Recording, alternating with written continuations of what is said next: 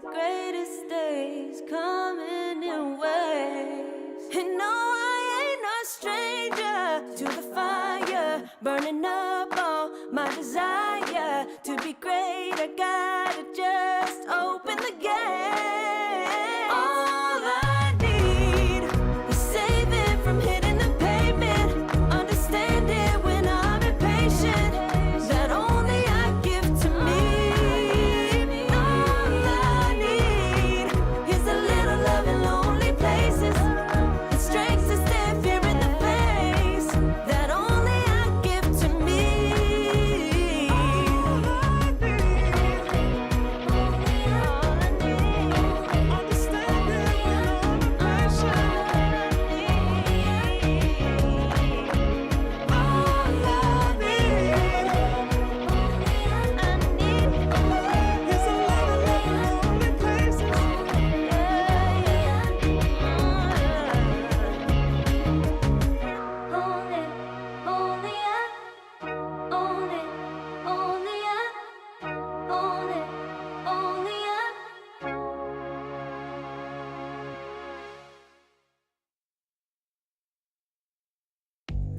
I'm the type of girl that turns logic into utterance. Think you know it all, but then you let me get inside your head. Yeah. Steady jump design, think I know your kind. I'm about to break another code now. Pretty in disguise, bugging up your life. This is my syntax. 3, 2, 1, deploy. XOX cutthroat code, run it again. XOX cutthroat code, run it again. Steady jump design. Think I know your kind. Yeah. Steady jump design. Think I know your kind. Yeah. Steady jump design. Think I know your kind. I'm about to break another code now. Pretty in disguise, bugging up your life. This is my syntax. 3, 2, 1, deploy. XOX cutthroat code, run it again. XOX cutthroat code, run it again.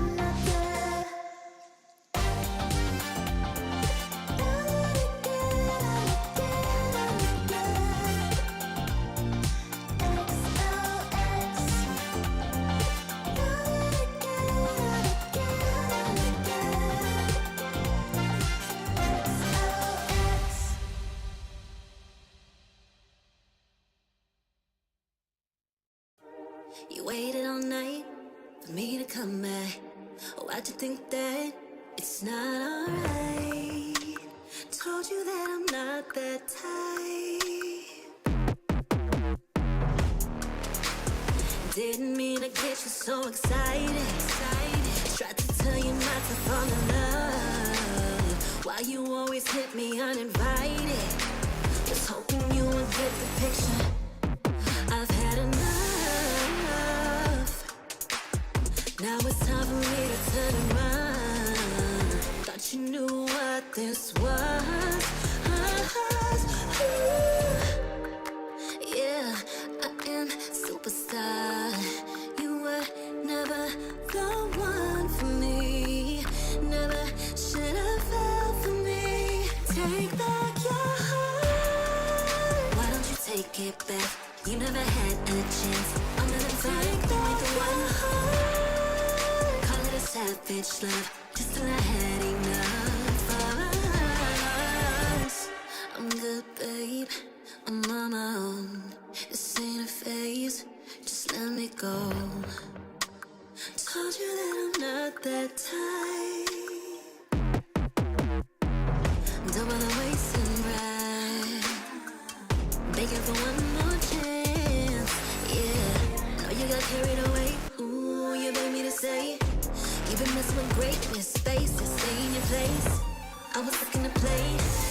you got in the way.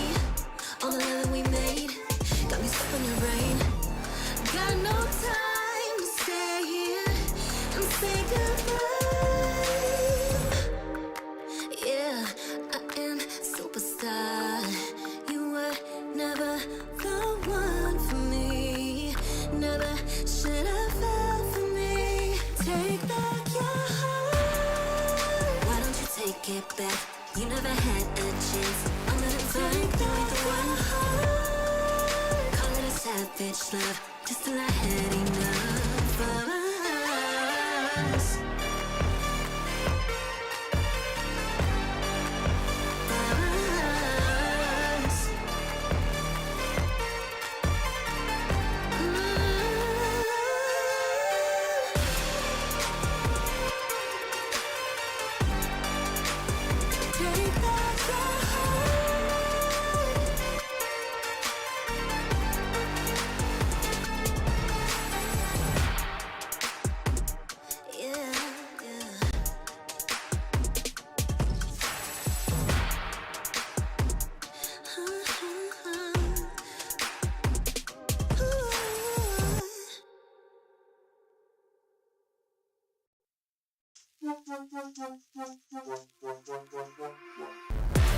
Give it more, give it more, give it more right now, right now.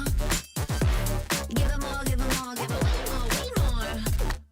Yeah, we give it all that we got. Measuring what's in our pockets, then we give it a lot. Cause we've been hustling for years, now we up at the top. And no, it's still not enough, so we ain't gonna stop. Cause that's full throttle, zoom, zoom, hop, skip, jump. Gotta eat it up, but the goal is lunch. I'm the big goose, so I never duck, just keep my head up and yeah, we going up, up, but don't call it good luck, luck. Earning what we got, cause all we do is give it more. Yeah, we going up, up, but don't call it good luck, luck. Earning what we got, cause all we do is give it more. Give it more, give it more, give it more right now, right now. Give it more. Give it more, give it more, give it way more, way more. Give it more. Give it all we got, we give it all we got. Give it more. Oh yeah. Give it more. Give it all you got. Now they know about our dedication. Not just hard work, it's also patience. Chipped away at it, ignore the hate. And now we big Tom status and it's us for the taking. We eat, dream about it every time we sleep. Making moves, just look at my feet. Yeah, we bring the heat. We make every situation sweet. Now all we need is yeah, we going up, up, but don't call it good luck, luck. Earning what we got, cause all we do is give it more. Yeah, we going up, up, but don't call it good luck, luck. Earning what we got, cause all we do is give it more. Give it more, give it more, give it more right now, right now. Give it more. Give it more, give it more, give it way more, way more. Give it more. Give it all we got, we give it all we got. Give it more. Oh yeah. Give it more. Give it all you got. Give it more, give it more, give it more right now, right now.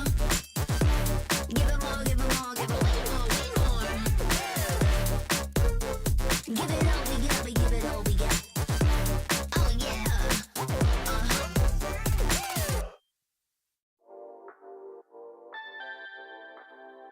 Ooh la la. Let's go. Put it in motion. Baby, we're going faster, faster, faster, faster. Seizing the moment. Baby, keep going faster, faster, faster, faster. Speed up, make that thing rough. Foot on the gas so you got nothing left. Let's drive to the top of the mountain and see the view. Let's vibe, looking back on the journey, just me and you. Ain't nobody wanna go slow. Yeah, I was chilling in the past, I was solo. Now that I got you in my life, I'm like, go, go. I be living for the thrill of it, whoa, whoa. I hear you like to gamble. Let's take the road, let's travel. Know I'm a lot to handle, but I wanna go fast with you. Think we can go the distance, although I know we're different. Together we both fit it, so I wanna go fast with you. Put it in motion, baby, we're going faster, faster, faster, faster. Seizing the moment, baby, keep going faster, faster, faster, faster. It's like they never even seen us, and nothing will ever get in between us. I'ma ride by your side every season, and if anyone try to stop us, we just speed up. Yeah, always keep it at 100. Top down, pretty face so sun-kissed. Know it's scary, but I swear I really love this. Big shades on, summertime in London. I hear you like to gamble. Let's take the road, let's travel. Know I'm a lot to handle, but I wanna go fast with you. Think we could go the distance, although I know we're different. Together we both fit in, so I wanna go fast with you. Put it in motion, baby, we're going faster, faster, faster, faster. Seize the moment, baby, keep going faster, faster, faster, faster.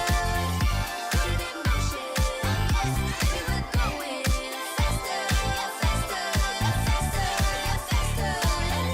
Seize the moment, baby, keep going faster, faster, faster, faster.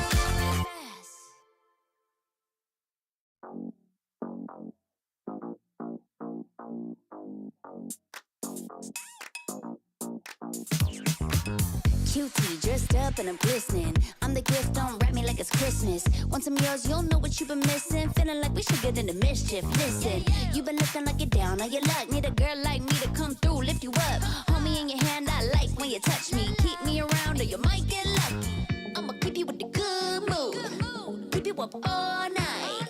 Never, never around you. Baby, this is so vibe. Got me dancing like a soul train. Laughing the whole time. Got me singing in the shower. Baby, are you all mine? Baby, I'm your four-leaf clover. Your rabbit's foot, your charm bracelet, horseshoe. Baby, I'm your good, good omen. You wanna keep me with you. Keep me with you. Yeah, it's not hard to see. There's a pattern forming when you got me. 777 all wins, big money. The tramp over here never see me coming. I was in your back pocket the whole time. A quiet power, a silent gold mine, a big old confidence boost. You never delude. Just know that you'll be winning, cause I'm with you in the building. I'ma keep you with the good mood. Keep you up all night. Never, never around you. Baby, this is so vibe. Got me dancing like a soul train. Laughing the whole time. Got me singing in the shower. Baby, are you all mine? Baby, I'm your four-leaf clover. Your rabbit's foot, your charm bracelet, horseshoe. Baby, I'm your good, good omen. You wanna keep me with you. Keep me with you. You been looking like you're down on your luck. Need a girl like me to come through, lift you up. Hold me in your hand, I like when you touch me. Kick me around and you might get lucky. Baby, I'm your four-leaf clover. Your rabbit's foot, your charm bracelet, horseshoe. Baby, I'm your good, good omen. Yeah, you wanna keep me with you. Oh yeah, keep me with you.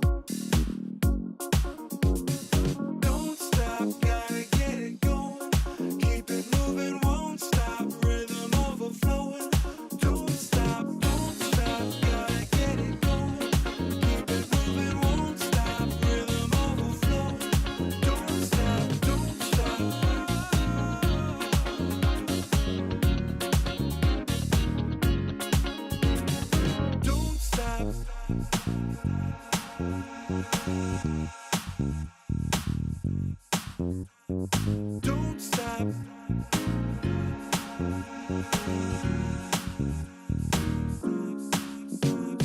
Don't stop, gotta get it going. Keep it moving, won't stop. Rhythm overflowing. Don't stop, gotta get it going. Keep it moving, won't stop. Rhythm overflowing. Don't stop, don't stop.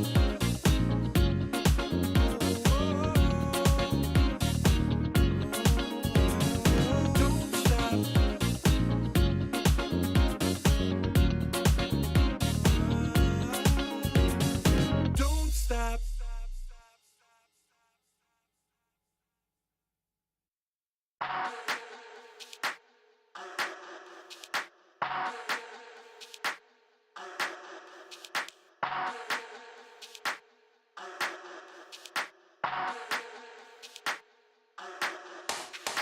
Let's get waved, let's get lit, let's get high, let's come have it. Let's get burst, let's get mashed, let's buy a bottle and splash that cash. Guess what, it's time for action. You're feeling fine, main attraction. Pure vibes, not satisfaction. Feel the baseline, chemical reaction.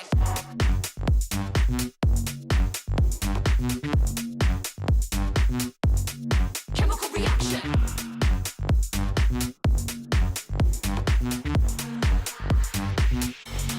Chemical reaction.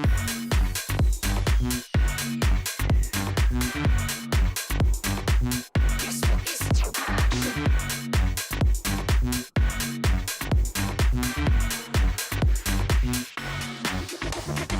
Come, let's have it. Bad boy rhythm. Come, let's have it. Bad girl style. Okay, all eyes on you. Come, let's have it. It's time to get wild. Come, let's have it. Bad boy rhythm. Come, let's have it. Bad girl style. Okay, all eyes on you. Come, let's have it. It's time to get wild.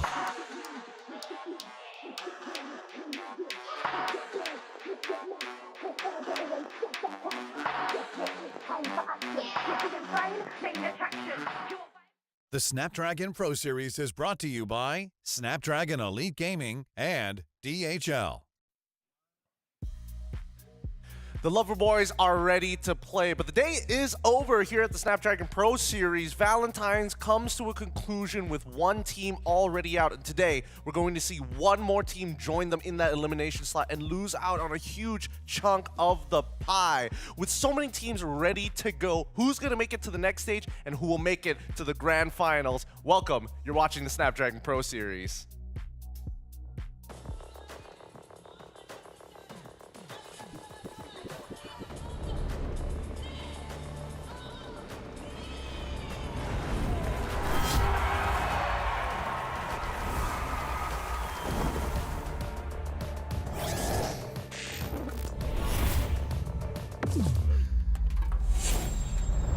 Let the weak melt away. Killing spree.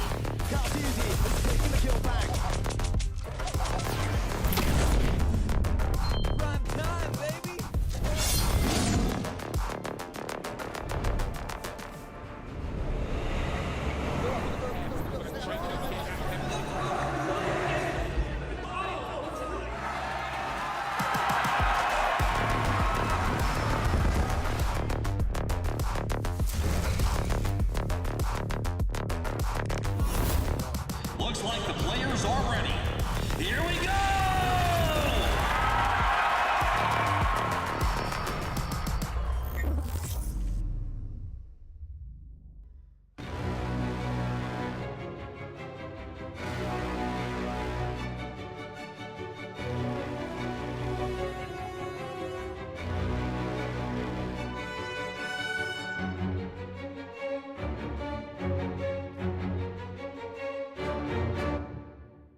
It's gonna be exciting, guys.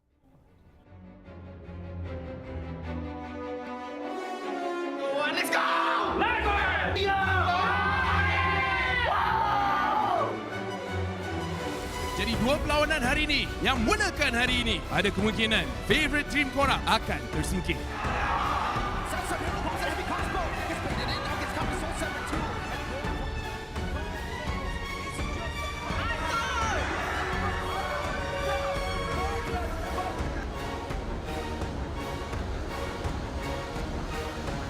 Tiwala kami sa isa't isa. Alam namin ma-execute namin ng maayos. Good luck, do the best, Nick.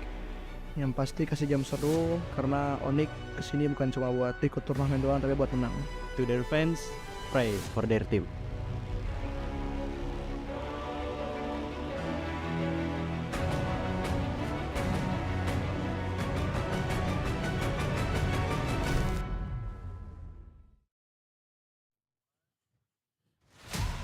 Welcome everybody. The Snapdragon Pro Series has already been so exciting, but now with Valentine's Day already over, we're back to the single best of 3. My name is Gideon Q as your host here today, and casting our very first best of 3, we're going to be having Mirko as well as Leo at the desk. Boys, yesterday was a pretty long day. We already had to say goodbye to one of these teams. Now moving on to the next stage, we're going to be seeing the top tier, the cream of the crop. Is the patch going to be enough? Because we got a little bit of a taste of it, and most people are still kind of, trying things out. The patch was both very impactful and just the same, very samey. What, 80-85% of the meta is what we expected it to be prior to the playoffs. And here now, I'm going to say it again, yesterday was a very long day, but just the same, is it just me or did time fly by really quickly? It did, in a matter of fact. Let's show the bracket real quick just in case you guys are just tuning in and you missed out on all of that action, because the bracket yesterday, holy, Onyx versus BTR. We said goodbye to both BTR and as well as our RQ to make it into the next round after the play-ins, where TLID took a sweeping 2-0 victory against Onyx. And I don't think anybody was really expecting the way that they did that. Yeah, I don't know, dude. There's something about TLID. The fact that they, again, beat Onyx PH in the group stages, a lot of people are already like, maybe it was a fluke. Maybe TLID, like, I don't know what it is. Maybe they did it, but let's see how they do against Onyx. And in game 2, it really looked like, okay, it's going to be at least a 1-to-1 there. Then that happened. TLID did what they're very good at doing in MPL Indonesia Season 14, but something that we haven't seen since in international events. It's one thing doing it in domestic tournaments, it's a whole different beast doing it against what looks to be almost back to prime Onyx ID in an international stage where it's kind of like home crowd for them. I mean, speaking about, international as well as regionals, our upcoming matchup here today, and a very big one as well. Our very first best of 3 is going to be up against Team Falcons and, Onyx PH. Yeah. We dropped the Fnatic long ago, but It's still there. It's still there. The tip of your tongue is just like, It's a tongue twister. But even so, Leo, I want to get your opinion on this, because again, we did see Onyx kind of shake things up last season, barring Team Falcons for actually making it to the international itself. Yeah, that denied us the ceremonious passing of the torch, because for the longest time, it was the Titans of MPLPH reigning, that being Falcons, AP Brand at the time, but Team Falcons here, and Team Liquid Philippines. And those two never really got to say, it's your turn now, Onyx PH. So now we get to see that here in the quarterfinals. Yeah, and now the craziest part about this is whoever loses this matchup will have to face off against Onyx Esports on ID down in the lower brackets, while the winners move on to face off against TLID. And I don't know about you, every single time we come into the SPS here, it has been a passing of the torch to region per region. Philippines and Indonesians, then the Philippines, and then maybe back to Indonesia once more. If Indonesia do get the dub here in SPS, I think we're at a very, very healthy part of the MLBB spectrum. Because, I mean, looking at last year, looking at the way they were playing it, right? It was. I see what you're reading into. It's like, hey, if Indonesia win, it's healthy. It's healthy. It's very healthy. It's very, very healthy. Malaysia won MSC. Philippines won M Series, and then now we are back to Indonesia Trying to getting get on international. his good side, aren't you? Look, the early days of this year sucks. We got grouped, okay? We got grouped. Maybe if we made it into the play-ins and then got knocked out somewhere later down the line, sure, I guess. I think that's kind of okay. But right now, what is left is the lineup of champions. All teams here at the SPS still remaining for that big chunk of that pie are winners in their own individual regions. They've had history, they've got veterans, some having a couple of new lineups into the mix, and I think we're coming to a point where, the next previously last year, I said the next generation of MLBB is already here. Do we start to see another up and rising player like, I don't know, maybe Severo is going to start taking over?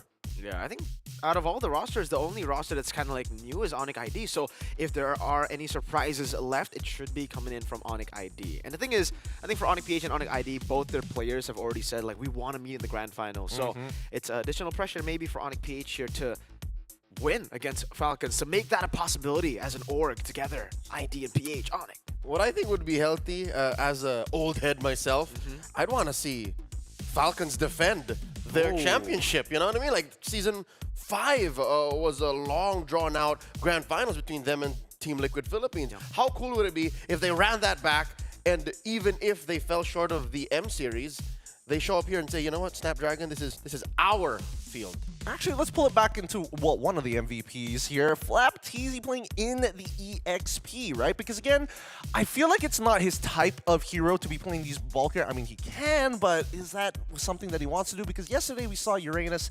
He kind of sucks. He's kind of bad. That's an understatement. Yeah, It was. kinda. There are words to describe the Uranus performance that we cannot use here on broadcast. It's a but dumpster fire. It's also the cursed helmet, dude. The cursed helmet was no. The radiant armor was. Well, radiant armor is pretty good. Brute force though was also kind of. Brute Force Breastplate, though, is now built more on a hero that's rising that, you know, stomped this hero right here, Uranus. See it on CC. Literally walking this dog. It's pretty brutal the way that we saw these matches actually go, with Uranus having almost little to no impact in these games. However, I do feel like I wish somebody would just ban out that CC and then maybe like put it up against a Lucas. Let's see what happens. You know? This is the other side of, you know, the nerfs, the bans here. Actually, a good ban, or sorry, a good buff. CC got a big buff. It doesn't look like a big buff when you read it in the patch notes, but then you play and you just see that decay, adding the decay feature for the passive makes her so OP, especially considering everybody's tanky now. There's more HP growth, more tanky growth. So CC comes back in the meta and becomes quite prio. Yeah, fights last a while longer now. And if you're the team that wants the Lord fight to last long, or, you know, come in when it matters, just like how Team Liquid ID last night held it strong against Onyx Esports in that Lord pit, that's where this change comes in. You know what? Part of me thinks you shouldn't call it a buff. You can call it a rework. That whole passive changed. Yeah. I mean, the whole passive change, it definitely helps out in the laning phase, especially. You just like keep trading against your opponents. They try again. It's like, nah, it's not really going to happen. But I think of a lot of the drafting section of the map. What happened to Fanny, my guys? I mean, I feel like people, we know that we have some of the best junglers in the world. Yeah. If they get their hands on Fannies, it could be devastating. But we've also got some of the best supports and EXPs in the world, picking up, you know, Badangs even chose, if necessary, to find the hard counter to Fanny. So why not? Let it through. Okay, I think there's a level of like, we can counter Fanny. And then there's a level of play on the Fanny for some players that is just uncounterable. You cannot counter the Fanny when, like, say, King Kong is on it, Kyrie is on it, Fabian, Kyle TZ. It's very, very difficult to counter the Fanny. I think this is a rule right now in MLBB. If you play ranked, or if you play MLBB, doesn't matter what rank you are in, ban this hero. Leo, do you agree with that? Do you believe that Fanny is on either side of the spectrum, being a dear God help me please no, or no, don't even try? Yeah, Fanny to me feels like mercury. You're playing with a chemical that most likely people who don't know how to use it will fail with it, and the, you know, mad scientists who've been working with the Fanny all this time will make magic with it. So, you know, that's what we've seen. Like, the reason why it doesn't win when it gets picked is because the other team, or the team who's using it, don't know its full potential. And when you're playing with, you know, the likes of the aforementioned top 4 junglers, just don't let it through. So yeah, we can expect that Fanny should keep the zeros where it matters now. That being picks and even win rate, because she should never come through. Oh, looks like both of you are on the idea of the stands of Fanny bans. But what about the stand man himself, Badang, the JoJo character of a lifetime here? Unfortunately, he has not been picked up, and honestly, we gotta say goodbye to this man. Friends, we out with Badang, back in with Gathot. Do you guys agree with this? Because for me, I still feel like Badang, and see, he's got some uses. I just think that people haven't figured him out yet. Yeah, I think in XP though, we can all agree, you know, Roam Badang, maybe stop that, you know, stop doing that. But Gatot Kacha has just been super reliable. Again, like you said, not a lot of people have actually adapted that well with the Badang playstyle into their own, but Gatot Kacha, they've been playing this for what, 2-3 months? It's all the way from regular season when Mr. BBB played it in the regular season of MPLID. Another war crime, by the way, because Gatot still terrorized Lanadan. I don't know about that. I feel like either or would honestly, because I want both of them to be in play. We've only seen it like one time here at the SPS, but even that combo wasn't enough to win out the game. Or do you agree with this? Do you think like Gatot is just the better flavor? I don't think it's one or the other. They're not mutually exclusive to each other. Badang, something that we're not counting for in that little graphic / meme is the fact that we didn't show bans. Badang did get banned yesterday in the first day of playoffs, so teams still respect him. And you're right, Gideon, his kit is so specific. What he does matters, just like what Gatot does matters. You just need a little bit more of an assist. We'll see here some clips wherein Gatot works so good with certain heroes. This one with Astral Echoes on a Nevaria, which has been slowly been coming through. The clip prior, if I'm not mistaken, was a clip from Super Prince's Selena. Yes. You catch somebody with an arrow, they're stunned, you respond with an AOG, just like this. Oh dear God. There you go. Previously, it was actually the Edith Kirk together with the Gatot Kacha. I think we'll see the Selena Gatot Kacha interaction in a bit. No, we actually don't get to see it. But yeah, that was a very underrated part of Selena Gatot Kacha. When we saw the first pick for Gatot Kacha in Game 2, Onyx PH was RQ, even I was like, wait, Gatot Kacha first pick? Like, it's Prio, it's good, but is it really first pick? And then you get to see why they first picked it. They comboed it with the signature Kirk Edith and also the Selena for Super Prince. It was a twofer. It's a two combo. It was a double. Yeah, it's a pretty nice combo and even reflects in the stats itself. As you see down on the bottom right, 24 picks, 14 bans, currently at an average of 58.33% win rate, which is considerably good. Considering that, like, I think if I remember correctly, like the top six overall average picks still are hovering around the 50% and boiling down even into the 40s. Yeah, prior to the playoffs, Badang was under 50% win rate. We slowly repaired this. And also, for the Gatot Kacha, if we were just to take a look at the playoffs itself, I think it's sitting at a one loss, 4 wins. Yes, So that is correct. it is amazing right now if you take a look at just playoffs and at post-patch. I don't know. I am curious to see whether or not we're going to see the Selena in tandem with the Gatot again. Novaria even might just be one of those picks that is going to be the go-to generally, but is that the only way to play the game? Because I feel like even with the mid lane being so kind of up in arms, I feel like EXP as well as Roam Flexes are pretty concrete. Does the mid lane need to adapt? That's a good question. Mid lane is already pretty open. I think this is the most open we've seen mid lane in 4 or 5 months. Is it really that open though? Because like it's Yves, Jusin, Lo Yi, Novaria. Okay, Selena, but that's a Prince. Farsa has Aurora. After the patch though, right? Like, I don't know, we just don't see that crazy burst anymore. Like the burst picks like the Farsa and Aurora come through. Not even the Vexana, I think, Aurora. right? See, Vexana, we saw a lot of Vexana yesterday. We did see a lot of Vexana. See, that's the thing. Vexana Valen. I feel like generally when it comes down to the adaptations, now that we have like a couple more like combinations to actually play with, either teams just don't want to experiment or some are just, you know, really going all out on the experimentation. We're looking at you, OP. Very naughty, very, very naughty. But with that being said, this is going to conclude our pre-show here at the Snapdragon Pro Series. Get ready, everybody. Popcorn needs to be put in the microwave. Heat your food up because the Snapdragon Pro Series will be beginning shortly with our very first match, Team Falcons up against Onyx PH. We'll see you right after this break. Let's get it.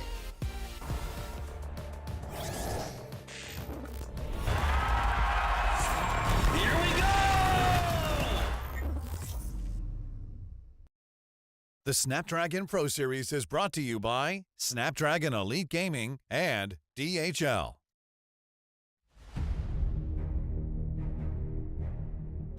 The journey to greatness starts here. From the 11th to 13th of April, the race reaches its peak at the Tennis Indoor Sanaya.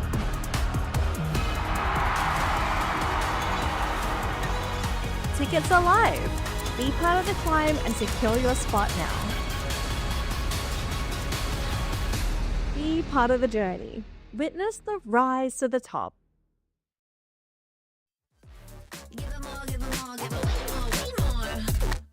Yeah, we give it all that we got. Measuring what's in our pockets, then we give it a lot. Cause we've been hustling for years, now we up at the top. And no, we're still not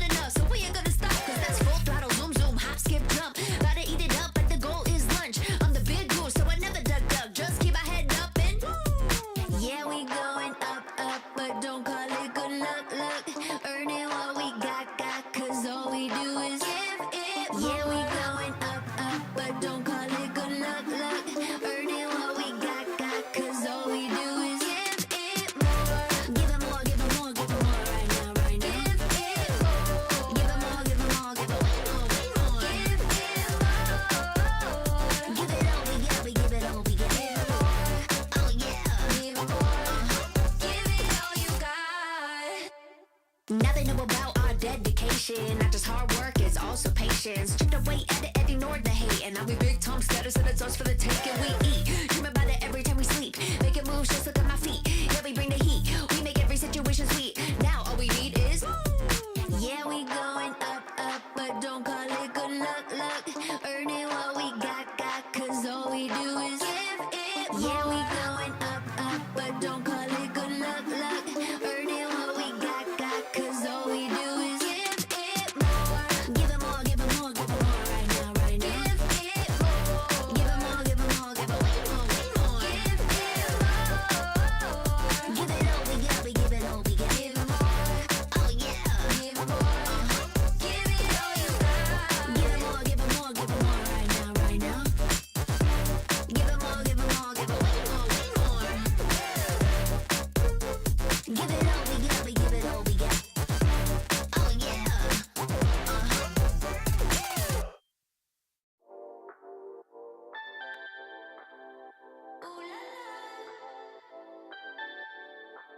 Let's go. Put it in motion. Baby, we're going faster, faster, faster, faster.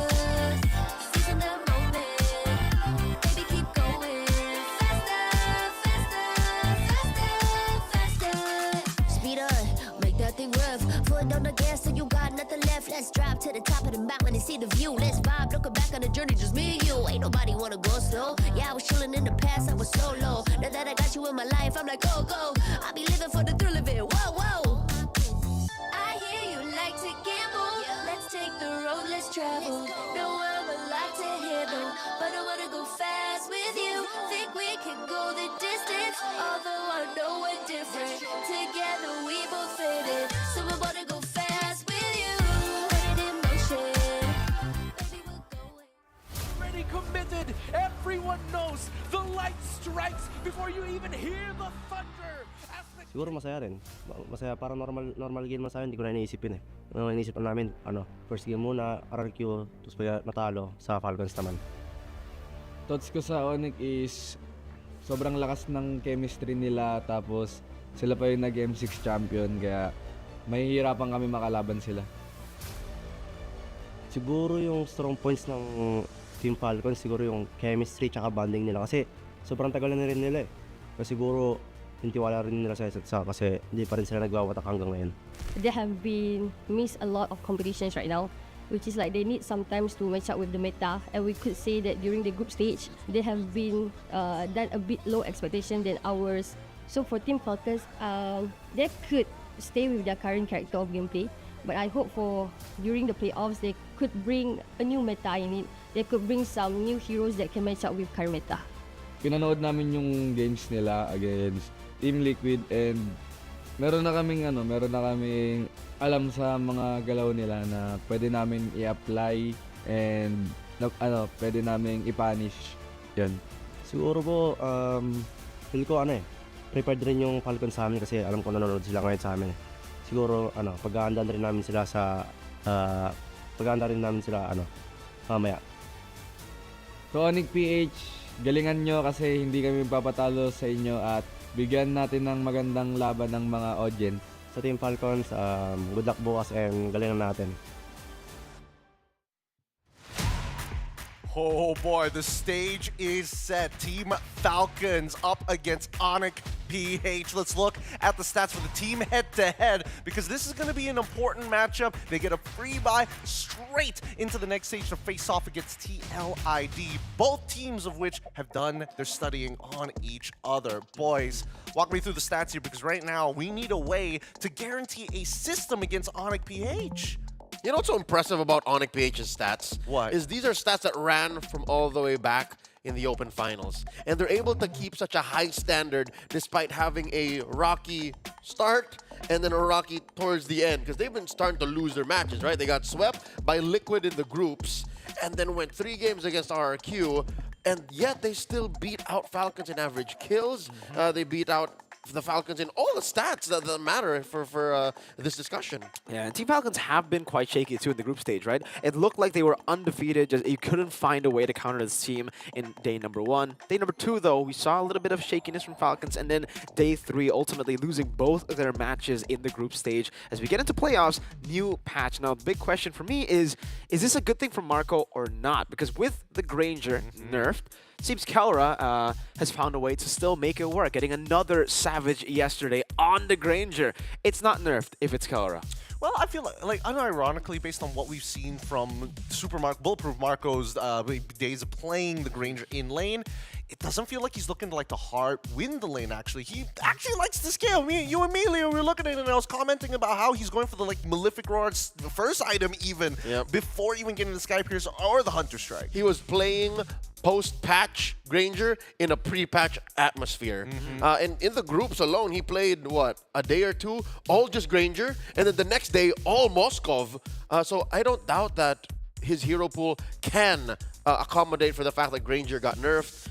Might even pull out an old favorite. There was a season, season 10, season 11? He played 7 weeks, 7 games straight of carry. So carry has become a, slowly rising hero. With the rise of Gatot coming through, that could be a punish. I mean, it could be a punish. I'm also curious about the FlapTZ versus Kirk matchup. Is that going to go the way that we think it's going to go? Or are we going to have to, wait and see? Because so far, based on what we've seen from Onyx, when they play for neutral objectives, they get everybody involved. Yeah, there was a lot of talk about chemistry, bond, and I think that will come into play for both Kirk and FlapTZ. It's not necessarily about the laning, it's about how they set up and play make for the team. All right, let's see who's going to get involved here as we come into these lower, into whoever wins moves on to the upper, loser goes into the lower brackets. But Team Falcons, as you mentioned, Minka, have looked a little shaky coming in from the groups. They don't look as dominant as we used to see them last year, building up towards EWC. But even so, this team, they're no strangers to an international stage with FlapTZ, KyleTZ, Few, Ogwen, as well as Super Marco. A part of me thinks this team is never going to break up. Brusco is right. They have been together for so long. They've gone through, 4 team name changes? A couple of franchise changes as well, and it's still the same 6 dudes. Yeah, it's crazy how they've stuck together for such a long time, knowing that, for a lot of teams, once you play together for more than a year, that's when you start stagnating. You just don't improve when you find, enemies find weak points of your team and just can exploit it. A year is basically esports eternity. And here they're doing eternity times 3. They've been playing together for 3 generations of MLBB. That's right. And they've won so many tournaments across the board. And, getting on a plane, flying out, winning championships seems to be just another day in the office. It makes sense, right? Because again, they when they were on their winning run, they were winning pretty much all the unofficial tournaments and more so all the national tournaments as a squadron, right? Look at their stats. It looks like Red Side might just be actually, a couple of them may not necessarily coincide, but Red Side seems to be the winning side for Team Falcon, 60-55. And they're one of the teams that actually like getting turtles. They would rather hold 1 and 2, or 2 and 3, or at least win 3 for sure, and then ramp up to a good Lord take. They don't want to gamble with that big major objective.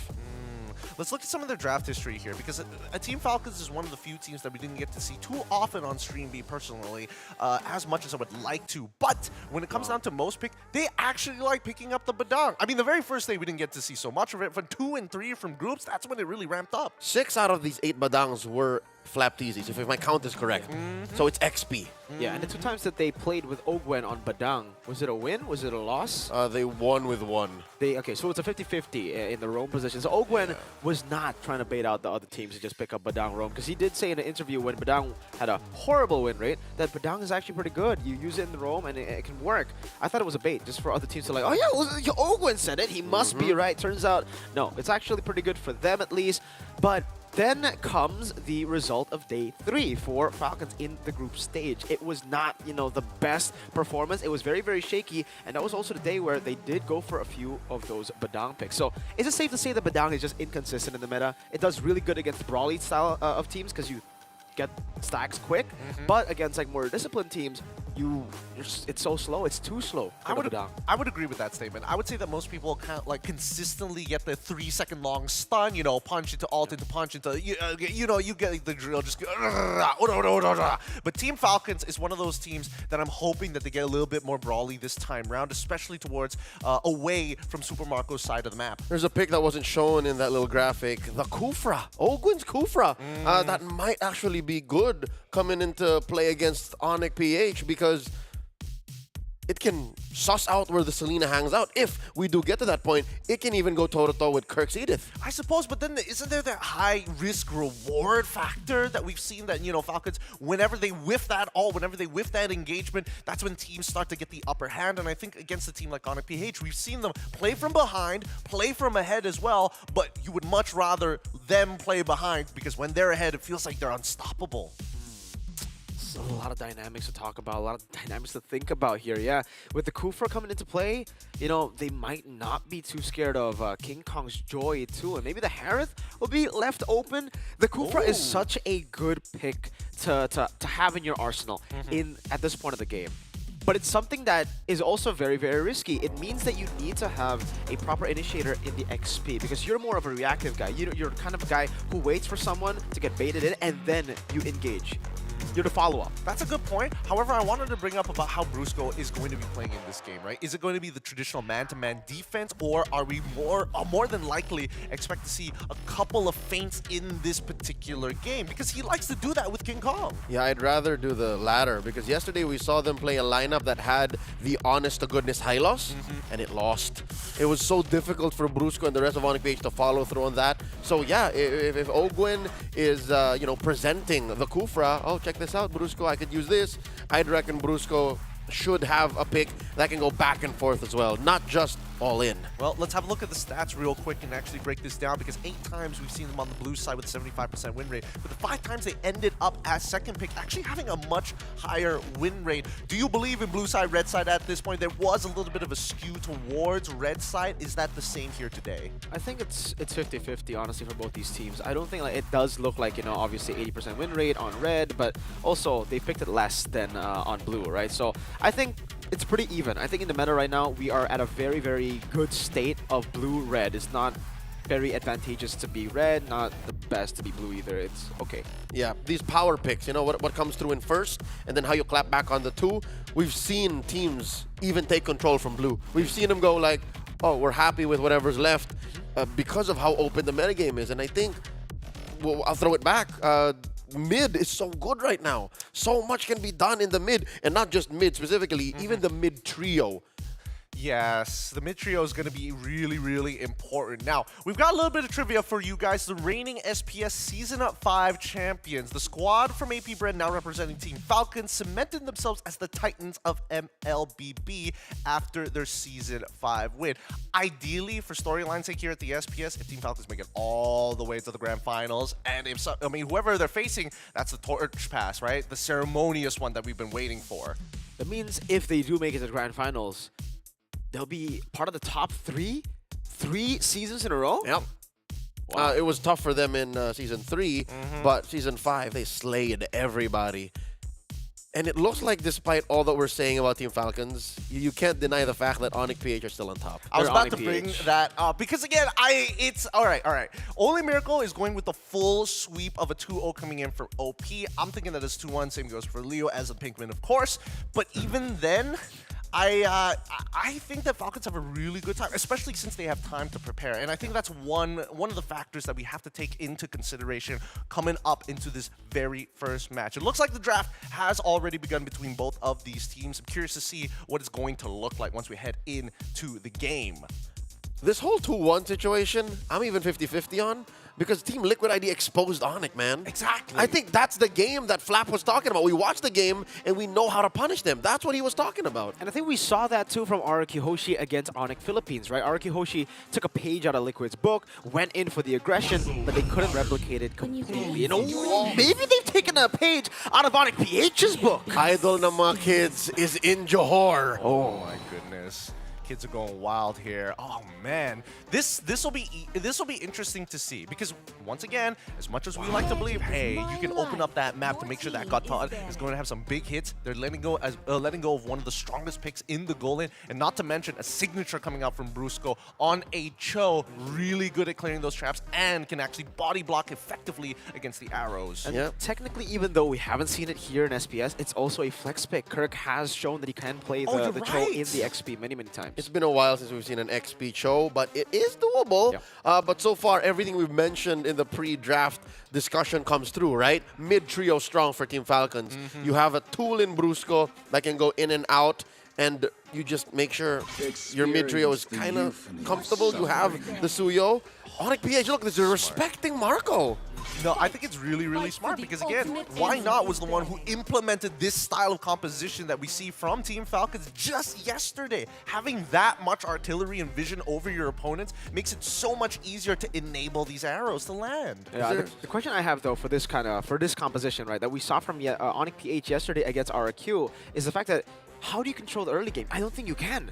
Early game, no mid-prio, RQ were able to get like a 2,000 gold lead, and if it wasn't for that mistake on purple buff, if they didn't overextend, I think it would be very, very tough to actually pull off the comeback. Then after that mistake, they played it super slow against the Selena, and it gave Selena so many ways to attack, getting different angles, opportunities. And here, Onyx PH have secured basically mid-prio with just the Cho. If it's Rome, that's mid-prio.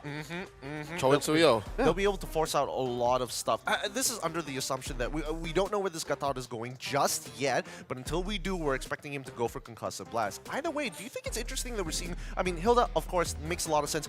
Lucas ban, though, coming in from the side of OP. I think the Lucas ban is just making sure that Team Falcons don't get any priority, even in the side lanes. Because you don't even know what Onyx is picking yet. They get the first dibs here. I would guess they would pick the XP lane 4 and then the mid 5. There might be an argument for the Phoveus. I mean, we saw in the stats that Team Falcons, a lot of teams, especially when they're going up against them, ban the Phoveus against them. So it could be a steal here, or we might just see Kirk going back to the good old, let's put me on Edith, we'll make the stuff happen. Yeah, I think if they go Phoveus, then it'll be, I don't know, Phoveus is very immobile, can get punished hard by this kind of composition. Again, once you get hit by the Abyssal Arrow and then the AOG comes in, it'll be difficult, so they need mobility, yeah. So this signals Cho XP. Cho XP, unless it's not the first time we've seen mid Matilda.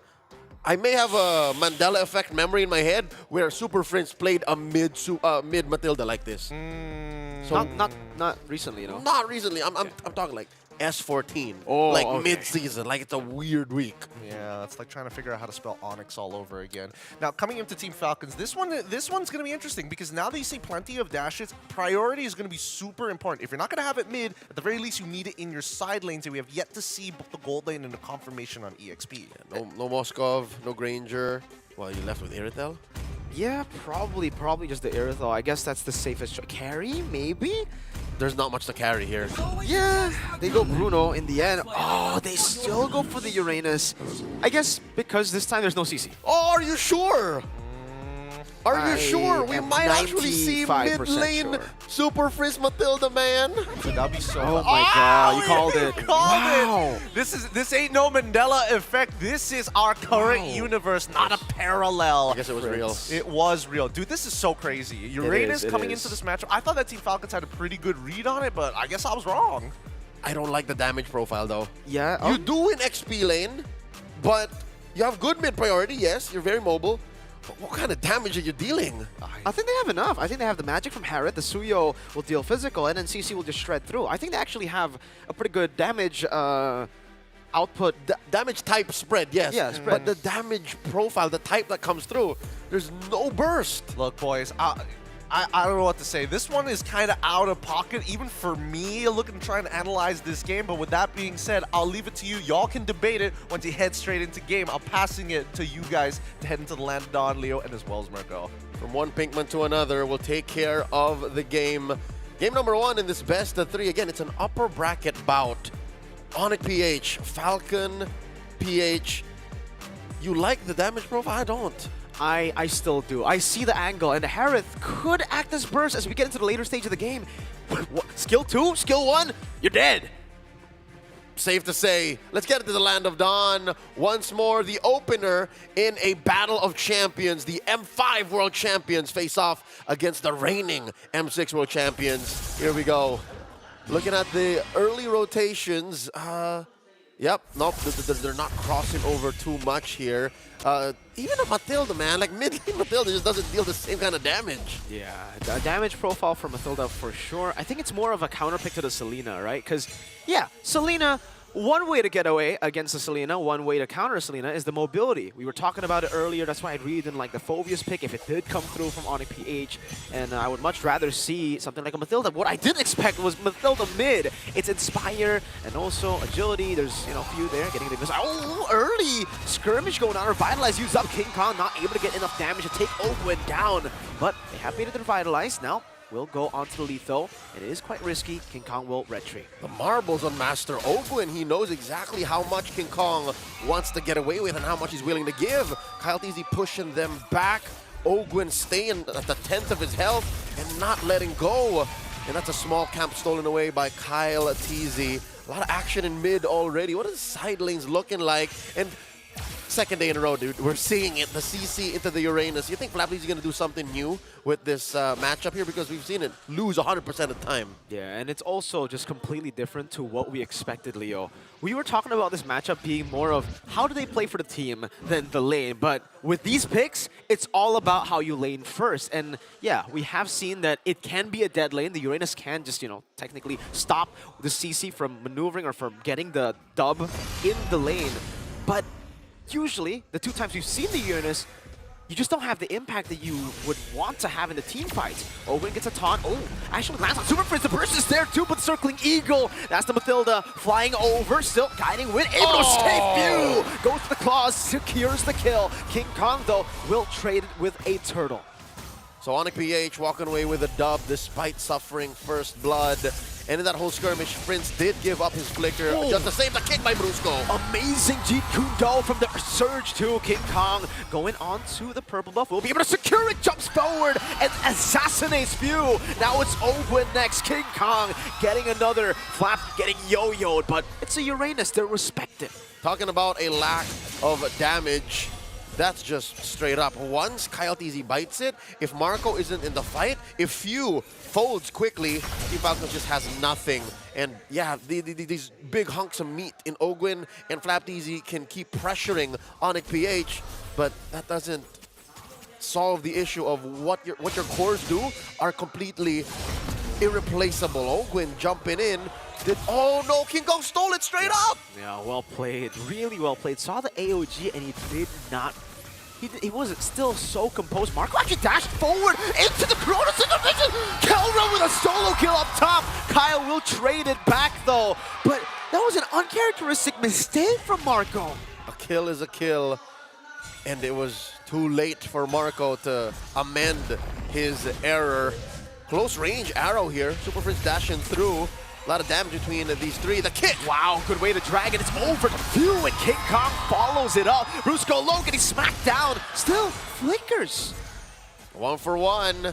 Again, these small engages, micro brawls, if you will, enabling Team Falcons to find wins back. But what is the payoff? Let's say this all goes to fruition and Falcons gets what they want. Whoa. Are they opening up for Marco? Is that it? Are they just power farming on this Bruno?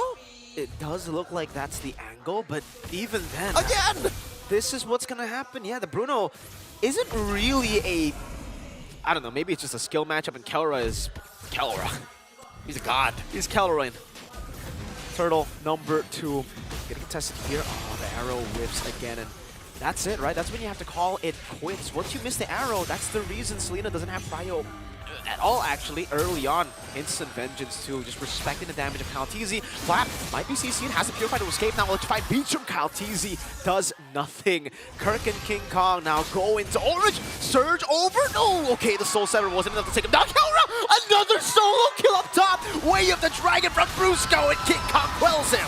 AOG catching 3, but no response from Falcons. This is not the trio you want fighting all 4 members of Onyx PH. The Revitalize isn't revitalizing. Ogwen used it and he still stays at the same HP. He's forced to recall anyway. Another orange taken away from Kyle TZ. That's a second in a row. The second in 5 minutes, and a small camp as well for good measure. King Kong driving through Falcons jungle like it was a fast food restaurant. Real quick, the gold leaderboard, 3 out of 5 members, 4 now in Onyx PH are out farming even Super Marco. So this whole power farm on Marco situation not working out well for Falcons. Really isn't, no. 4,000 gold lead for Onyx PH, and their main win condition, Marco, yeah, Kelra is in a 2v1, goes in Zaman, force, oh, the burst from View, that was just a wisp! Kelra gets the turret, and now they're forced to send 4 dudes up there, not even to save the turret, it's just to get away. Flap Teasy playing tag, man-to-man against 2, Brusco and Frinz. This is one of the weaknesses of Uranus. I mean, yeah, you're chunky, but you're kiteable. Now Ogwin gets 2 on him, Kirk and Frinz. This CC is a menace. Arrow thrown out by Few, not much caught out.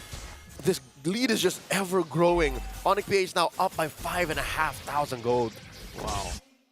Again, it's so clean from Onyx PH. Brusco walks up, spots 2 in the bush, and then sends Kirk to do the dirty business to poke Uranus. Ooh. Arrow caught here by Brusco. Maximum stun duration. Flap Easy forced to just dash through. And oh my god, Kelra! Look at the damage he's dealing, forcing Flap to hit that consecration. Mirgo, look at King Kong's build, 4-0-1. He's going the Warax line first. That's why he's been so aggressive. He's been so confident. The Immortal form down bottom. Turn call, vengeance used up. Kaltizi goes back in with electrified beats. Breaks by Kirk, survives. Oh, he's life stealing back again. He goes on to Kyle. Kirk, no way! He just survived the guiding win from Fritz too. Kirk is inhuman. He kited too. The kick by Brusco. AOG! That's a punish with the Abyssal Arrow. No, it's not. Few jumps in, gets baited, circling Eagle. Revitalized by Ogwen, keeping him alive. Arrow misses no one. Hits no one, and the punish coming in. Here comes King Kong. Oh, and the fight keeps on going. Kirk again able to dash away. Just what was that? Kirk, insane individual display on the CC. Gotta be frustrating as a member of Team Falcons. So much went your way. Free turret hits. They were literally down your alley, and not a single arrow hit when it mattered. Currently, Onyx Philippines approaching an 8,000 gold lead. Literally, Falcons could not do anything. This is a no-fly zone. How did you survive that, man? So many of them were there, and oh no, Few gets knocked up, kicked back, Zaman force, Kelra takes the kill. Flap is tied up by the curtain call, and he's forced to walk back in base. There's nothing Flap can do. He folds. Photo. He folds to Kelra. He just has an Antiquiras. This support mid coming in from Super Frinz is disgusting. That's why Kirk didn't die the first time. That's why they know that they were going to get the lead with no mid-prio from the Selena. They know that they would have to burst through the lead. And now even with that supportive mid laner, Kirk will take the Abyssal Arrow. Doesn't even matter. They still have the Mathilda. They still have Vengeance. And it will be a turret in the mid lane. Taken down. Kelra dives and gets Marco! Looking for the punish. Kelra still alive. Kyle DZ sent back home. That's the god in the gold lane. Kelra, one more time. He decides to just jump in Brusco. Kicks Ogwen, forcing news that Revitalize still underneath tier 3 in mid. Oh no, they're gonna end it. 9 minutes to do this against the teams in the group stage. We said it's Onyx PH, but to do this against #1 from Group B, they have clipped the Falcons' wings. Falcons made so many experimental picks, and a pick we would rather not have seen, especially after day 1. They did the Uranus into the CC. And they allowed Onyx PH to end. Is that a record? What was that? 9 and what? 907. Barely not breaking the record. The record was 906. Gideon, where were you? I apparently I was watching a murder happen in live time. I cannot believe they got away with this. It caused internal bleeding. It really did. They got hit by a blunt object, and they just were not ready for that. I was not ready. I don't know whether Coach Why. I got to give props to Coach Why not. That was honestly what brought this composition together was the guarantee, the insurance policy. If things go bad, Kelra, you got this. And he said, yes, coach. Usually it would be a battle in the Land of Dawn, but it was just like Onyx PH were throwing threats the entire time.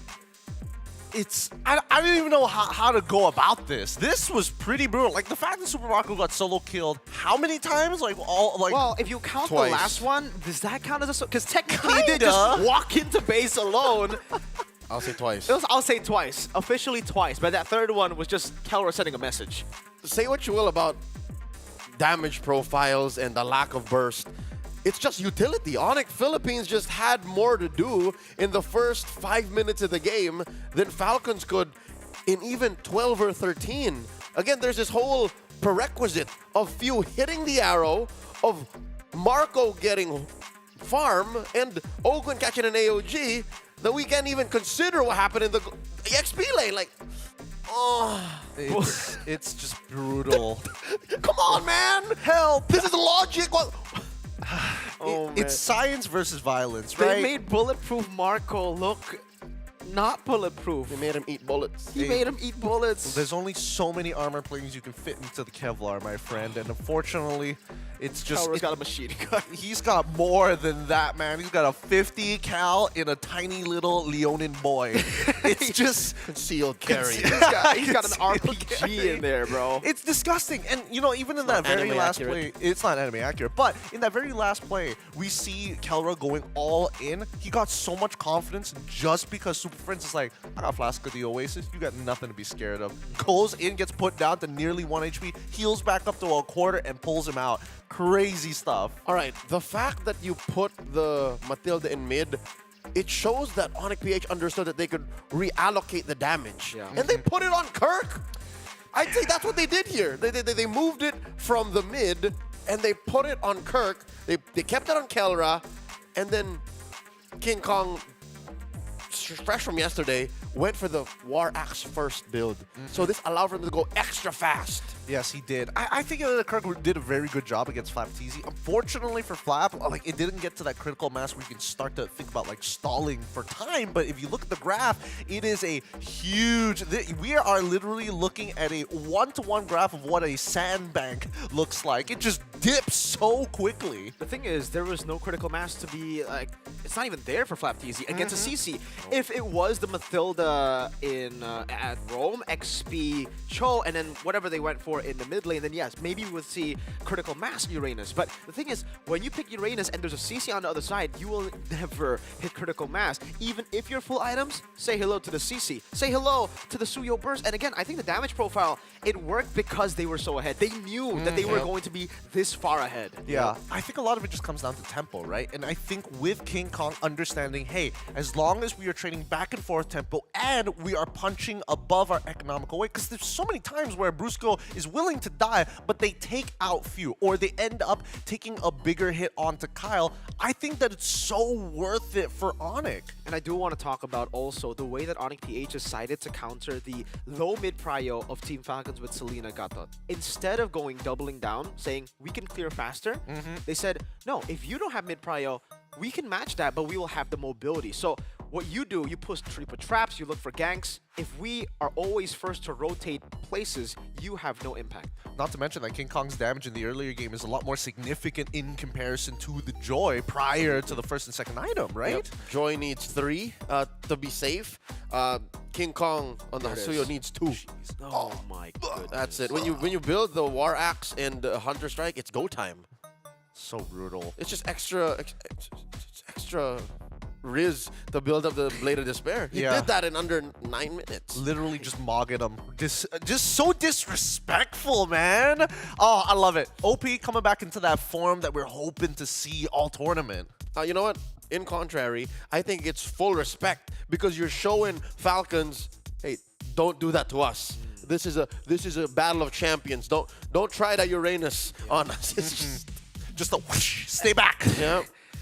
I don't know. So many times we see teams like OnyPH pull off Selena's, pull off like these cheese picks, and not have a way to counter it. But they were ready. They were ready for the Selena to be picked against them, and they were like, "Yeah, do it." Props to Coach Winoff for coming up with a genius way to kind of spin that around, man. Wow. Crazy stuff. Now, guys, keep in mind that this is building up to the Mobile Masters, so support your favorite teams by scanning that QR code and, you know, get some tickets. Come on over to Jakarta where you get to see world champions battle it out with the rest of the world involved. MENA and EU are getting involved in this. Representatives from Turkey have already been locked in, and same goes for MENA. So make sure, book those dates as soon as possible. We're going to go on a short break, and when we come back, we might see an equalization. We might just see a sweep once we conclude this best of 3. We'll see you right after the short break.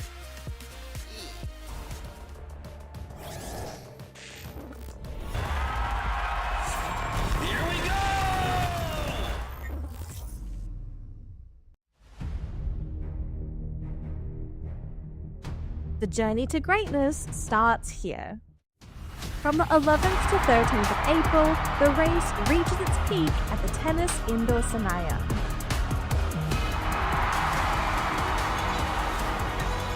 Tickets are live. Be part of the climb and secure your spot now. Be part of the journey. Witness the rise to the top.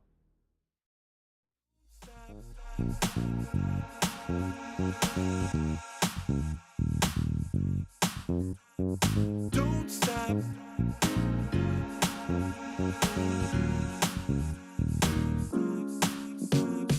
Don't stop, gotta get it going. Keep it moving, won't stop. Rhythm overflowing. Don't stop, gotta get it going. Keep it moving, won't stop. Rhythm overflowing. Don't stop, don't stop.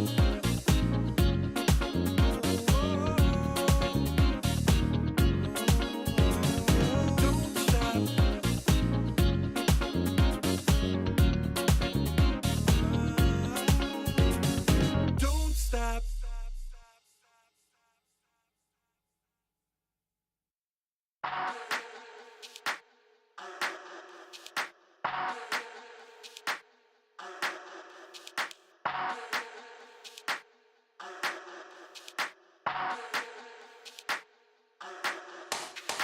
Let's get waved, let's get lit, let's get high, let's come have it. Let's get burst, let's get mash, let's buy a bottle and splash that cash. Guess what, it's time for action. You're feeling fine, main attraction. Pure vibes, not satisfaction. Feel the baseline, chemical reaction.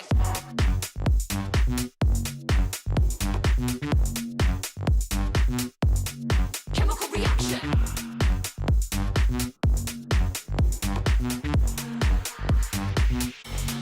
Chemical reaction.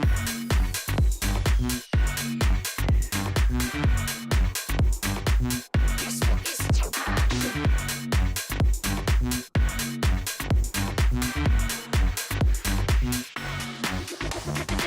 Come, let's have it. Bad boy rhythm. Come, let's have it. Bad girl style.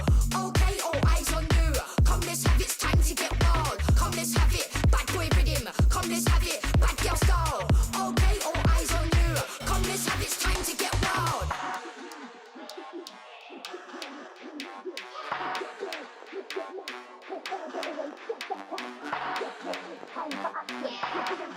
Main attraction. Pure vibes, not satisfaction. Feel the bass, chemical reaction. You're feeling fine. Chemical reaction.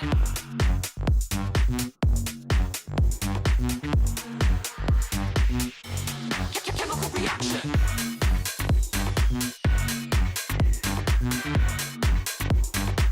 Guess what? It's action.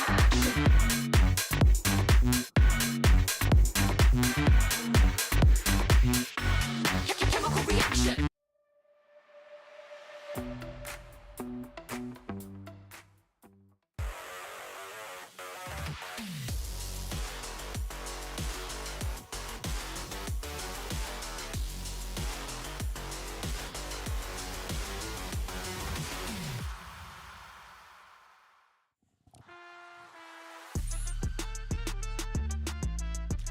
9 minutes, 7 seconds. Mortal Kombat between two champions of the world.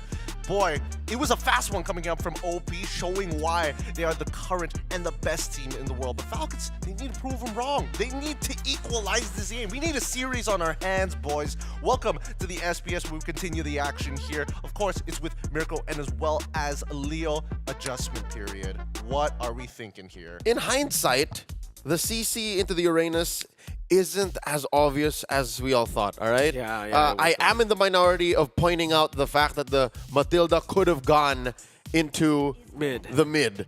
And then that would have already been a sign. But just the same, that was a 1 in what? 1 in 100, 1 in 150 chance. I agree. I don't think it was I don't think it was a big mistake from Falcons. Rather, just the Onyx PH were geniuses there. You know, they were able to flex everything. It's so disgusting to see a team like Onyx PH and how do they do that? Like, strategize on the go. The patch was dropped 2 days ago, and it almost seems like the patch was dropped 4 months ago for this team. They're playing rock, paper, scissors, but they're always considering every single one of their matches, right? They're really conditioning them. This why not guy, man. Yeah, this why not guy. Now, coming into game number 2, we're already into the draft. Team Falcons are going to be back onto... Oh, actually, Team Onyx Falcons on the play. on the red side, Onyx on the blue. The bans are already through. Suyo going to be first pick for Onyx PH. However, the follow-up coming in from Team Falcons will be important. We do notice that Aerith is banned. Moskov and the Vexana for Team Falcons here. PH. Oh, Moskov Vexana very early. I get the Moskov. The Vexana is a little too early.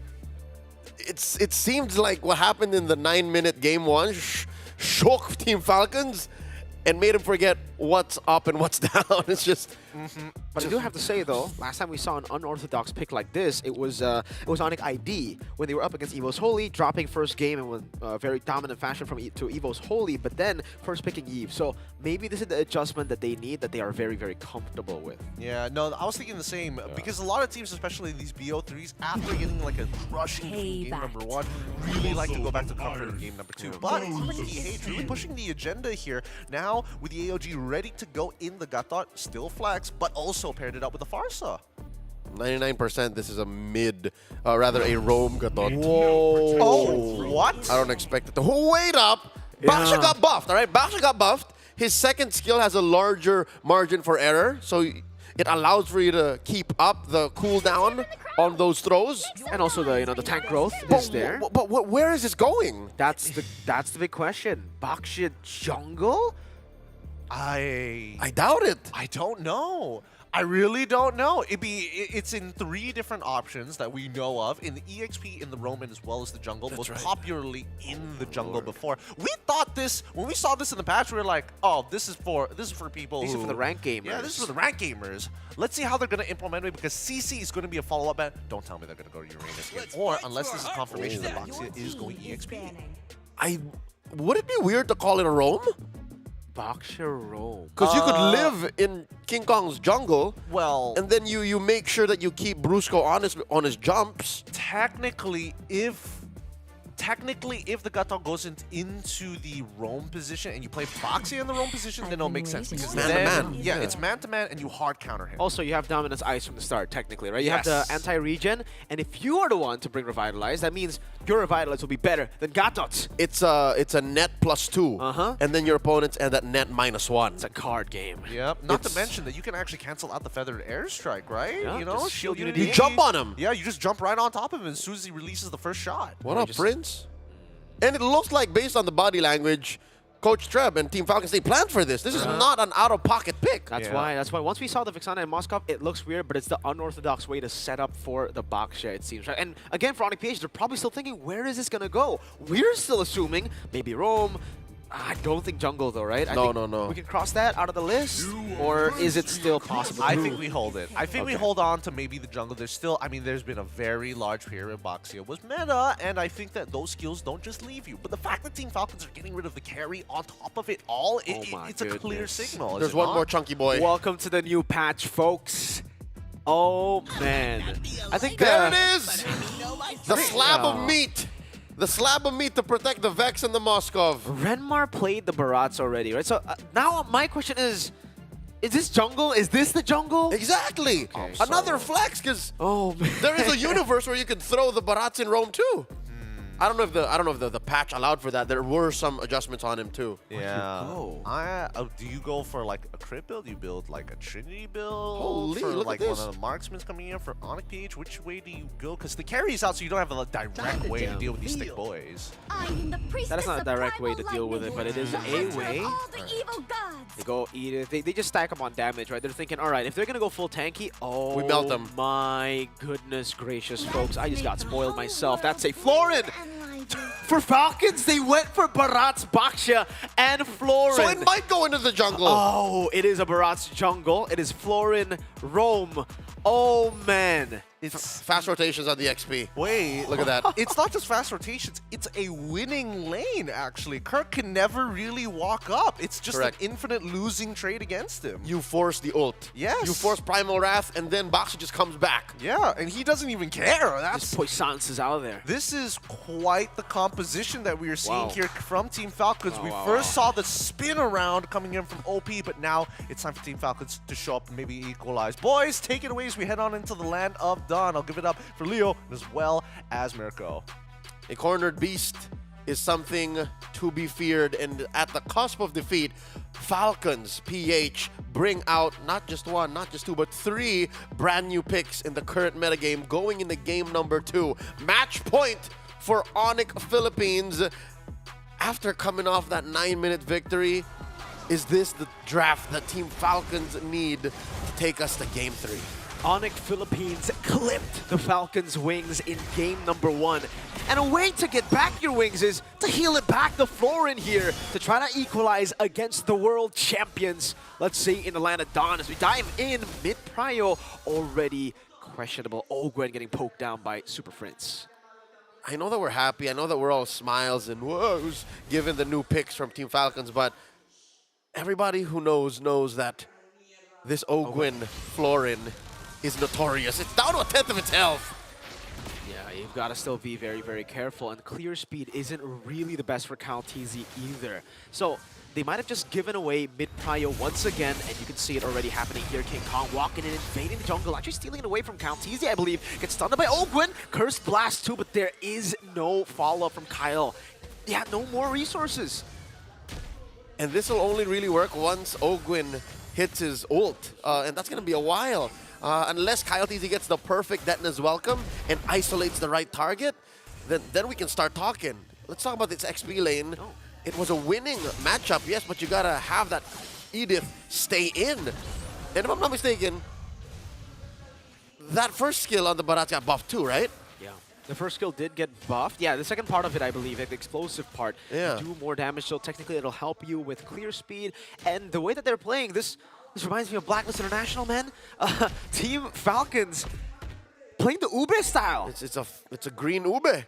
Let's see if it works out, though. So we see that the XP lane might be a 50-50, might be a stall. Oi. Turtle already started. Detna's Welcome. Over King Kong, gonna be spat back out to the wall. The follow from Kyle Teasy, or sorry, from Flap Teasy with the shield unity, and it's a free turtle. Brusco will fall to the Curse Blast of Few. Dear God, won't even click the retry. Up top, though, Marco getting blasted. Uh-oh, he's gotta be careful. Kelra gets the kill.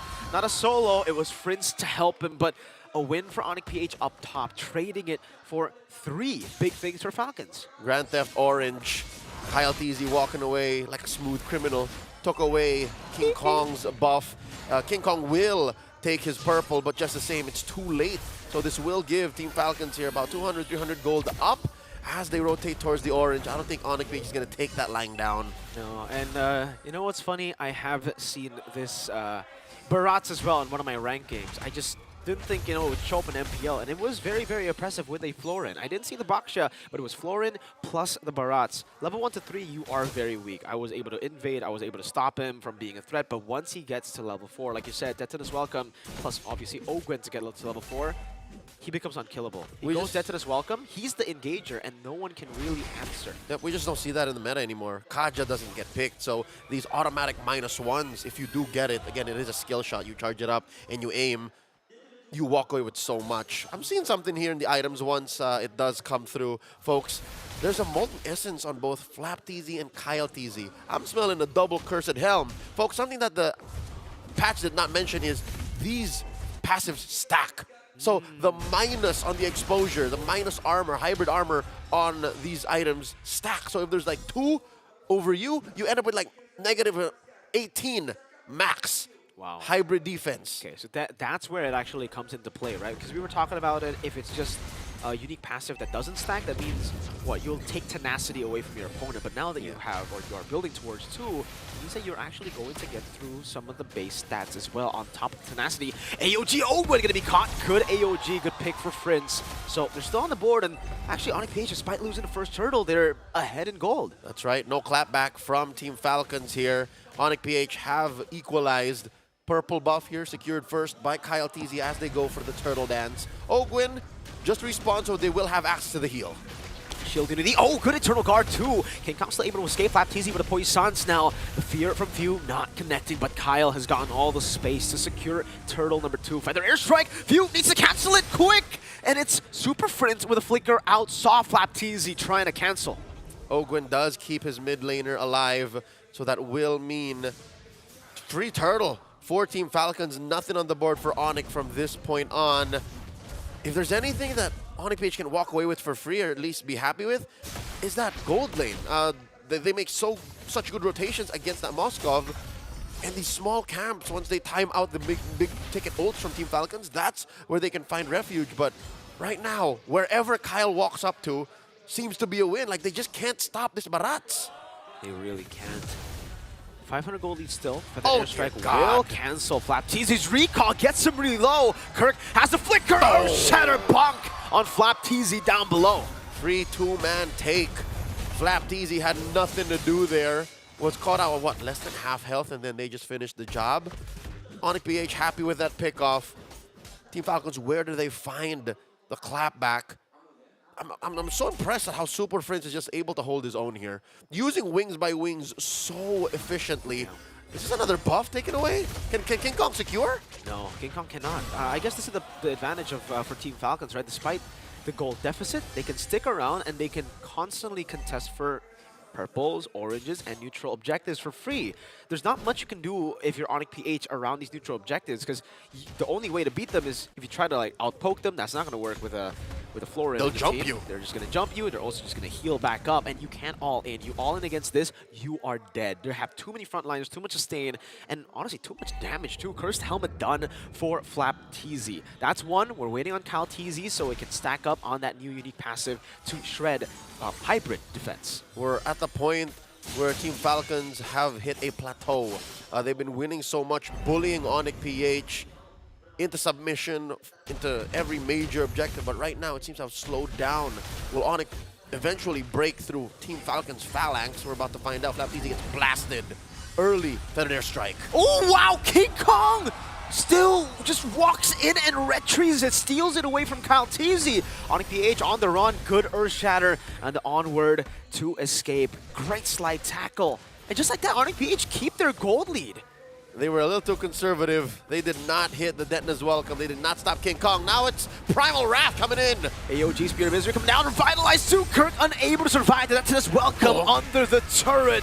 Now also the kills over to Team Falcons. That should level things on the board. But look at King Kong, always so active on the map, rotating and mirroring this Ube of Falcons. Bulldozing that tier 2, popping that Holy Shield all the way up top. Team Falcons, how do they make up for this? I'd reckon still, you know, they get the kills on Kirk, they get the kills on Brusco, but at the end of the day, the math does not check out. They're still not in the black here.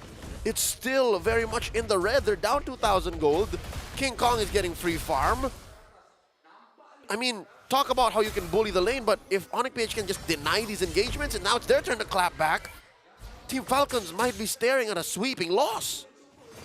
That would be crazy. Oh, shatter from Kirk!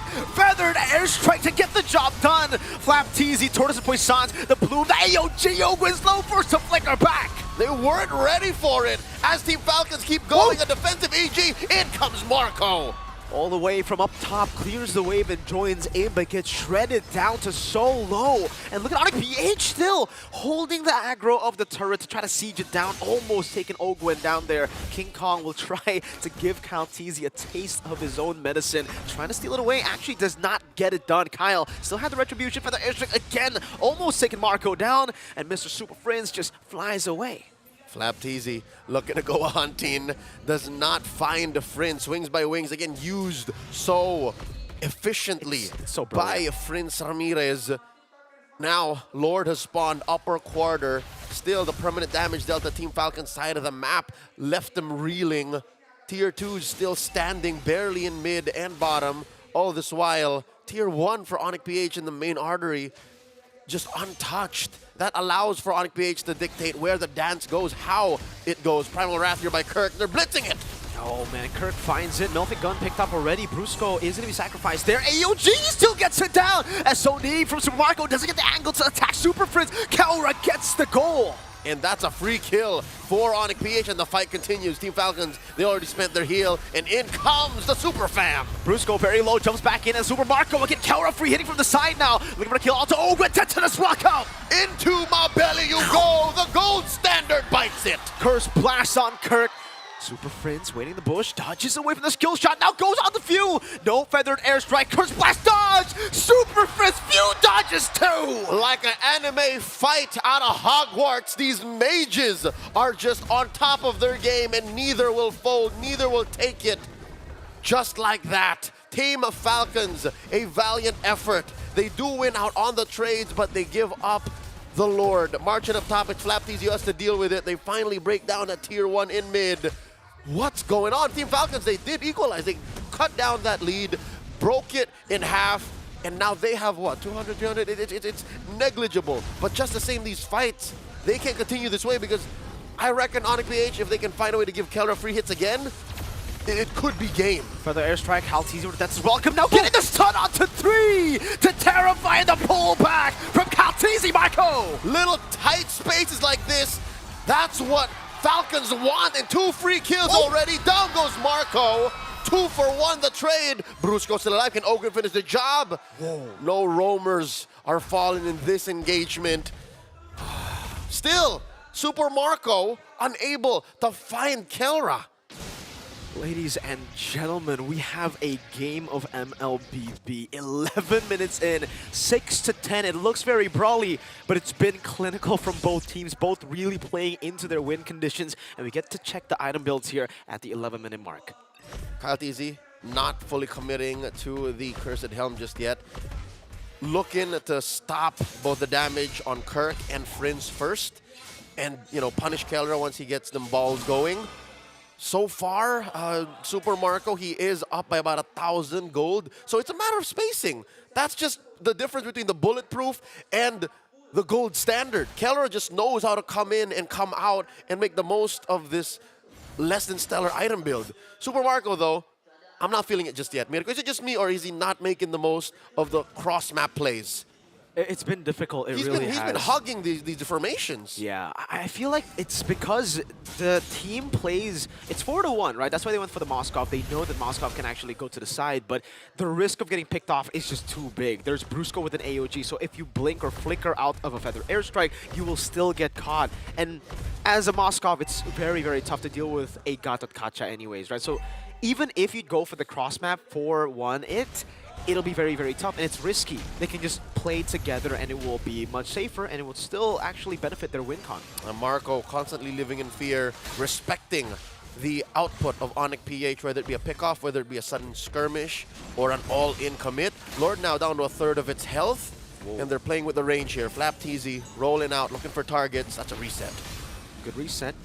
Falcons still wanting control here. No info on the bottom wave. Don't know if it's actually slow pushing for Onyx PH or Team Falcons right now. It looks like it's just going to be an even lane for now. Super Marco keeping himself scarce. Again, the hesitance to take that long lane for free is allowing for Super Friends and even Kelra to push out. I mean, it's not as long as a Moskov could, but it's Onyx PH winning this dance. It's also the risk of missing your SOD, right? Because the thing is, for Team Falcons, if you don't have the Moskov in the team fight, you do not have damage. You have utility on the Vexana, a bit of burst there, but the main damage source is Super Marco. And I don't think at this point of the game they can risk not having their main damage dealer bottom lane all the way down, not being able to help them in the Lord fight. It's a catch-22 the defending champions of SPS are finding, and Super Prince dodges the SOD. Oh man, and they don't commit onto the Lord. Now Flapteasy punished, revitalized, still surviving. Pew gets the cursed blast. Brusco will pay for Super Prince's little mistake. Free pickoff for Team Falcons, the man advantage going over to the M5 World Champions. As a super fam now consider, can we take this? It looks like they want to because they're staying the course here. 3 members just holding the line. King Kong up front. Kyle Teasy holding on to Detna's welcome. So the new variant, the new version of that Lord Dance. Kirk can be caught again. No, Detna's welcome. Just Jenny goes in and it whips onto the back. Kyle Teasy caught in the bad spot. Still though, they win the fight. King Kong tried to quell, but Kyle Teasy secures the Lord. The controlled shuffle allowing Team Falcons to take him one at a time. Another SOD missing its mark, but Team Falcons happy with the outcome regardless. An enhanced Lord going over for the Falcons, marching through mid, and a purple buff stolen away from the Beast. Team Falcons, what a recovery. Beautiful MLBB, absolutely beautiful MLBB from Team Falcons here. Bring in old mechanics, old macro ways to play the game, that Lord Dance with the new HP growth, with the new tanky growth, and obviously with the sustain of Ogwen. Actually, if you take a look at it, Kyle Teasy did not complete the Molten Essence to the Cursed Helmet, so he's actually not looking for the unique passive. He's just gotten the Molten Essence to help him clear in the jungle, and he's gone full tank. This is the old Barat's build. Eventually, you can stack it if you choose to, but economy is scarce here. They've power farmed into Super Marco, and currently, it is paying off. The siege waiting to be started by Falcons. The Lord jumps, breaking through that mid lane tier 3. And here we go. The slow roll by the bullies. Team Falcons coming through, taking 2 inhibitors. Good dodge there. Could have been very, very different had Kyle Teasy gotten the chomp down on King Kong. Both teams hovering over Onyx PH on full defense mode. They do have great wave clear. Soul Sever, Feather Airstrike catching all of them actually. Few and Owen taken low.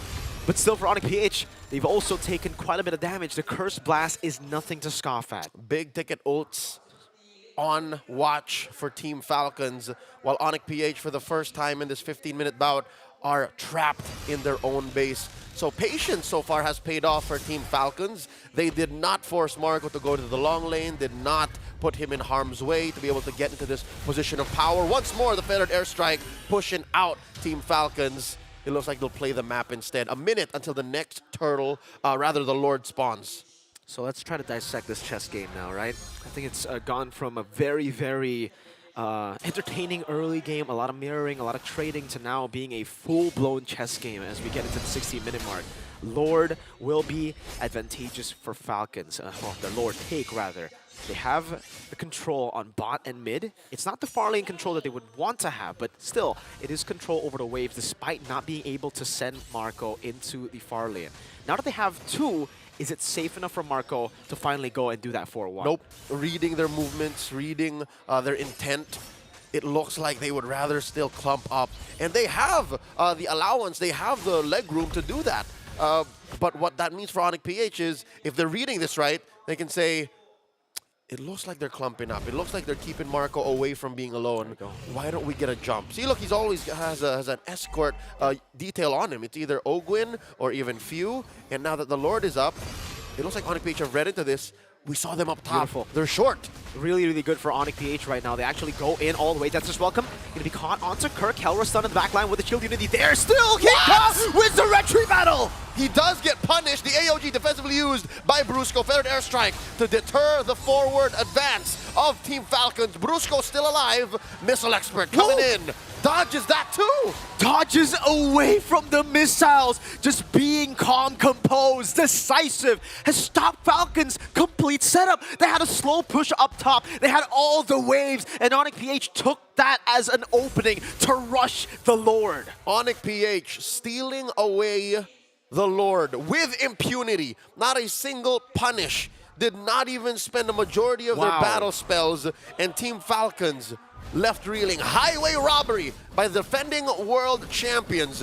And they cut that lead in half too, down to just 2,000 gold. All this while, Mirko, could you believe it? King Kong did not have a winter crown. He literally hit that thing raw, just in and out, retribution, and I'm done. AOG!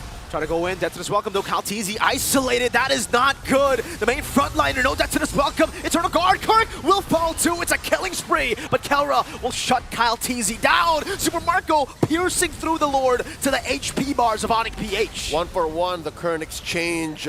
Eventually, Onyx PH will take advantage of that enhanced, nay, evolved Lord in mid, piercing through Team Falcon's base.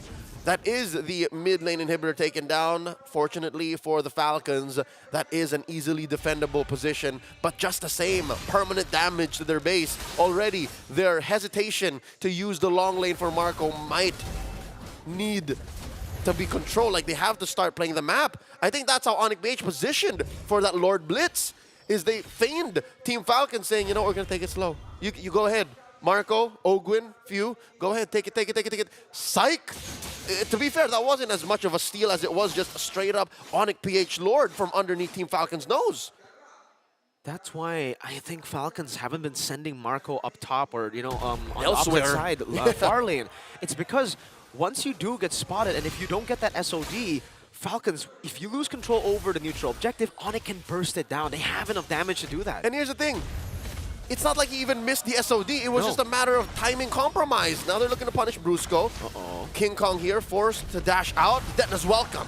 Over to Kirk, AOG to cut them off as well. Calteezy caught in the bad spot. Brusco zoning 3 of the backliners. Flapteezy isolated and taken down by Kelra even though he's low. Brusco still tanking the damage. Curse Blast Super Prince cutting their angle. SOD Super Marco! The base is in jeopardy. They have to send Marco to defend against Super Prince. They do clear the wave, but that flank and the damage output of Onyx PH have now hit a fever pitch. Team Falcons lacking 2 members.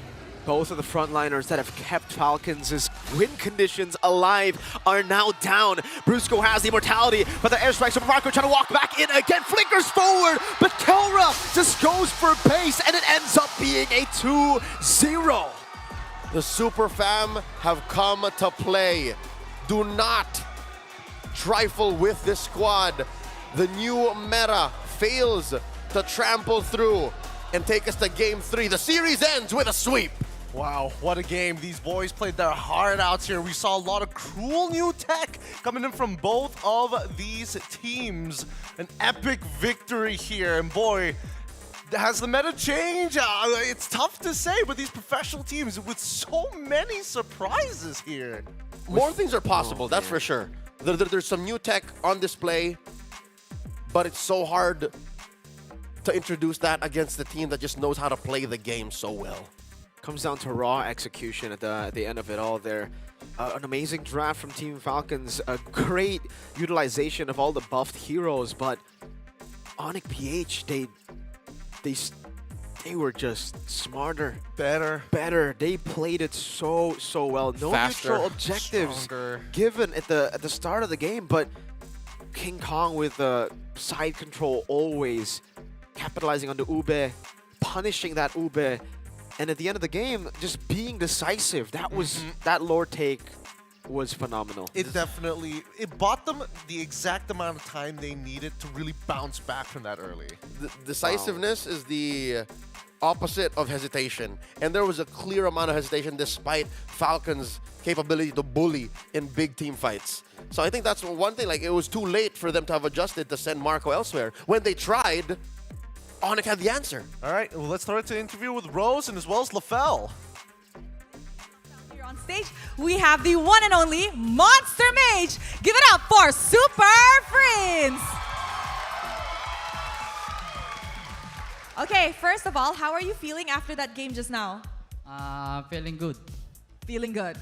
I love it. He said he feels good, Fel. All right, Super Prince, I gotta ask for game number 2.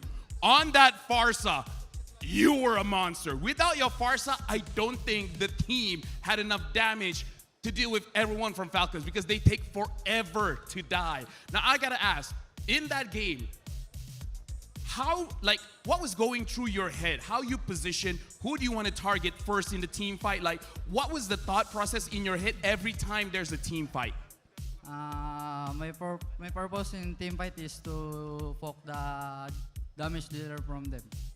So in this situation, which one was the real damage dealer in your eyes? I think the Moscow and Vexana. The Moscow and Vexana. So what do you think? Ano yung iniisip mo pag nagyayari yung team fight?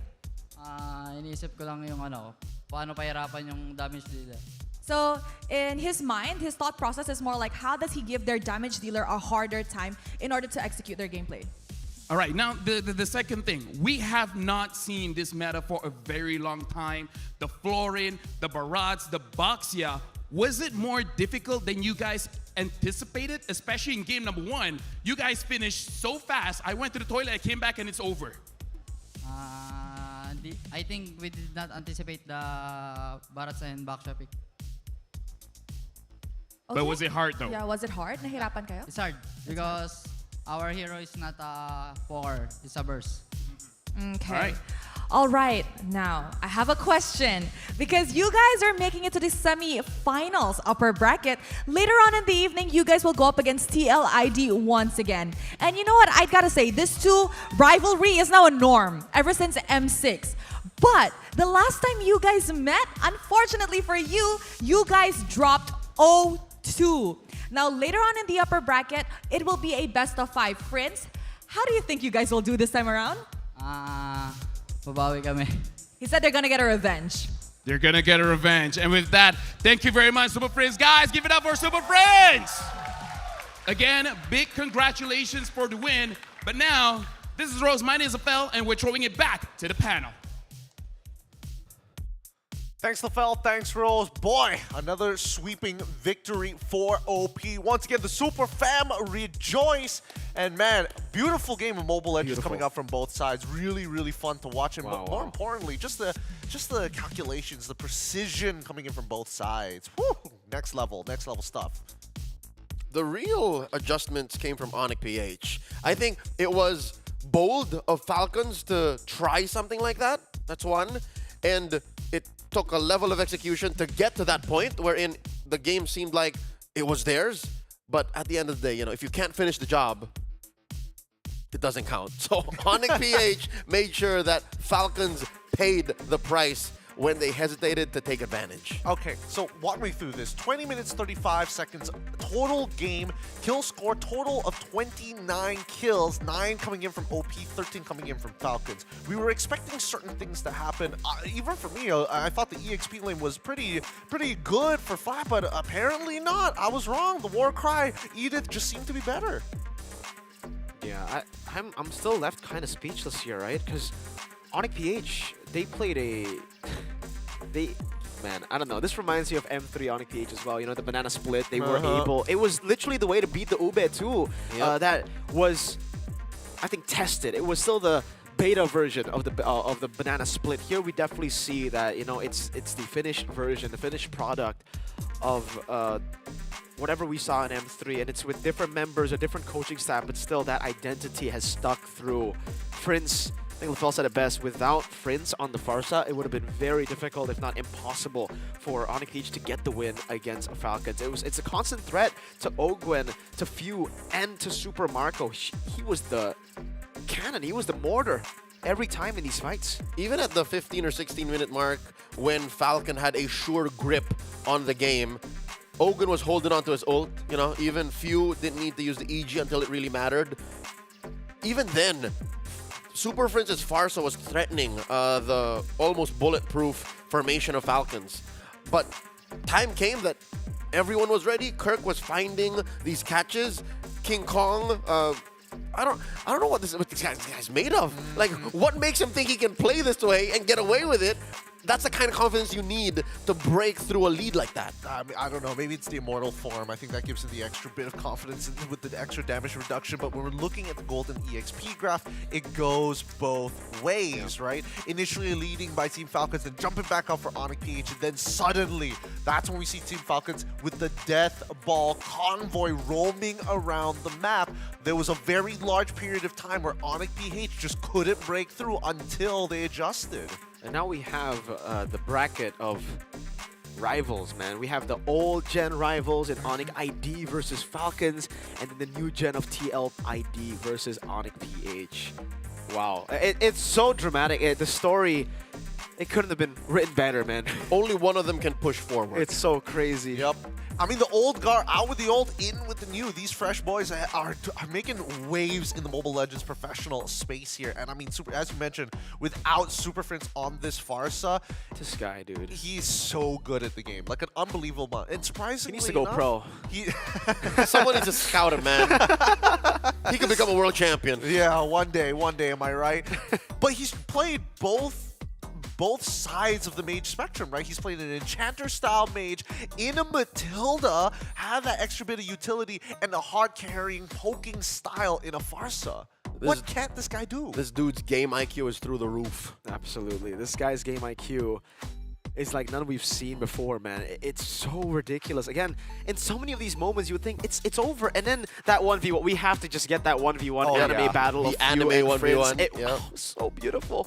You could call that the passing of the torch. Idol number kids in the Monster Mage. You know, call it like a silent handshake. Super Friends was once a kid until he became a man, and it's like, sorry for you. And now he's a monster. I'm a monster now. He was a man mage, now he's a monster mage. You guys know the legend of Super Friends? Well, no. I don't know who on what channel or what broadcast or a podcast it was, but it was one of his teammates talking about how much of a genius Super Friends is when they would scrim, right? He can tell what bush the opponents were in. Yeah.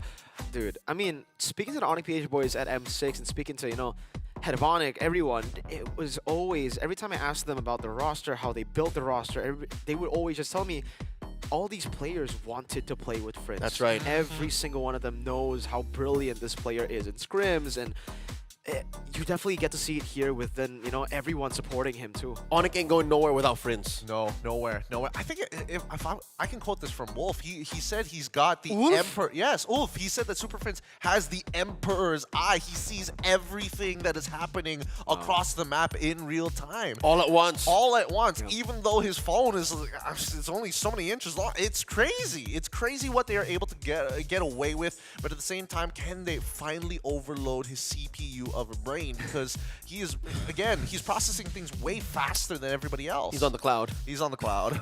I got the pleasure to actually even interview Brusco at M6 when, do you remember, they were up against Falcon Esports, and Super Friends read out Kid X's position on Tigreal. He was so far back, he waited all the way there. Yep. The people on the internet was like, that's pretty normal, man. It's not really that impressive. I asked Brusco, he was like, even I didn't know what he was doing. That's what led That's what led to Kid X being the only one left. Yeah. And the purple buff, it's like, I guess there's nobody here. Yeah. Dude, like, even his teammates are shocked that he can spot things out. Even now, like, they've been playing with him for a year, and they're still impressed. They're like, dude, how? And he reads other roles' positions better than the role playing it. We got to see what his setup is. I wonder if his minimap covers his entire phone screen. He just changes the opacity just a little bit. He's got map hacks, man. Like, simply put, the man's got, like, built-in map hacks wired in his brain. He needs to be studied. He does. We need to know what he drank as a kid, what milk, what kind of atmosphere, environment. This is how we produce the super soldiers of professional play. The super Friends. The super Princes of this world. Oh, goodness. Now, as we move on, that does mean that Onyx Philippines will have to face off against TLID. But before we go to that, an elimination match, only one team may survive. Is it Onyx Esports or is it going to be Team Falcons? The decider here for both of these teams in the lower bracket happening right after this break. You're watching the Snapdragon Pro Series. We'll be back with more MLBB action in just a bit.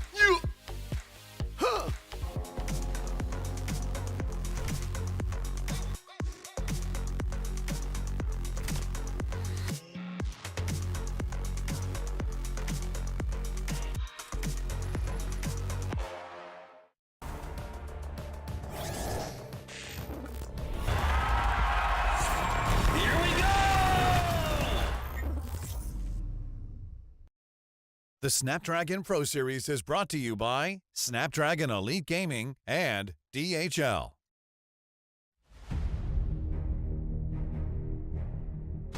The journey to greatness starts here. From the 11th to 13th of April, the race reaches its peak at the Tennis Indoor Senayan.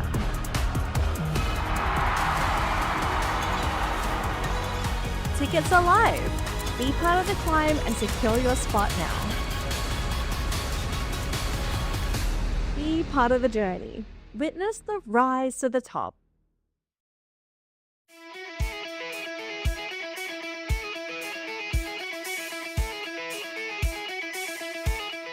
Onyx PH. Onyx PH kerana mereka telah menang M6 pada minggu lepas. I support Kirk because he is genius. Onyx ID because saya dah fans lama diorang. I support Onyx. Both Onyx. They got Kyrie, right? Fanboy. Suns. Because I'm a mid laner, so Suns tu kira macam power lah since I know him. Onyx PH sebab dia orang juara dunia. So Onyx ID sebab saya main jungle, saya suka Kyrie, dan Onyx PH King Kong dengan Kalora. Hope they did their best today and always take care of their health first. Okay, good luck to all teams. For ball Onyx, I hope they meet in the final. To Onyx PH and Onyx ID, good luck, and I hope you guys could win this game lah for the Snapdragon. See you guys. Fanboy.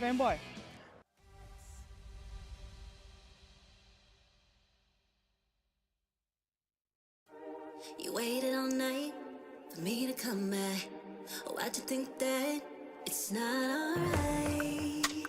Told you that I'm not that type. Didn't mean to get you so excited. Tried to tell you not to fall in love. Why you always hit me uninvited? Was hoping you would get the picture. I've had enough. Now it's time for me to turn around. Thought you knew what this was. Yeah, I am superstar. You were never the one for me. Never should have fell for me. Take back your heart. Why don't you take it back? You never had a chance. I'm gonna take back the one. Call it a savage love, just till I had enough of us. I'm good, babe.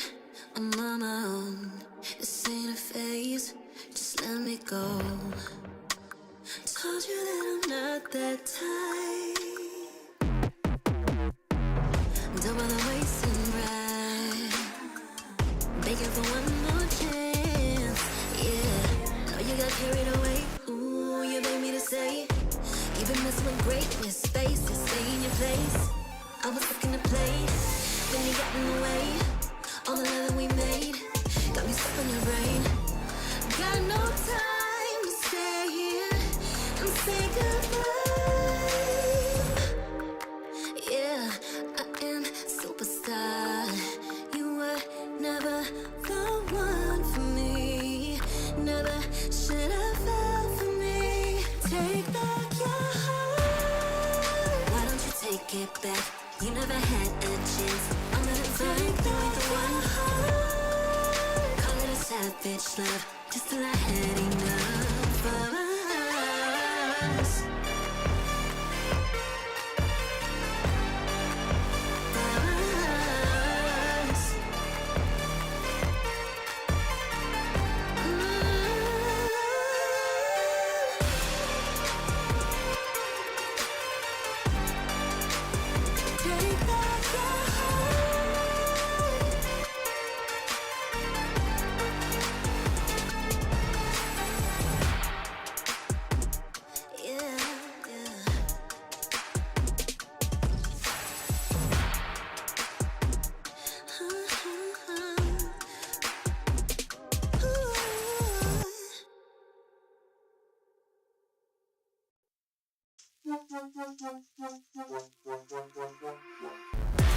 Give it more, give it more, give it more right now, right now.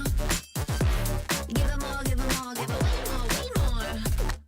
Yeah, we give it all that we got. Measuring what's in our pockets, then we give it a lot. Cause we've been hustling for years, now we up at the top. And no, it's still not enough, so we ain't gonna stop. Cause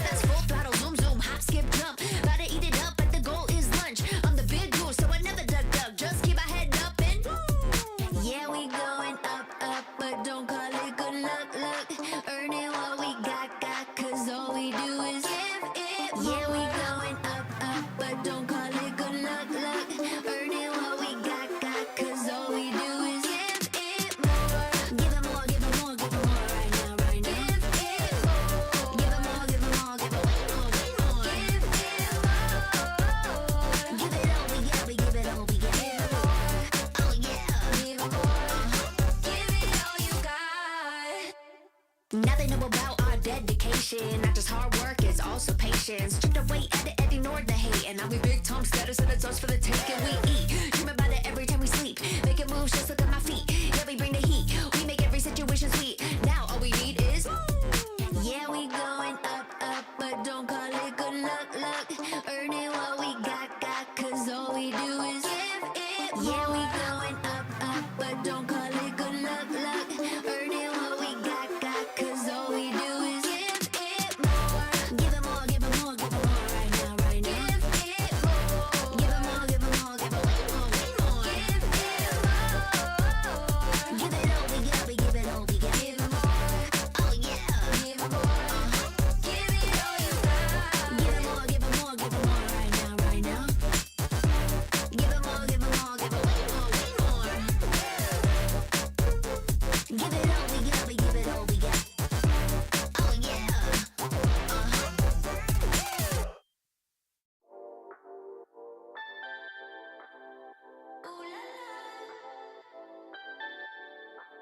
Let's go. Put it in motion. Baby, we're going faster, faster, faster, faster. Seizing the moment. Baby, keep going faster, faster, faster, faster.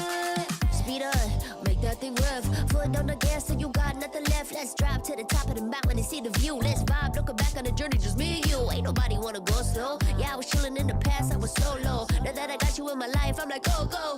I be living for the thrill of it, whoa, whoa. I hear you like to gamble. Let's take the road, let's travel. Know I'm a lot to handle, but I wanna go fast with you. Think we could go the distance, although I know we're different. Together we both fit it, so I wanna go fast with you. Put it in motion, baby, we're going faster, faster, faster, faster. Seizing the moment, baby, keep going faster, faster, faster, faster. It's like they never even seen us, and nothing will ever get in between us. I'ma ride by your side every season, and if anyone try to stop us, we just speed up. Yeah, always keep it at 100. Top down, pretty face, so sun-kissed. Know it's scary, but I swear I really love this. Big shades on, summertime in London. I hear you like to gamble. Let's take the road, let's travel. Know I'm a lot to handle, but I wanna go fast with you. Think we could go the distance, although I know we're different. Together we both fit it, so I wanna go fast with you. Put it in motion, baby, we're going faster, faster, faster, faster. Seizing the moment, baby, keep going faster, faster, faster, faster. Put it in motion, baby, we're going faster, faster, faster, faster. Seizing the moment, baby, keep going faster, faster, faster, faster.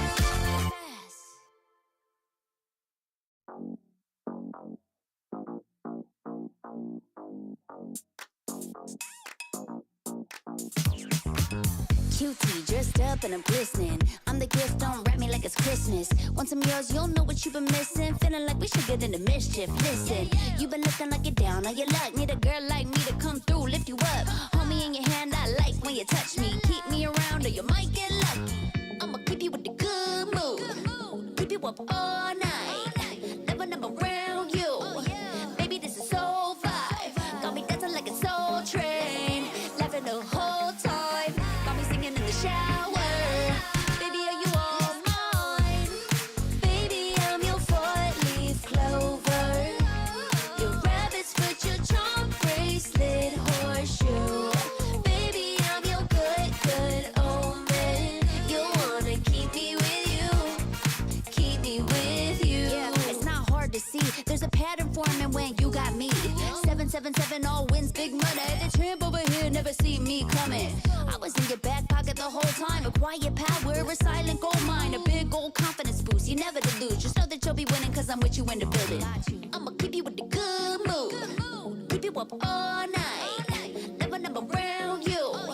Baby, this is so vibe. Got me dancing like a soul train. Laughing the whole time. Got me singing in the shower. Baby, are you all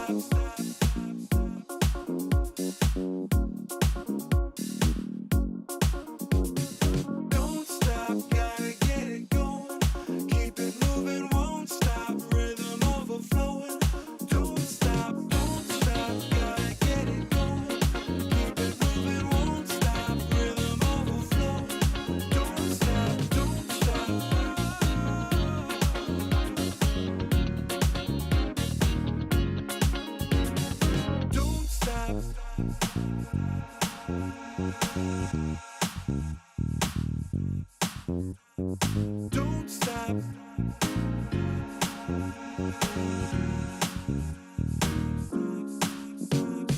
Don't stop, gotta get it going.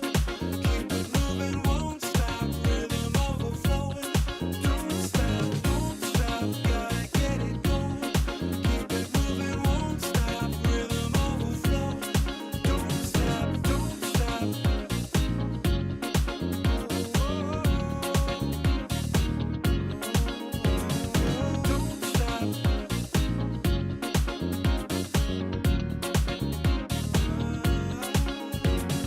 Don't stop.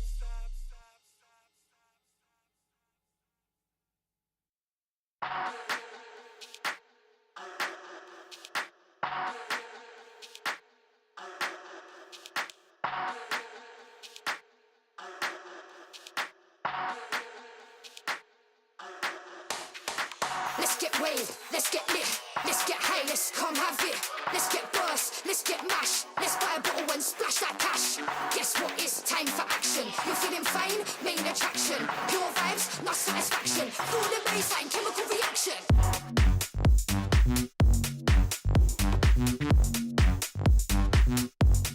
Chemical reaction.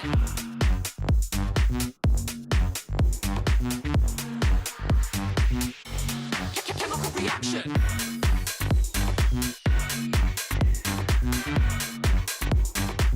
Guess what? It's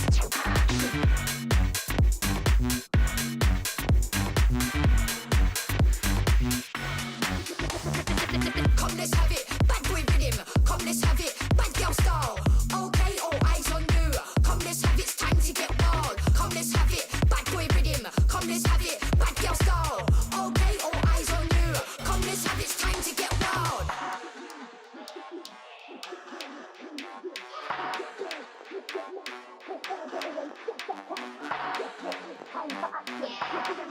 Main attraction. Pure vibes, not satisfaction. Feel the bass. Chemical reaction.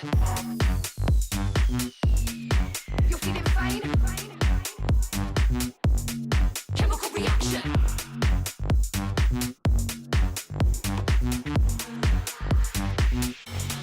Chemical reaction.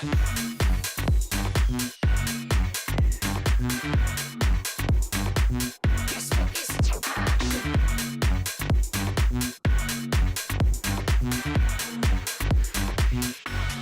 chemical reaction.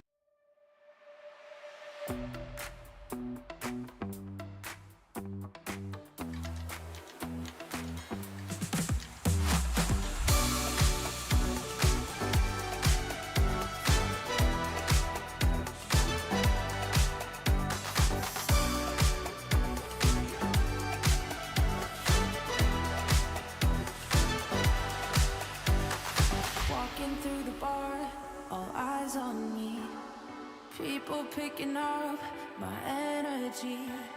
The music never stops. They play my song on repeat, on repeat. I'm flying till I hit the sky. The melody is getting high. You know how to free my mind, my mind. When I'm with you, my world is golden, so golden. Baby, you make my heart shine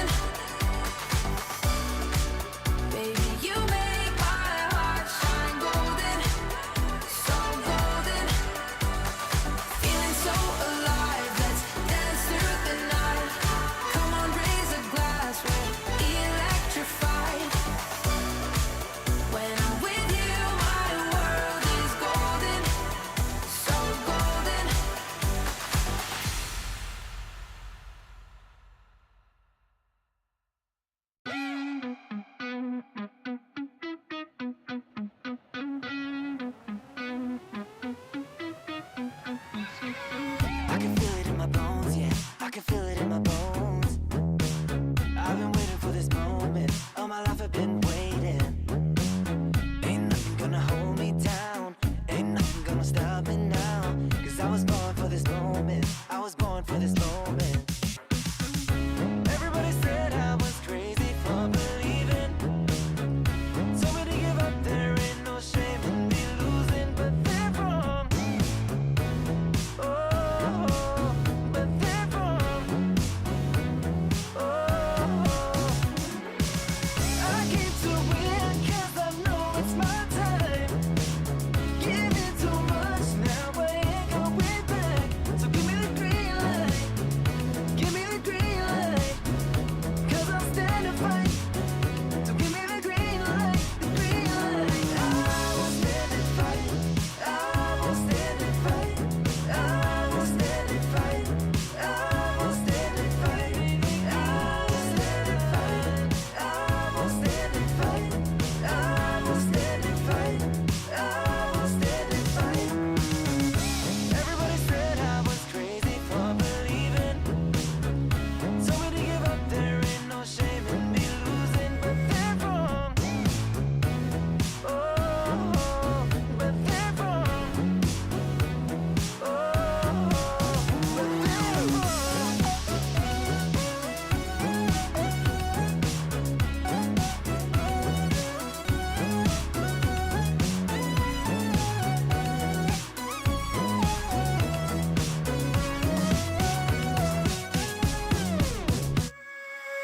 I came to win 'cause I know it's my time. Giving too much, now I ain't going back. So give me the green light. Give me the green light. 'Cause I'll stand and fight. So give me the green light. The green light. I will stand and fight. I will stand and fight. I will stand and fight. I will stand and fight. I will stand and fight. I will stand and fight. I will stand and fight. I will stand and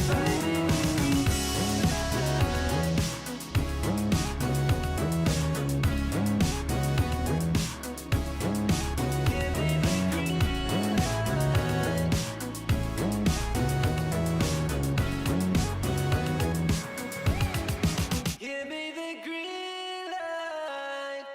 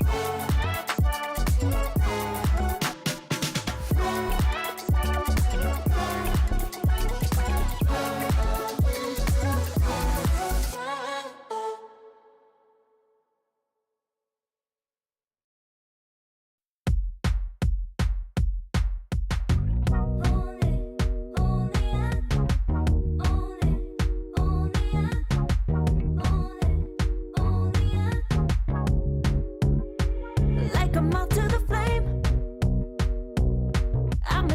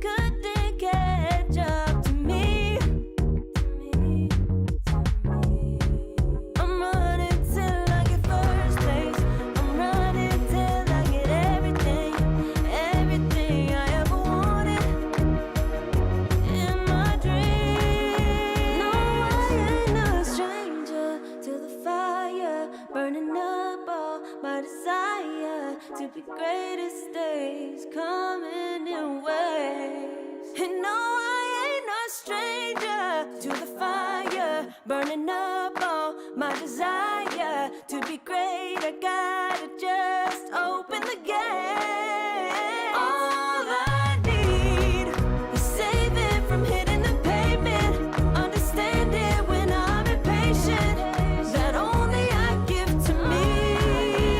All I need is a little love in lonely places, the strength to stand fear in the face, that only I give to me. All I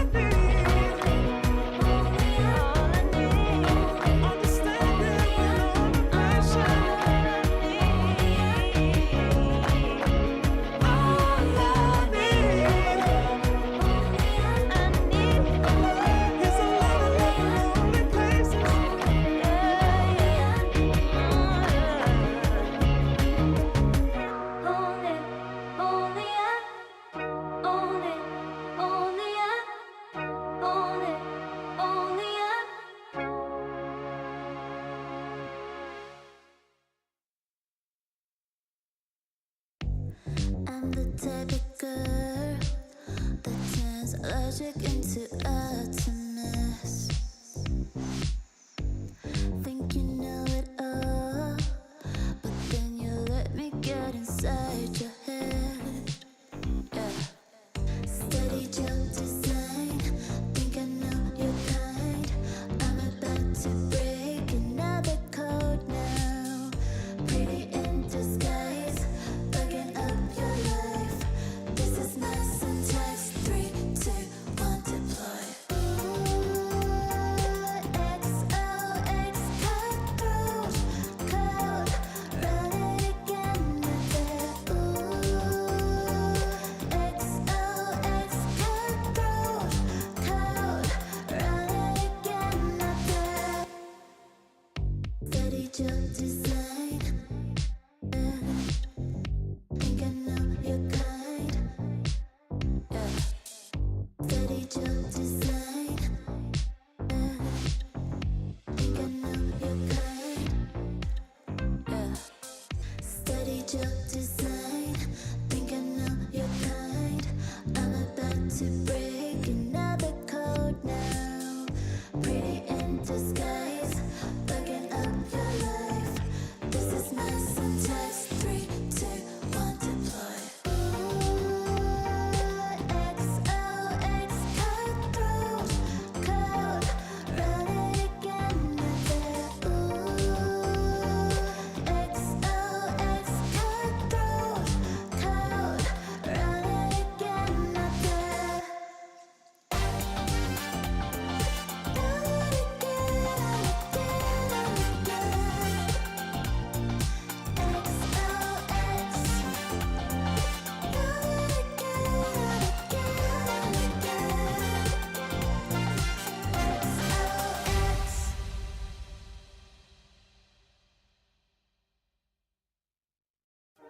You waited all night for me to come back. Why'd you think that it's not alright?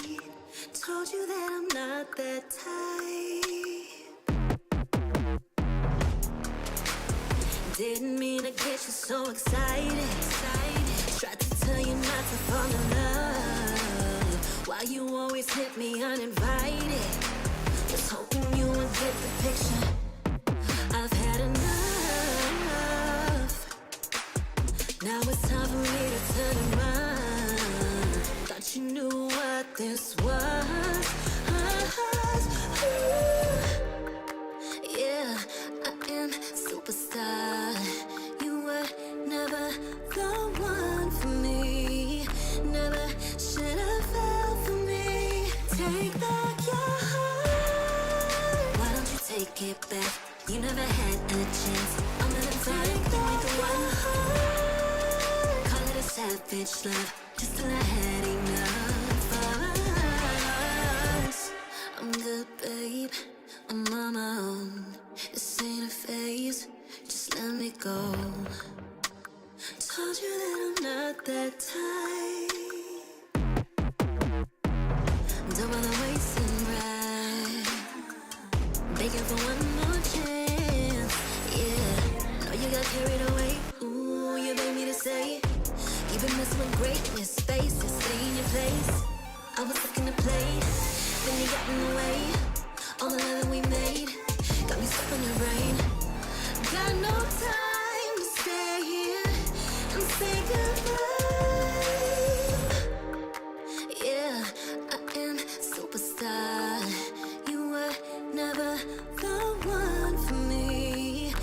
Never should have fell for me. Take back your heart.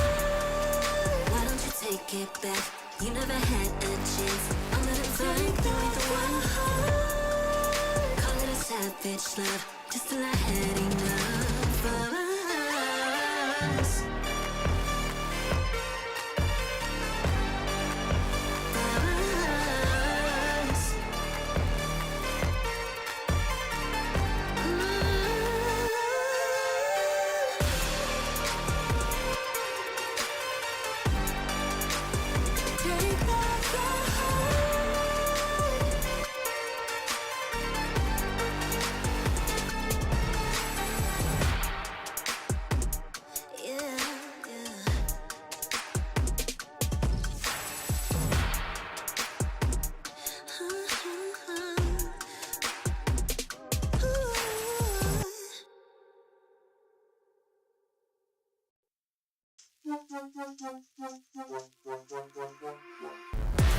Give it more, give it more, give it more right now, right now.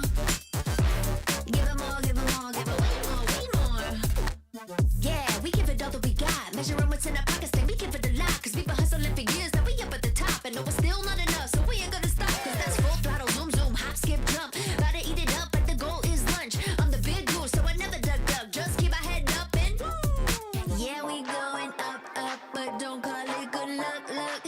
Earning what we got, cause all we do is give it more. Yeah, we going up, up, but don't call it good luck, luck.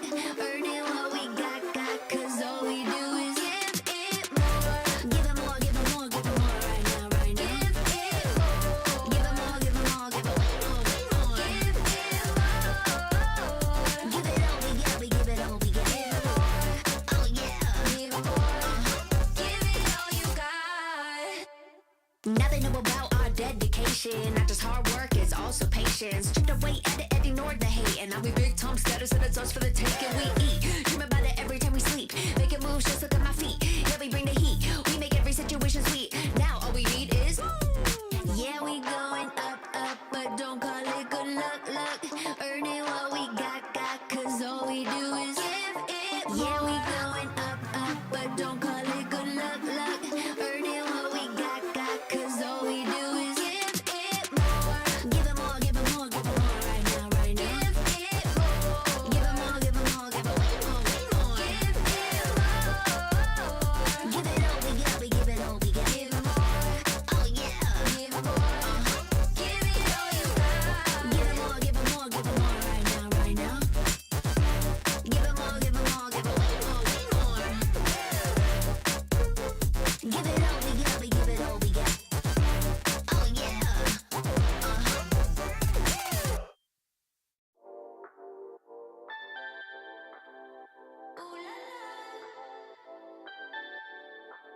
Let's go. Put it in motion. Baby, we're going faster, faster, faster, faster. Seizing the moment. Baby, keep going faster, faster, faster, faster. Speed up, make that thing rev. Foot on the gas till you got nothing left. Let's drive to the top of the mountain and see the view. Let's vibe, looking back on the journey, just me and you. Ain't nobody wanna go slow. Yeah, I was chilling in the past, I was solo. Now that I got you in my life, I'm like, go, go. I be living for the thrill of it, whoa, whoa. I hear you like to gamble. Let's take the road, let's travel. Know I'm a lot to handle, but I wanna go fast with you. Think we can go the distance, although I know it.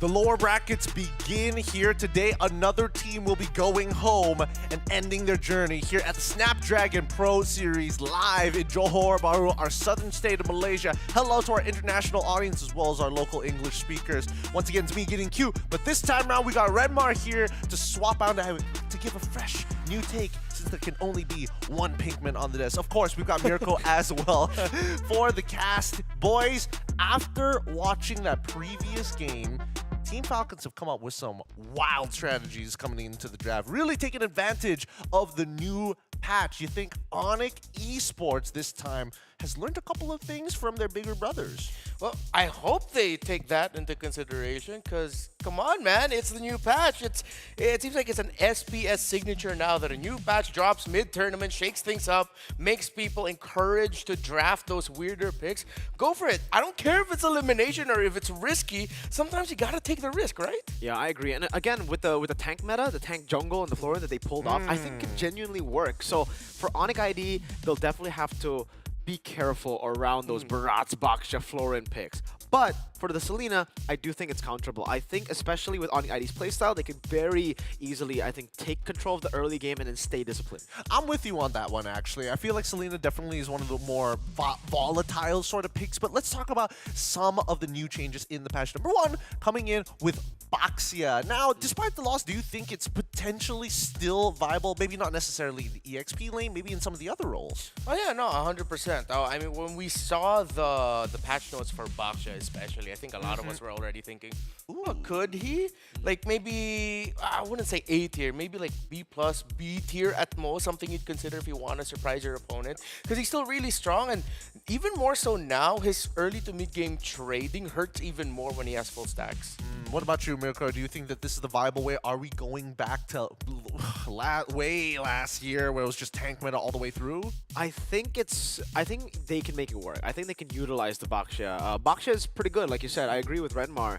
But yeah, the thing you're sacrificing is the split push, or like having control in the side waves. You technically always need to ube if you go for this composition, for the Baksha, for the Barats, and especially with the Florin. We saw that even with the Moskov, they weren't able to split push, so if you can't split push with Moskov, I really don't see a way that you can split push with any other gold laner. So make sure that you're not going to be punished in that way, because that's how Onyx PH were able to find an angle to ultimately turn the game around. Okay, I want to add a little bit more to that, but first we got to quickly look our team head-to-head for the lower bracket round one, match number one between Onyx Esports as well as Team Falcons. The advantage for Onyx Esports is they get to see the latest and greatest tech coming out from the side of Team Falcons. However, when we start comparing it stat to stat, we do see that Team Falcons are coming out with a bigger advantage in the team average kills as well as DPM. Yeah, I think one thing we have to consider, especially with Onyx Esports showing that they seem to have changed their favor for the Assassin, a pickup for Kyrie in the jungle. They're one of the teams that consistently want to pick up Nolan if it's available for them. They've shown that they can still consider the Martis if they want to. If ever Team Falcons PH wants to really double down and show that, okay, Barats, Baksha, we can go a little bit tanky. Those are two great heroes that can somewhat deal with it. With the Nolan, you can pick off all of the supplemental squishy heroes around the tanky junglers. While for Martis, if the trading doesn't go well in the early, Martis can easily chase down those tanky heroes on the other side of Team Falcons. Well, personally for me, I think that maybe Onyx Esports might have, learned a couple of things from their bigger brothers. Hopefully that information, that new tech translate as we reintroduce Onyx Esports here. I'm very excited to see whether or not Kyrie is going to go back into that maybe even tank jungle sector, but I'm most excited for Lutfi. We might get to see him play as one of those setters once again. If not, just hard appeal for the rest of the team to allow Severo or maybe Sans to rise up even more. We've seen the unorthodox picks of Onyx ID, and obviously it is the main lineup that will be deployed today. Lutfi, Kyrie, Sans, Keyboy, and Severo. Again, Niall will be sitting this one out. For Onyx Esports, it's like they're on the way back to their prime, but the game has changed so much that even if they use their playstyle that they had in 2023, it's still going to be tough for them. They have gone and opted for, their unorthodox picks, like the Yi first pick, and it has worked out for them a lot of times. But we've seen that up against Team Liquid ID, this could be exploited too, right? Like, Sans on the Eve isn't always a guarantee. There's still ways for the enemy team to actually, beat it out. The Hayabusa was a good way to just dive into the Eve and just to stop Sans on the Eve. So going up against Kaltizi, someone who's very, very well balanced on every hero. Utility, tank even, fighters, and then assassins, they will have to be careful. For the longest time, Falcons have been the kryptonite of Onyx Esports. Yeah. One thing I really like about the top heroes pick shown here for Onyx Esports, that it really shows off their main playstyle for the SPS. You have Keyboy with something explosive that can pair really well with Sans that dishes out a lot of control. Kyrie, can't just be Kyrie with the Assassins.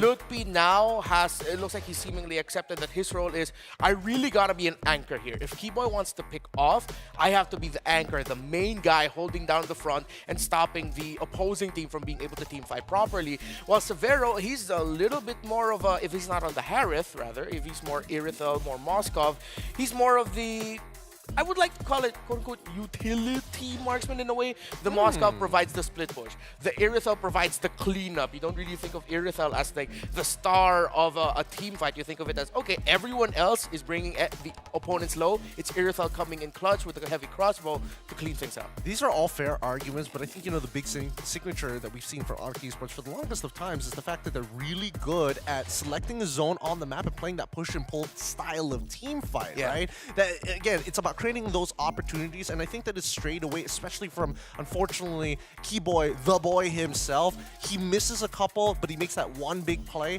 Unfortunately, the game needs a little bit more, as we've seen from a lot of teams who've adapted to the current meta, that you need your EXP to really kind of work in tandem, not just Sans as well as Keyboy, which, don't get me wrong, very consistent at what they do, and with the snowball, dangerous to deal with, but that win rate of 52%, a lot of it just comes down to, can we get really mobilized together? Yeah, and luckily for Onyx Esports, they have been banning Granger a whole lot, right? And with the patch here nerfing the Granger, even the previous game, we didn't get to see the Granger at all. This could be a good thing for them. It means that maybe they don't need to ban the Granger anymore. Against BTR, they still opted to ban the Granger. It was still one of their ways to shut down Eman from getting, a crazy pick that could still work. And after talking about, how Super Marco plays the Granger even before, it is already kind of like a post-patch kind of playstyle to make the Granger work. So maybe if Falcons still want to use the Granger, it's possible. It's still in there. Well, let's introduce Team Falcons once again. They just came off of a very exciting game coming up from Onyx PH, the bigger brothers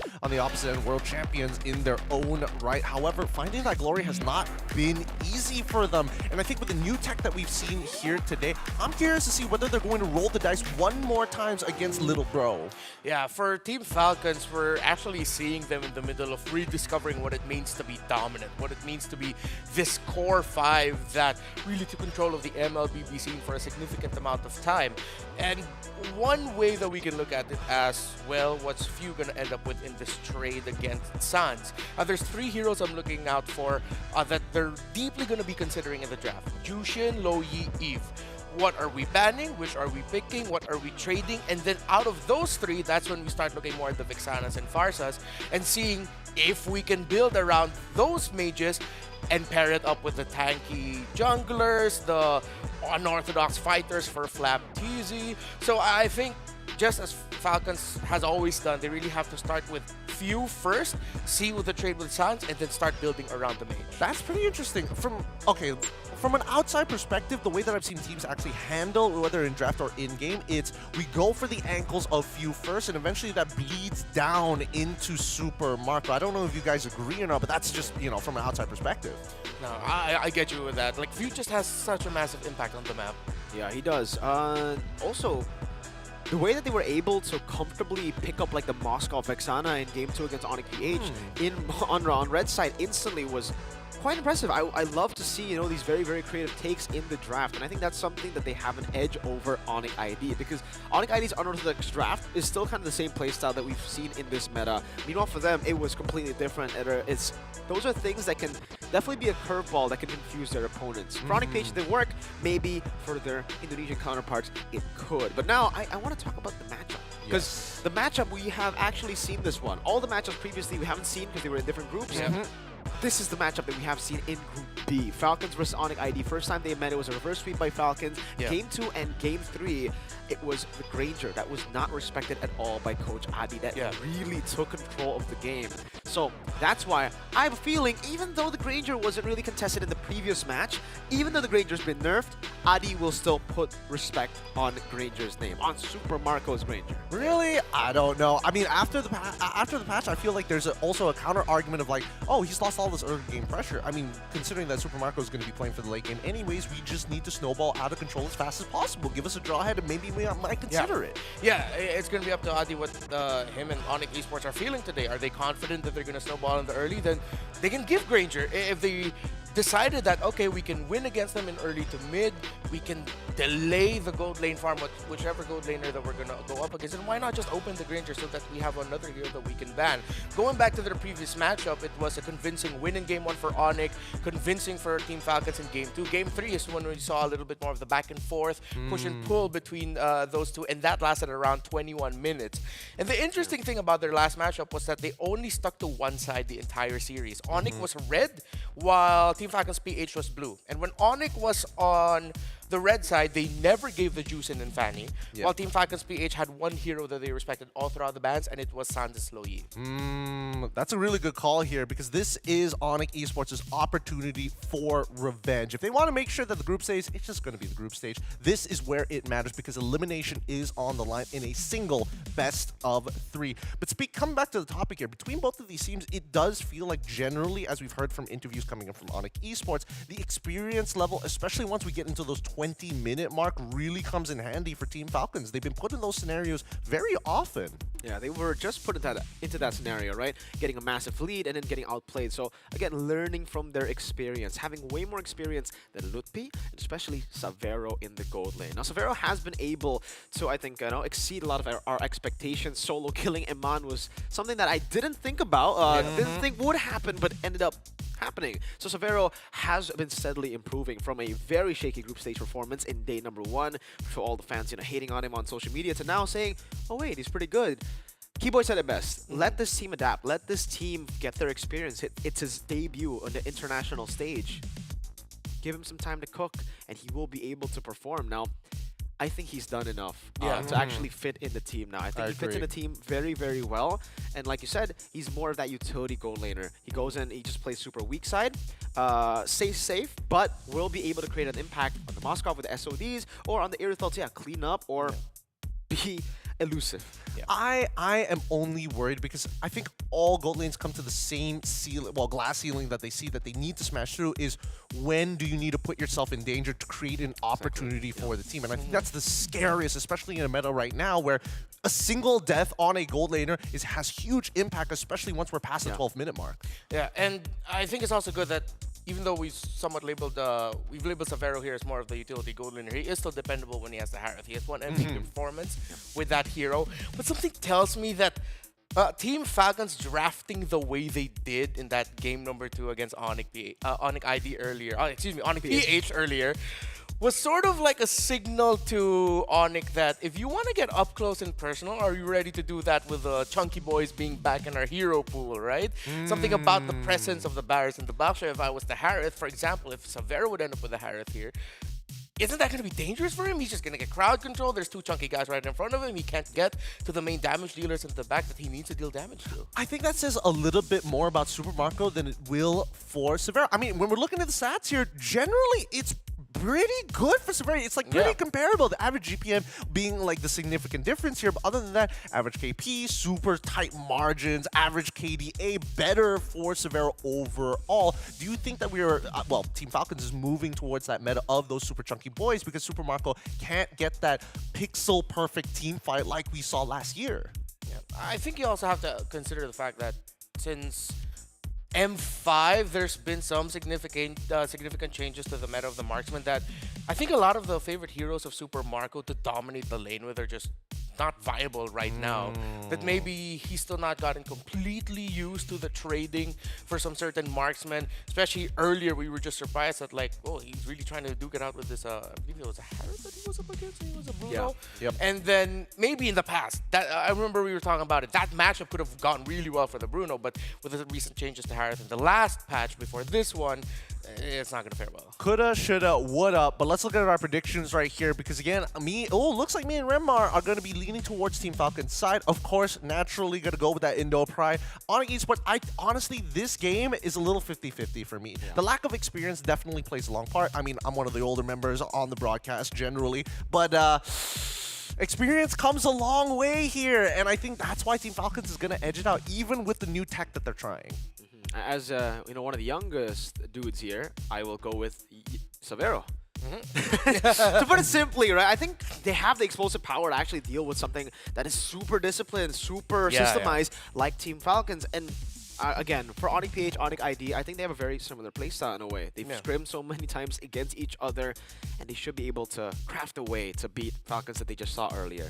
I would love to see that, especially for Onyx ID, right? We've seen their counterparts be super adaptable on the fly. We're hoping that younger bros will be able to do so as well, especially in a match with such high stakes. There are no more second chances. They have burnt their very first life earlier on in the tournament, and now it comes to elimination. So give it up, because their competitors here is going to be Team Falcons. And these guys have been looking much better generally, but with the new tech, it could be a little up and down, right? I feel like they might just put the new tech in the back pocket, maybe for game number 1. If it doesn't go well, then go back to comfort. I'm on the other boat. I hope that they start off the series right away with just showing off their own understanding of what the new meta patch could actually bring. Because as Mirko mentioned, Onyx ID, when you think of this version of Onyx ID, there's an explosiveness to them that at times in the past, as we've all known, PH teams have handled with like macro, discipline, but then there are times where you're so susceptible to that, especially because if you break down one part of that equation that the Filipino players want to play with, then suddenly you see them having to improvise. It's like, okay, how are we going to adjust this? One of our main frontliners is down, or one of our key pieces are down. So hopefully from the beginning, they just go crazy while Onyx look to being explosive, because that would be the most comfortable way to see just how things are going to get potentially for the series. Thinking about it again for Onyx ID and their playstyle here in Snapdragon Pro Series Season 6, we were talking about them, you know, reaching the heights of Onyx Prime in 2023, but the way that they are playing actually reminds me more of Araki Hoshi Season 9 and MSC 2022. Yes! It was Achill's Araki Hoshi as well. So now that Achill is the head coach, Adi now, I can see resemblances of how they take the game. It's all about, a lot of times, early game, but their strongest point of the game is mid. Yeah, no, there's a lot of there's a lot of comparable mold to be put, and I think, you know, you bring up a really good point, because I feel like Adi, in this case, has a clear idea of how he wants the game to be played out, and it's definitely a close reflection to how the players are playing it up on this stage. Well, on the opposite hand here, I am interested to see whether, you know, Team Falcons have taken that into consideration to play a more early or late game strategy. Kind of depends on the state of the game, but we haven't seen that free-flowing nature from either side just yet. Actually, maybe a little bit more in certain games during the group stages coming in from Onyx more than Team Falcons. Yeah. So I believe the draft will be showing up in just a bit. I really hope that we see a lot of respect picks in the first phase, not just like going for the power, considering that with everything that we discussed, Lutfi and Flap TZ's matchup here, what heroes are going to end up with is going to have a major influence of the outcomes of the game. In the previous series, we saw just what an XP laner getting his comfort can do to Team Falcons. Kirk got his Edith, and that Edith just ripped through them. Man, that's a really unfair comparison, man. He's different. He's different on that Edith. I gotta give it to him. Now, coming into the draft, Team Falcons going to be on red side up against Onyx Esports on the blue side. And the first 3 bans are already out. Harith, Phovius, as well as Alpha for Onyx Esports. Team Falcons, they get rid of the Lo Yi, the Fanny, and the Shushi. Okay, instant Yi first pick. So Onyx Esports still sticking to what has gotten them most of their victories in the group stage and even in the playoffs. Sans on Yi. And this is why I'm comparing them to MSC 2022 Season 9 Araki Hoshi. It was the same playstyle. Clay always getting the Xaviers, the Yeeves. It was always the carries in the mid lane. And then they build around that. Well, here's the thing. Yves is particularly good against tanks, though. The soft CC really helps your team kind of kite around them and have that extra bit of maneuverability. I wonder if Team Falcons are going to bring out that new tech that we saw earlier today, but it feels unlikely. But there we go. Joy locked in for the side of Team Falcons, as well as the Moskov. Okay, so they ticked off the condition right away of having heroes that can easily access the backline so that you can reach that Eve. The Joy's a great pick, and of course, now Team Falcons will not just get a hero that's just great with handling the map, they're taking one of the picks away from Savero, who, of course, already banned the Harith. So maybe in the second phase, we're going to see a Iruthel ban come through as well to force Savero to play something different. And here comes the explosive playstyle we talked about. The Jawhead, Suyo together, one of the the combinations that we've always said for teams, maybe you do not give Onyx Esports with how well they can easily take control of the early game too. So to see how Team Falcons will respond to this will be interesting. I think also. That's fair. Ogwin. Should be Ogwin, right? Yeah, it definitely should be Ogwin in this case. I feel like Onyx Esports, it's less about, hey, what are we trying to counter from our opponent's side? What is our strengths? And let's keep playing towards that. The fact that they're getting rid of the Phoveus alongside, I mean, Harith, of course, I think it's strongest gold lane at this point of time. But the Phoveus Wells Alpha, it's clear that Onyx wants to play around their mid trio. Bruno Ban coming in from Team Falcons again, just trying to narrow down the picks for Onyx Esports for Savero in the gold lane. I think it's a great response from Team Falcons to take away the Moskov, knowing that that's the template for Onyx. When they get Yves, they always go for Moskov in the second pick. Second pick on blue side. Here, though, Onyx have gone for their second template, Jawhead and Suyo. They didn't go for the Haya. Usually, I think it's Jawhead, Haya, or Jawhead Suyo. They've opted to go for Jawhead Suyo, I guess, for a more early game control here and less of a gamble. The Haya usually is a bit more gambly, you know, you want to go and get kills. You need kills early. Good Vexana, though. They've seen what few can do on the Vexana. Yeah, I love it. I think they're going to keep hunkering down and taking away few heroes. The Farsa would be great right now for Team Falcons. So you take the Farsa out, then Onyx Esports can highly expect that Falcons are just considering two heroes, the Aurora or the Valentina. Which both of them seem like Aurora would be good, but with the Cho, you're just looking at control. You won't really get big bursts out of those two. Absolutely, and at least you have like a free way to kind of open up the map without getting punished too hard by the Jawhead. If you can like Shunpo in time for the ejector. Coming down to the bans from Team Falcon side, do they want to double down on the marksmen as well? If they want to like clamp down on Savero in particular, Irithel would be a pretty good option here. That would leave him with just like what? I lost. Okay, they know that, you know, for Onyx, when they get the Jawhead, they really like playing the high-lows. The Phoveus is just a beefy boy in the XP lane for Lutpi. And this will definitely be a question mark for Onyx Esports then. What are they going to play in the X? I really hope it's not the Uranus again, man. CC is still up. Yeah, I think it's going to boil down to a Lucas CC trade, considering that you already have the shredder of physical defense and the Jawhead. You have that Suyo with you. The Lucas will double down the idea of a very aggressive early start, but then that means CC is going to go to the other side. So for Team Falcons, I think it's a tough call because they need a bridge into the mid to the late portion of the game. They need something solid but can deal damage. I would love the Lucas, but then that means Onyx would get the CC, so it's a tough call right now for Falcons. Surprise, suddenly they just go Khalid. They could go Khalid. They could also go Hilda as well. I don't think it's completely out of the meta just yet. But then again, I feel like Team Falcons, if they do end up having CC on their side, then their composition is very much about like picking people off, and you're very dependent on your Cho to kind of set these things up for you rather than, you know, let's just push and pull. Yeah, I like the Hilda for Onyx Esports better. Because if they go for the Lucas, also the Valentina is up for grabs for Team Falcons, right? Oh, you're right. Oh, well, Team Falcons take the Hilda away first, so okay. Onyx Esports now responding.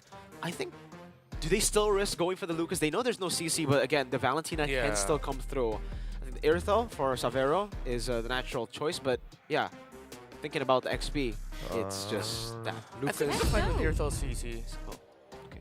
Yeah. Could be, but let's see the final pick come through, coming in for the side of Onyx Esports. The Irithel is expected. It's, again, in the arsenal of Savero, but they go for the CC this time around. All right, so now, let's see whether or not Lutpi is able to control that lane, especially up against that Hilda. Selena from Team Falcons. Wow. Okay. Yeah. That is very interesting, because like, previously, they used the Selena up against Onyx PH, and the way that they Onyx PH countered the Selena was through Mathilda, having more mobility, having more ways that just rotate and sustain from the pick-off potential of the Selena. Now, for Onyx Esports, it's the standard, we have way more mid-pressure than you. I think it's a gamble. It's a coin flip on the side lanes here. It's either the Moskov or whether or not they can get their Hilda to move out of that lane first, especially at level 1. So a lot of stakes on the line here for game number 1. Keep in mind, this is an elimination match between these two teams. I'm going to leave it to you boys. Mirko and Remar, take us away. All right, boys. Ladies and gentlemen, it is the old guard matchup. We have the new guards, or the new contenders, up there in the upper brackets to upper bracket finals. That'll be a best of 5 after this one. Who will march on to the next phase to go up and match up against the loser of the upper bracket finals? It is the tale as old as time. Onyx Esports versus Team Falcons. Let's dive into the Land of Dawn for game number 1 in this elimination match.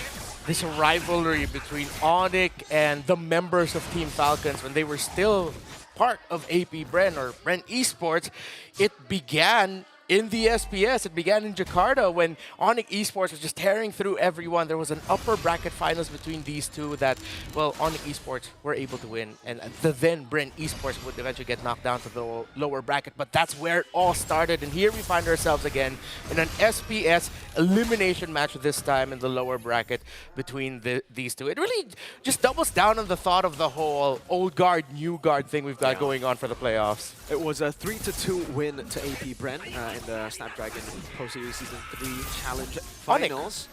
Oh, sorry, Onyx won, but in the group stage, it was AP Bren winning. So it was a 1-1 in SPS. And right now, if we take a look at the stats, Falcons did win in the group stage too. So, you know, if we're looking at patterns here, that's what it's looking like. Kyrie on the Suyo, definitely more pressure early on. Okay, that's going to be a toss by Keyboy. Flapteezy out of position. It looks like he's going to get countered, but the Abyssal Arrow lands from Few to help Flapteezy get away, and now Kyrie gets punished with the electrifying beats committed by Kyle Teasy. Lutpi brought low, Keyboy as well. They're safely under tower. They back off unless will Few want to toss an arrow. Oh, it just threaded between the two. Great control from Team Falcons. The composure to look at Onyx Esports' early game composition here, early game control, and say, no, we can fight it as long as we're able to bite out some resources. So Flap surviving there gave them the opportunity to go in, and now it is full turtle control for them. Keyboy, though, still wants to contest. The Jawhead marked right now, no flicker for the Jawhead, so no surprises could be coming in. But Team Falcons are still respecting. Onyx Esports can do in a team fight. Whistle Arrow will land on Lutpi, and they're just going to dive immediately onto the CC, even though it has a vengeance. Real world manipulation by the E brought down Kalteezy, gets punished, and it was stolen actually by Kyrie. Can he get away from Flapteezy? Looks like he will. Keyboy already in the red, but Sans able to help him out. What a win by Onyx. Good backup from the rest of Onyx. SOD! It's going to land? No, it's way too risky at this point in the game. Okay. It's back to Team Falcons now, all right, backing away, even with the Abyssal. God, that was a lot of Abyssal traps in the enemy jungle, trying to get vision, maybe a cheeky little steal on the purple buff. But you could definitely see it there. Despite the early win for Team Falcons, they aren't really in the lead when it comes to mid-control. Mid-control still controlled heavily by Onyx Esports, and Keyboy does have unstoppable force, doesn't decide to utilize it. For Falcons, they need to just go even in this early game. If they are able to go even, then that Selena will definitely be a threat as we get into mid-game. Same goes for Mr. Kyle on this Joy. Yeah, a little bit of threat in the jungle of Kyle. It's a heavy 4-man rotation top side. Controlling that quadrant of the map. Here comes Ogun to help out. Sans jumped down just a little bit. Kyle Teasy dashing in and out. He's going to get tossed by Keyboy in an instant burst by Onyx Esports. Few lands the Abyssal Arrow, and it's going to bring Lutpi down low, but Lutpi still alive with a vengeance just in time. Flapteezy getting chased right now. Abyssal Arrow getting tossed. That means Onyx Esports won't completely step on the gas to chase down Flap. Super fast tempo from Onyx Esports. Just as we were talking about in the draft and in the playstyle of Onyx Esports here. Really a lot of similarities to the Araki Hoshi of Season 9, where they will just constantly utilize their roamer. It was Vin for Araki Hoshi's Adi's team in Season 9. Now Keyboy to go and invade the jungle for their jungler to get that lead. And now with the 1-level lead, about to be 2-level lead on Kyle Teasy that Suyo has, it will be even more mid-pressure trio that they have. It's going to be a kick by Ogun onto Keyboy, and is Ogun getting punished? Keyboy with a flicker and the toss-up as well. Few gets taken down. Onyx Esports are punishing a few of the mistimed engages by Team Falcons early on. Yeah, again, we were just talking about the mid-trio pressure being just overwhelming for Onyx Esports, especially... That was close.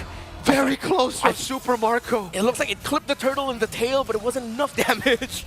But okay, Onyx Esports still gets the turtle, and they're still in control. Yeah, mid-trio pressure, non-existent from Team Falcons right now. It really feels like they're just forcing it out. Some of these pickoffs, very forced. The combo with the Cho and the Selena, I understand it, but there's just too much CC, too much utility as well for Onyx Esports. Sans on this Eve has punished every single commitment from Team Falcons. They dive in, and the real-world manipulation stops them and actually kills them.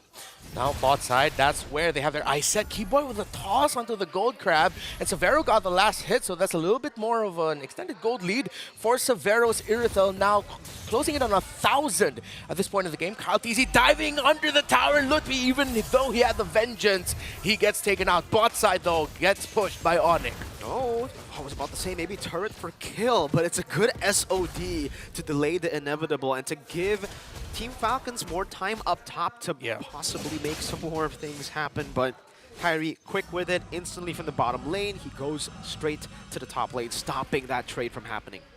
Team Falcons, hopefully they acknowledge that with Super Marco behind on the farm, it's not going to go completely their way just yet in the mid-game. They have to accept that Onyx are in control and will be in control for some time unless Few or Ogwens suddenly changes the tempo of the game with a pickoff. Missile arrow lands at the Keyboy. Ogwen shows himself, forces it back, while Onyx are looking into taking away the purple buff from Kyle TZ. Kyrie goes in. Kyle TZ still gets his purple buff, and Lutfi gets punished. An easy defend of the purple buff by Falcons.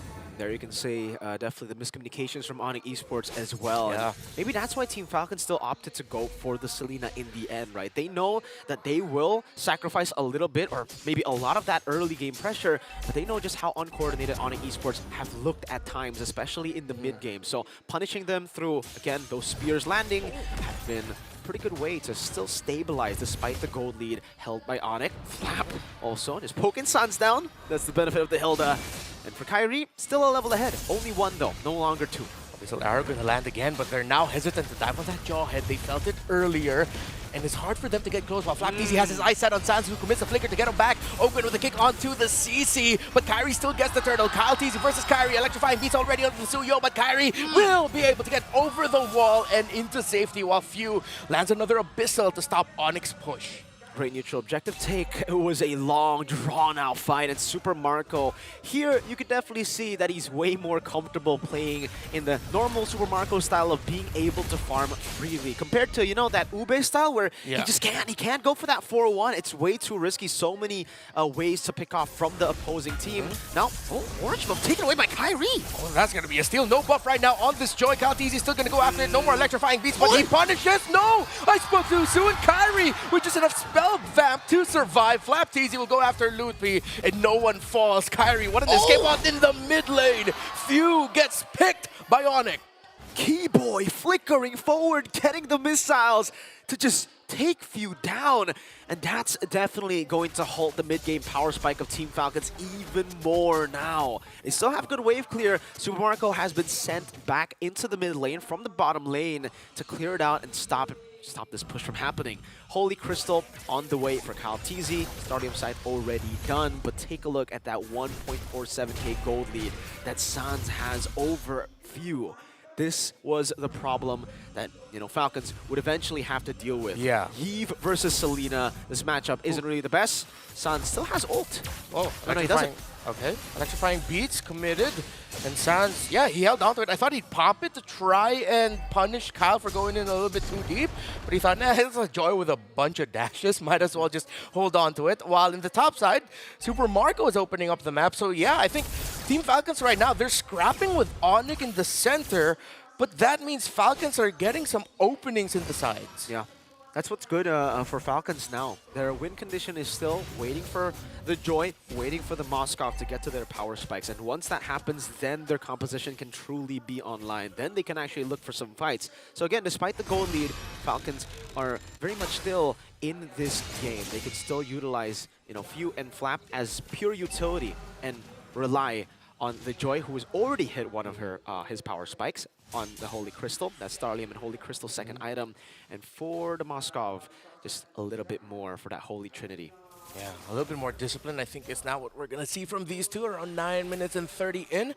The Force Breastplate for Lutfi should help him out. And of course, with the control reduction you can get once you have those stacks in. Few still tossing Abyssal arrows and still getting info. Able to mark Sans. Flap TZ in the back. Good man marking as well. Kyle TZ already going in straight for Lutfi. Blasts him with the electrifying beats. But Sans with a real world manipulation. Just in time. Keyboy with a toss up. It looks like they're going to be able to punish Flap TZ. That's a 1-for-1 trade. Both EXP laners down. 1-for-1, but I can't help but think it's worth it for Falcons. Way more worth it for Falcons. yeah. Because Onyx Esports have the tempo at this point of the game. They're the ones leading. They're the ones that should be, making these proactive plays, pushing Falcons back. Oh, a kick by the Master! Too quick to see, but Keyboy even quicker with his own flicker just to get out to safety. And Team Falcons will not get the pick. Yeah, again, when you are in the lead, when you have this kind of composition, you need to make things fast. You cannot give Team Falcons space to breathe. And so far, Falcons have been able to force out ways for them to breathe in the game. And because of that force engage, Super Marco is going to land the SOD. It looks like Team Falcons are going to go for the post-objective punish. Electrifying beats already popped, but Onyx Esports smartly backs off instantly. So they'll march in with the Lord even though they lost Keyboy. Okay, there you go. There you're starting to see Onyx Esports finally sacrificing, a few of these members to get the kill. Unfortunately, though, for Onyx Esports, Mr. Few is starting to get online. Those Abyssal arrows are coming out very quick, always on a very short cooldown too. Yeah. And they also just gave a shutdown over. Keyboy was holding 3 kills in his KD, and that's a big bounty to be given out to Falcons, who have been, I think, floating around their power spike, and now they are truly within the realm of coming back. Yeah, it's a slight gold lead for Onyx Esports, but definitely Team Falcons are in the right setup to be able to, force something, anything with any of their pick-off-centered heroes in the Cho and the Selena. Few's been man-marking so well, but Onyx Esports, it's like they're just running through not even a wall. It's like they're just running through security right now. You can see them in the CCTV. Block them as you will. They're just hammering through all of the security. Team Falcons will hold on to the tower in the mid. Is Ogwin going to push it? And no, it's Keyboy with the toss-up onto Ogwin. A slight moment of hesitation gets punished by Keyboy's jawhead. Oh, wow. A lot of damage. Kyle TZ, what item is he on? Bloodwings, 3rd item. Knows that it has been quite difficult for him to actually dive in. A lot of these times he's been shredded down by the physical defense shred of the missiles, plus the physical damage they have here. Keyboy, Seal? No. Is he going to commit? No. He held on to the flicker. Just wanted to do the old recall TP. If you can't do it physically, mechanically, then you're going to do it mentally, Absolutely. It's a mental game that they are playing too. 7-6 currently in the 12-minute mark. For Team Falcons, they're still desperately waiting for the comfort time for them to actually look for these fights. I don't know what it's going to be. Maybe the Melfic gun for Moskov? Are they really going to have to wait for, full items at this point for Moskov before they're comfortable enough to go and look for a fight? Kyle is also on the way. Oh, not easy. Okay, he's already showing himself up. He's diving in. It looks like they really want to fight this. Look, he brought low Sans real world manipulation a little bit early. Moskov. That's a big signal. Moskov, SOD lads, is going to commit it. But look, Super Marco pushing in the top side because Onyx were hunting for kills. Super Marco was hunting for turrets. The base turret is open. Severo pops. No, I thought he sprinted there. I think it was the GDS. Yeah, That's why it was so quick right after the heavy crossbow. And it forced Team Falcons to back away from the top lane, but they've got all that they wanted. And this was what we were talking about. The comeback turn for Team Falcons. Right as we get into that 10-minute mark, and Falcons were scaling up pretty well despite the 2,000 gold lead, means that they'll be very, very comfortable at this time. And again, like we were waiting for, Melfic gun is on the way. Mr. Super Marco has just picked up that Fury Hammer. Okay. Ogwin's has been playing a very annoying game of Cho, right? Like, he hasn't been looking for a lot of these picks. He hasn't been able to get a lot of these picks, but he's been quite annoying. Always just constantly lingering around and making Onyx Esports think that it's a possible pick. Yeah, he gets picked or Keyboy? tries to pick. Oh, Keyboy. Oh, fast. Super Marco able to avoid it. Keyboy no longer has conceal and the flicker as well. Are they just gonna decide to push this out? Looks like they will get a TZ brought low! Severo with the pick onto the jungler! Another TZ falls! Could be Few up next, but Severo gets stunned. Ogwin with a kick, but will they be able to take down this Irithel? And they do! But the punish is real. 3 are down on the side of Falcons, and it looks like Ogwin will be the 4th as Super Marco will be left in the map. And Ogwin finally falls with the Lord marching out of Onyx base. Oh, it all started with what looked to be a small blunder. Keyboy tried to predict the step of Super Marco. Instead, he flickers awkwardly into the turret and gets nothing. It looked good for Team Falcons, but then out of nowhere, Calteezy, I think there was a bit of miscommunication on their side too. They wanted to go in, but it was only Calteezy. Marco was not in a position to actually dive in, and he didn't really have an angle to SOD inside. So it ended up being very awkward, even more so for Team Falcons than it was for Onyx Esports. Savero took control, and they were just damage controlling at that point for Falcons. They tried to go for Savero, who overextended, and then it kind of collapsed. Luckily, though, Onyx Esports were kind of staggered, and they weren't able to manage the waves properly. So should just be a tier 2 up top here, taken by Onyx. Still have the control. You see the pokes now onto this hill. The Flapteezy already gets taken out. A kick and a stun. Sam gets taken out as well. Super Marco, his SOD did not land. Kyrie falls to few. Calteezy trying to get away as Severo. Lutfi and Keyboy will chase him down. 2 for 2. Will Team Falcons try to? No, they're not going to try to look for anything else. They're just going to both level things out. Tier 2, only Tier 2 taken up top. The rest of the waves are safe for Team Falcons, and you can start to see Melthic gun 2 for Savero. So both of the gold laners at full items. It is still Marco who has a bit of that gold lead on the Moscow, but it's, you know, again, due to him just split pushing and getting farm across the map. He'll have more gold to swap these items as we get into these fights. But they Savero! Sudden aggression! SOD's gonna land, and Super Marco with the Wind of Nature, he pops it. Keyboy's gonna get kicked, zoned out, and now Keyboy will fall as well. A sudden decision by Onyx, by Savero to be the explosive Savero, suddenly gets turned around in front of them. That is the experience that we've kind of been foreshadowing all the way from the pre-show. Team Falcons, they will not make such a mistake going in greedily for a kill when they are still, you know, very much in the advantage. Yeah. And for Onyx Esports, Savero, that young blood, got him really baited by Team Falcons. Ogwen finds the kick, but Sans able to survive. Ogwen gets punished, but Team Falcons want towers. It's only one base turret remaining for Onyx Esports, but Flapteezy gets stunned by Kyrie. It gets damaged by Kyrie. Calteezy goes in, and he gets punished as well as Kyrie. We thought he was down, but he was able to get away just in time from Kyle. All right, never mind. Scratch what I said. Experience. What? Savero made a mistake. Falcons have just made a bigger one. They got a base turret in the mid lane, but it's for a Lord. At this point of the game, 3-0 in a way the trade becomes. If you want to count Savero in, it's a 3-for-1 then. If Savero overextended, what did Falcons do? They overflew.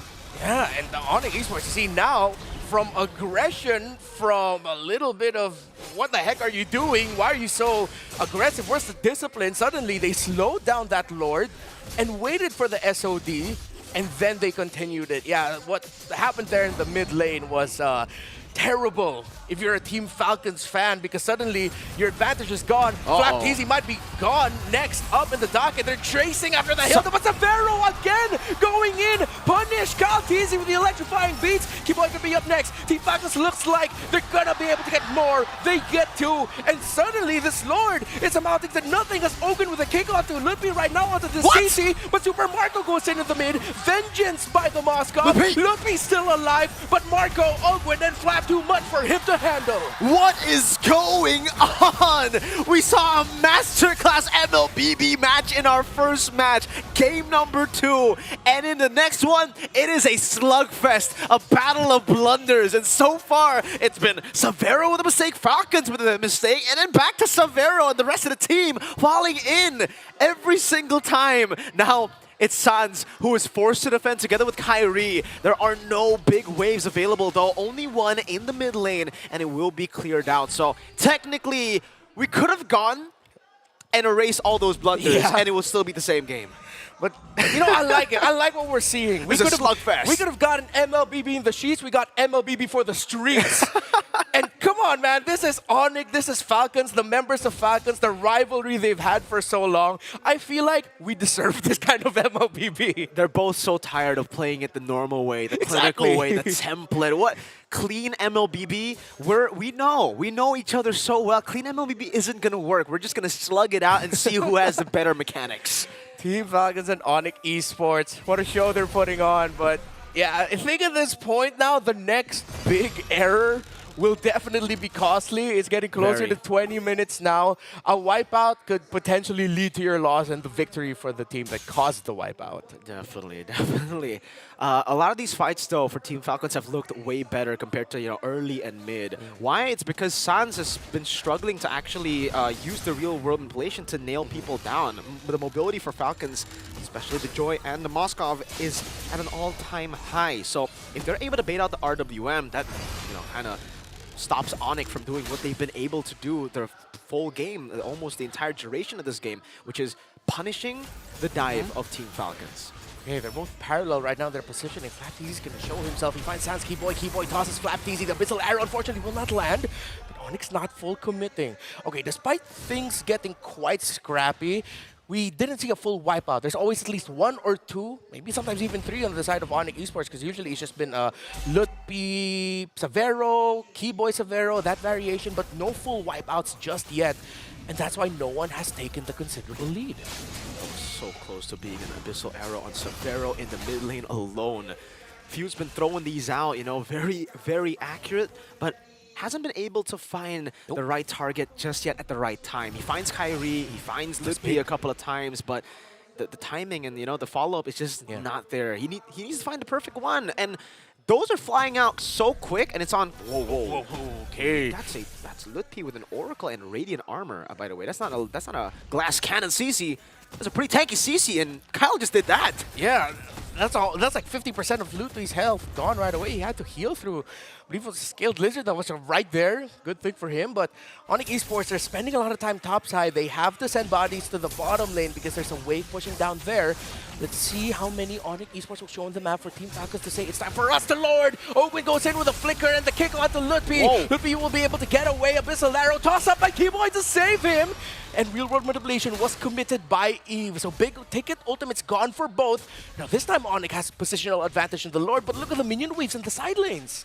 Lutpi will be sent down below Keyboy! Oh, with the toss-up onto Ogwin. Immortality pop. Here comes Flapteezy in the backline trying to go after Severo. SMD will let Super Marco is able to find Severo. When the Abyssal Arrow gets tossed, no one gets hit. Meanwhile, in the Lord pit, Sans is up next on the dock. That's 2 down for Onyx. And Team Falcon smells a win on the way. The minion waves are crashing in. But Team Falcon slowing things down, waiting for the perfect opportunity. Ogwin again with a kick onto Keyboy. Keyboy trying to hold on. Lutpi gets blasted by Kyle. Kyrie trying to defend. The minions crashing in. And the Falcons will soar over Onyx in game 1. Team Falcons fly high in the sky. Too high for the Sky Kings to reach in game number 1. After a crazy battle in the field. That was them both going from the sky to the ground and saying, let's duke it out. Let's just go for the sluggy fest. Boys, this is what I call some good old MLBB, some classic type games. I love it. I love it.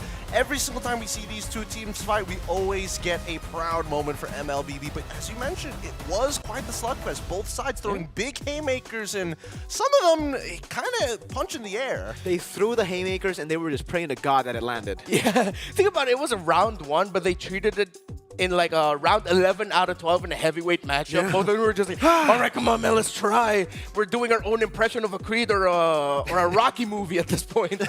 They were blocking punches with their faces for sure. Yeah. Oh, yeah. They had to smother them somehow, right? 6-18 the final kill score. And, I mean, it was a very close game between both of them. However, Falcons were slowly gaining the advantage. And I think once those inhibitors were down, it became so difficult for Onyx. Somebody shows bot side, insta-fight. You know, again, we should trademark that. That was MLBB for the streets. And where did we all begin at one point in our careers? In the streets, man. That scrappy MLBB. What is it about formations? Everyone was just loco in the beginning, and I like how these two embodied it. That's what M1 and M2 style, cabrón. Yeah, M1 and M2 style.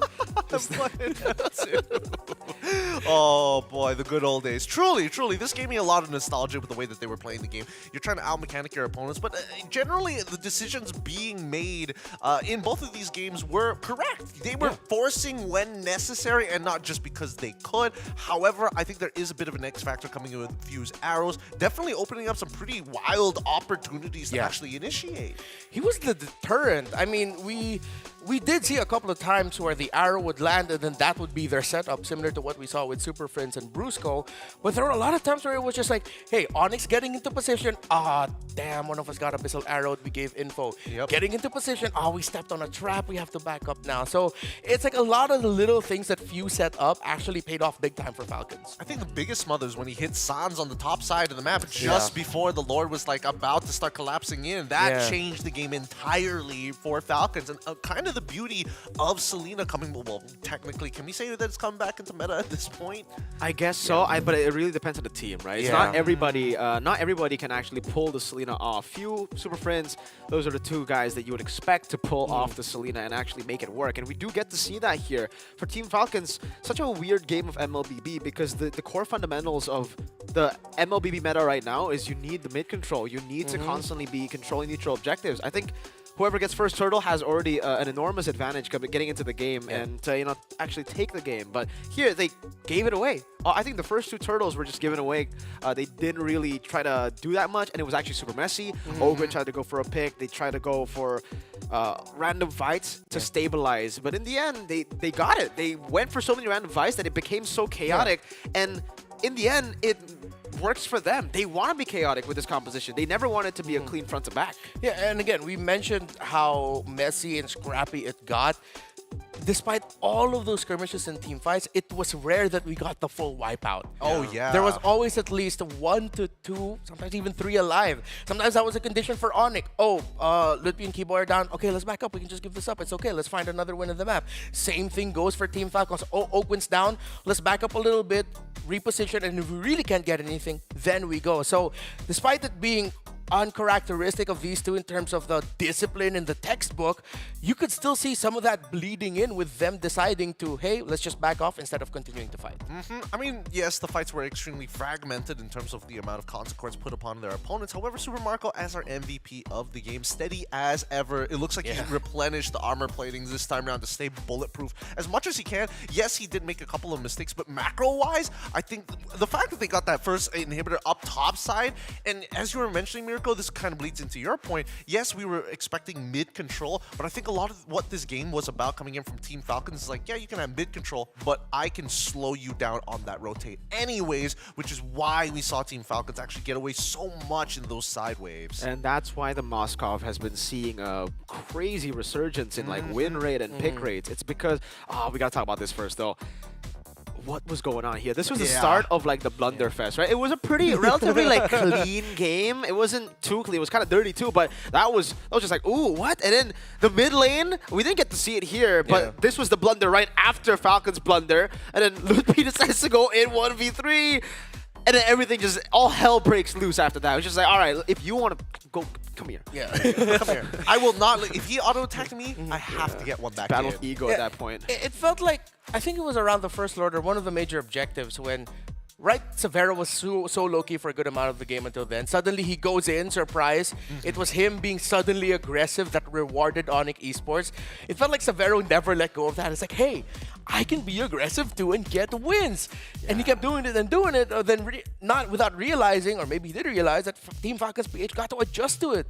Because it happened 2 more times after that initial win for Severo. The next 2, Team Falcons PH were ready to respond to him suddenly going in with a heavy crossbow. Unfortunately, the rule of 3 still apply, even to MLBB. As much as you want to break the code and try to like keep it at just 2 times. 2 times. The 3rd time, people are expecting it.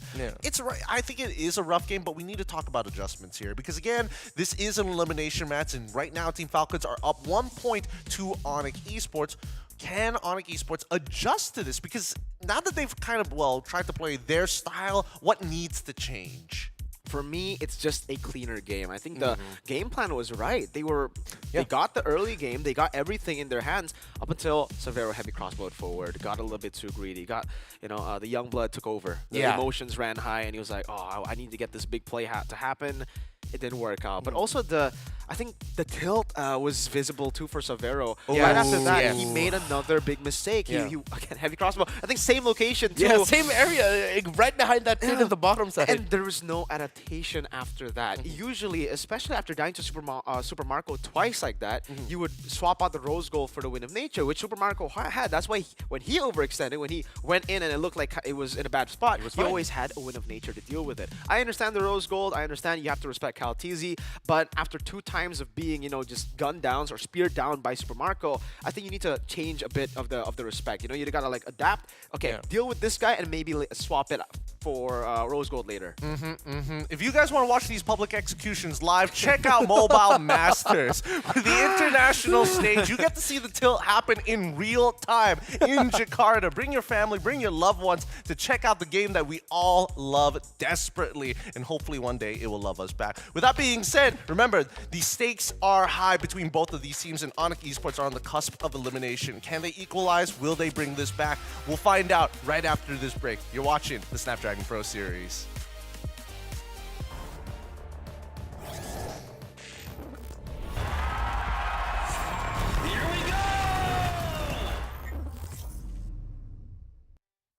The Snapdragon Pro Series is brought to you by Snapdragon Elite Gaming and DHL.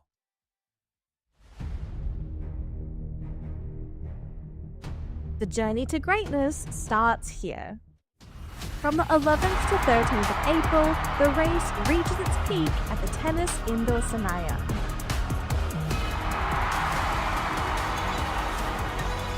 Tickets are live. Be part of the climb and secure your spot now. Be part of the journey. Witness the rise to the top. We both faded, so we're about to go fast with you. Put it in motion, baby, we're going faster, faster, faster, faster. Seize the moment, baby, keep going faster, faster, faster, faster. Put it in motion, baby, we're going faster, faster, faster, faster. Seize the moment.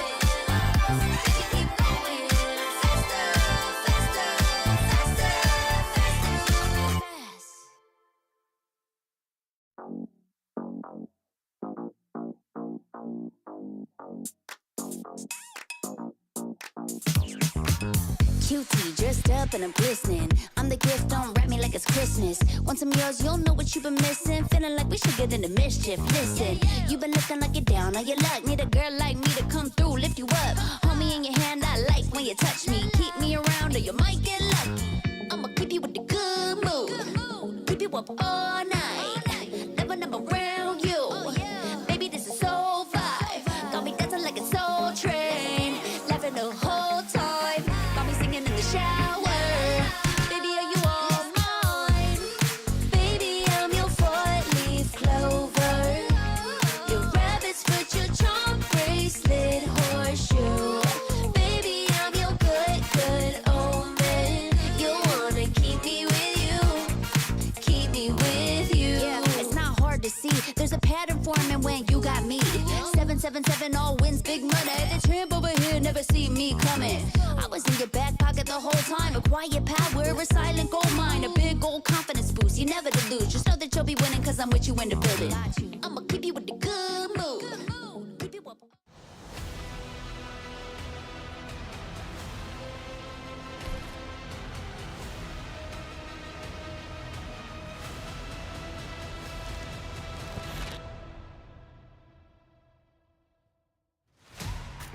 The series continues.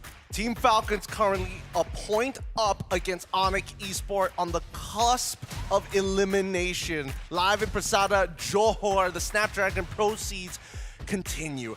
Man, boys, this is gonna be a tough one. After not having the cleanest game in game number 1, this could be it for Onyx. And I mean, we already talked about adjustments. Boys. It needed to be cleaner. And I think that right now, even for Team Falcons, right, they're not coming up with any new tech.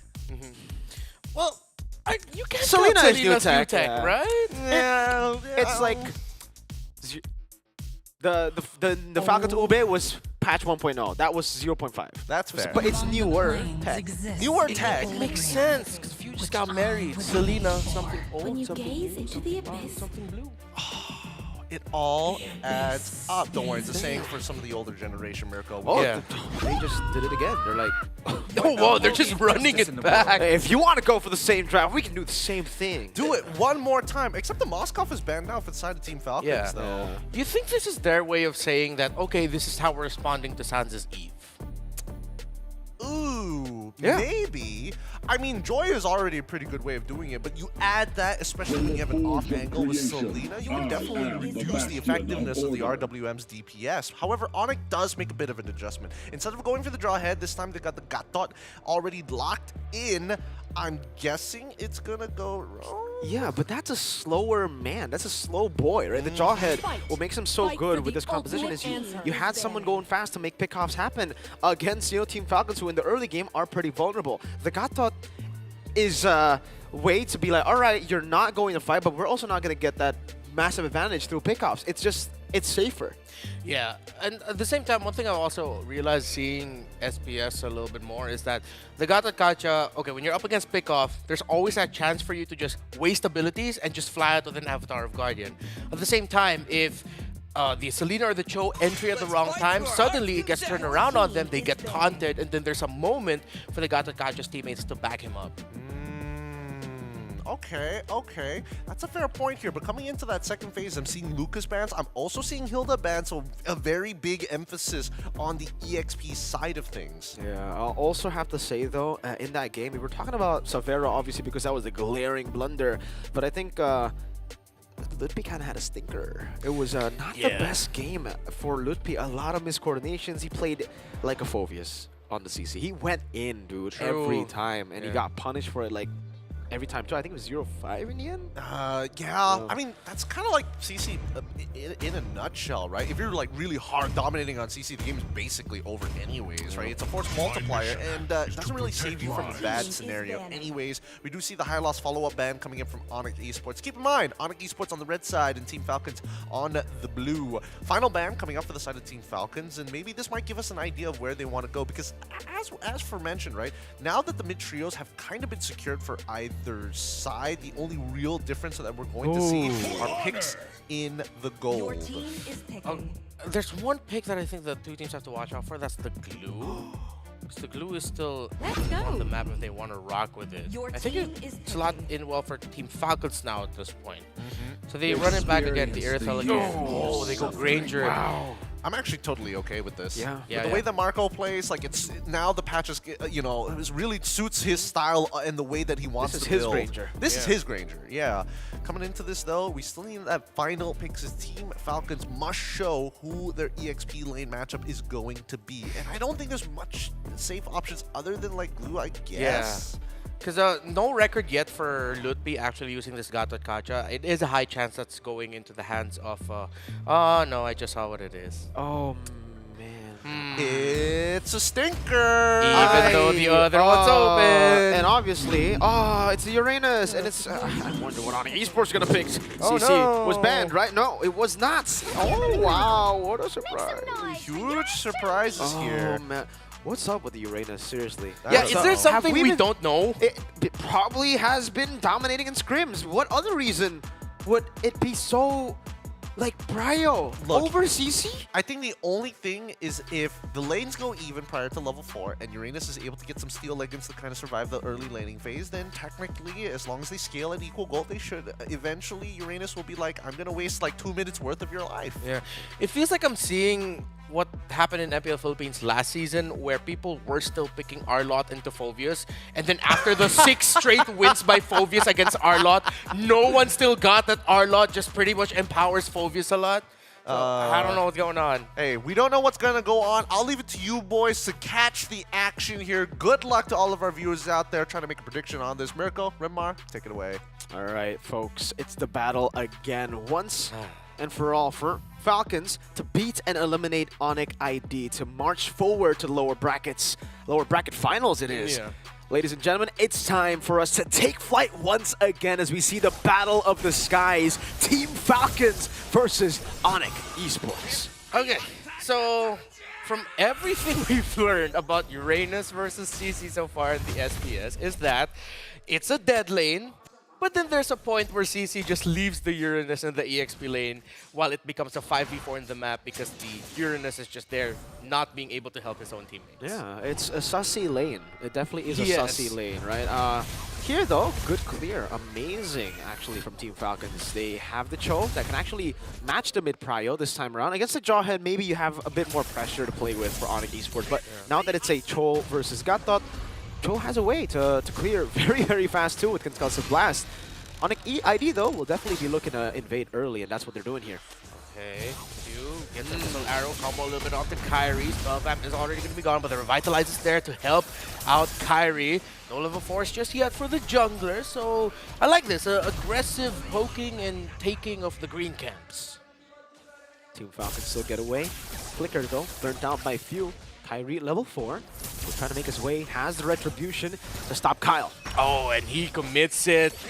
Able to take away the Scaled Lizard, and now it's a slight advantage for Kyrie. Actually, no, at this point, yeah, like 30% of an advantage for Kyrie in terms of the XP. No level 3, oh sorry, no level 4 here for Kyle TZ. He's gonna have to wait for purple buff before he gets it. Yeah. Turtle number 1 should be better for Onyx Esports in general, even without that lead, but now even more so. Ogren forced to recall, I believe. Yep. Are they really going to try to get this, or does he just want to get a bit of that XP grab? Because that's 4 members of Onyx Esports in the turtle. It looks like Team Falcons want to commit it. They want to try. Kyrie's still able to win the retribution battle. Real world manipulation. Kyrie's still alive. Ogwin with a flicker. Jeet Kundo takes down Kyrie. Ogwin gets first blood against the jungler of Onyx Esports. While it's only Flap easy down for Team Falcons. It's a longer fight, and a longer fight that did not go well for either two teams. Keyboy brought low. That's a 2-for-2 trade. They're just scrapping again. Oh man, you can never escape it when Onyx and Team Falcons go at it. These are the two bitter rivals of the past, of the entire year of 2023. We just saw these two battle it out, and again, they know each other so well. It's gotten to a point of stand here and throw your punches. Come on, we've done this for so long. Let's just not stop. Let's just keep fighting. I had to correct myself. It's actually a 3-2 trade that happened after that long engagement. But yeah, that just went on for so long that people are just coming back a little bit because the respawn timers are just fast at this point in the game. So that's a signal for both of these two teams. Like, nothing is going to come easy. I really thought Team Falcons would back off there, but they still committed. The fact that they still committed into what looked like a losing fight and they won it means that they're just doing things really, really well here, right? Team Falcons were able to actually kind of like make it super messy against Sans. If he doesn't get a proper front to back, it's really tough to play the composition, and now they're trying to invade again. Ogwin gonna get blasted down. Real world manipulation by Sans. AOG by Keyboy on the dot. Gets Flap TZ. Onyx Esports can still take this purple buff away. Kyrie with a stun at the Flap TZ, and the Uranus goes down. One of the disadvantages of having an EXP laner with no crowd control or barely any hard crowd control is that you're just a sponge and it's hard to stop invades. Hold up though, I just realized that this is a different version. Kyrie stunned. Okay, Kyle TZ. Electrifying Beats committed already. Lut P able to tell Kyle TZ you need to back off. Okay, back to my point here. Unless they want to go, nah, it's just Abyssal Traps. Kyrie has to respect this. Doesn't know where the joy is. Throws another Abyssal Arrow, and these two are stuck up top. Few is zoning them. Look at Kyrie, he's not even going to recall. He's like, all right, you have taken the turtle. Your pressure has given the turtle to your team. That's just the Selena stopping the CC and the Suyo. Man marked and spotted by Few. If you don't know, this is Few's old favorite back in Season 2 of MPL Philippines. He was the Selena of the country. He was him, or he was her, Selena? Yeah. Yeah. Yeah, okay. Yeah. So, yeah. Both are right. Both are right. Team Falcons, they are playing such a chaotic game, and again, it's always good for Team Falcons with this kind of composition. Onyx are the ones, they want to be clean with it. They want to be the ones controlling neutral objectives. They want to be the ones to have a say in the fights through the sheets. But Team Falcons are like, no, you're in the streets here, we're gonna come in through all angles, you know, drive by, all that. And more up top again, it's a drive-by. Oh no, Lut P committing the vengeance, trying to survive. He's getting chased by the Joy and the Uranus. Yo-Yo Blitz is not gonna stop anything. And now I think we're seeing the positive side of the Uranus CC matchup. They even have the electrifying beats, fool! Oh man, they got the beats to play for this matchup. And again, Uranus revitalized. That's the difference that we've seen here compared to the other games. It's been Purify for Luke and for Lutpi, and then we saw it one more time, I believe, right? Yeah. It was also Purify. So first time that we are seeing a revitalize here in the SPS for Uranus, and it might be the best choice. I thought that was going to be what we saw from the first game when Luke picked it up. I thought it would just be revitalized Uranus. So it seems like if you control the center of the map well enough so that the CC doesn't help, CC can just actually get stuck and then gank while the Uranus is winning lane. I mean, that was the one time it happened. But maybe that's why they're picking the Uranus at the CC. Maybe they're just that confident now, right? Because it's very chaotic, and technically, if Lutpi wants to hit Uranus, Kaltiz is gonna have a frenzy. Marco's gonna be free too. Go ahead, revitalize this time. So the regen that you're already stacking up on me with your basic attacks, plus the revitalize, I ain't dying. Uranus will be free, and Onyx still wants to contest for Turtle 3. Okay, Abyssal Arrow lands at the key boy. That could be big, but Sands with the Starfield right away, punishing the Uranus that gets deleted.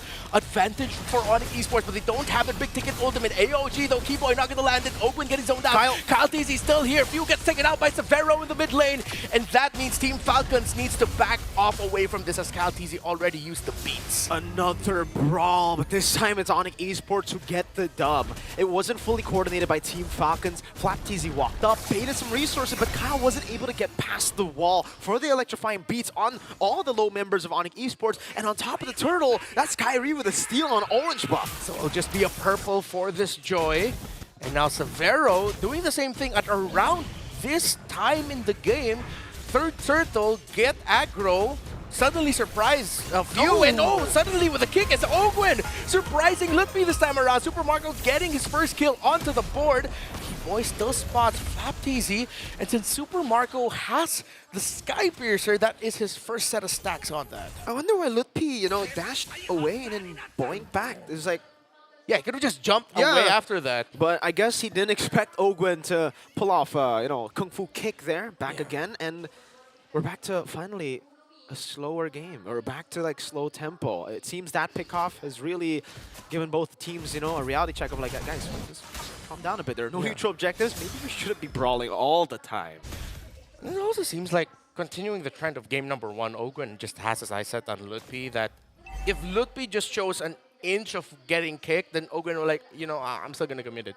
And it's wild to see Ogwin go back-to-back choke, because again, even during the height, even though it is still the height of picking Cho into the roam, Ogwin still decided to pick up other options that were available. Team Falcons, this roster, even when they were still AP Brand Esports, they didn't pick the Cho as much, and now it's, again, just annoying the heck out of the front line of Onyx. I'm telling you, man, the way that Ogwin has been playing the Cho, it hasn't been, the super crazy pickoff, Yaoi style. It's been it's been Ogwin style. Yeah. Ha! That's it. I mean, that's true. Like, the old masters for Kung Fu or martial arts, they're always the tricky ones, right? Well, the young ones, go for the... they gotta outsmart the young ones who just always want to go for the aggressive move. Sometimes you just gotta, kick them in the face and just to heat check them. Exactly. In this case, it's literally a kick to the face to Luki. 4 times now it's been. Very close to Severo. Way too close. No follow-up ready, though, so if that did connect, it would have been okay. Yeah. Onyx gotta be careful, though, because if they do start playing with the Lord, they are getting chunked by a lot. The AoE damage of the Lord and the new Lord dance doesn't really work that well if you're squishy. Sans gets kicked. Okay, no more ultimate for the Joe. Committed. Heavy cross was Severo. Sees Kaltiz yet again, but this time Keyboy with the taunt, saving his gold laner, punishing the aggression of Kyle TZ. What a save by Keyboy. Now on Esports, this Lord looks good for them. 5v4. Kyle TZ not here. Team Falcons are just softly contesting this, and they give it up. And that's the difference maker for Onyx Esports here. We were talking about the Gatot and the Jawhead. It is a safer pick, and it works out. The safer pick becomes the best pick for Onyx Esports because they know the Team Falcons have been brawling it out a lot. So if Kyle wants to jump in. Keyboy is very happy to let that happen and just taunt him up, lock him down for the rest of the team to punish him. So now the Savero overextensions might be used as bait. Yep, exactly what we discussed in the panel earlier. When the Joe, Selena, Joy want to get close, high chance Keyboy's already thinking about using the taunt to stop Team Falcon's engagement. Now Onyx Esports in a much better spot compared to game number 1. AOG and the real world manipulation takes down the Granger. All the reach and all the set as Kyle Deasy gets pushed back by Kyrie, and Onyx Esports are pushing into the base of Team Falcons, threatening all of their turrets. One more minion wave. Sans, no RWM, a lot of ults already used. 4 ultimates to be exact. Kyle Deasy still has the electrifying beats, but Keyboy, there you go. The Gata Kacha zones them away. Onyx Esports are still here. They're still Hella Towers top side, but they're just so confident with the lead that they have. And Flap Teasy can only stand and watch.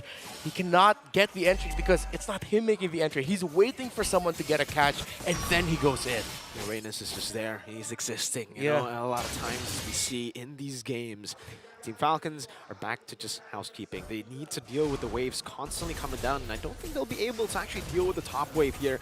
Onyx have a bit too many resources, have too much manpower for Falcons to defend it. So even with the Granger here, it is just Onyx Esports with the control up top, and Team Falcons will try to go for a steal. They will be able to take it.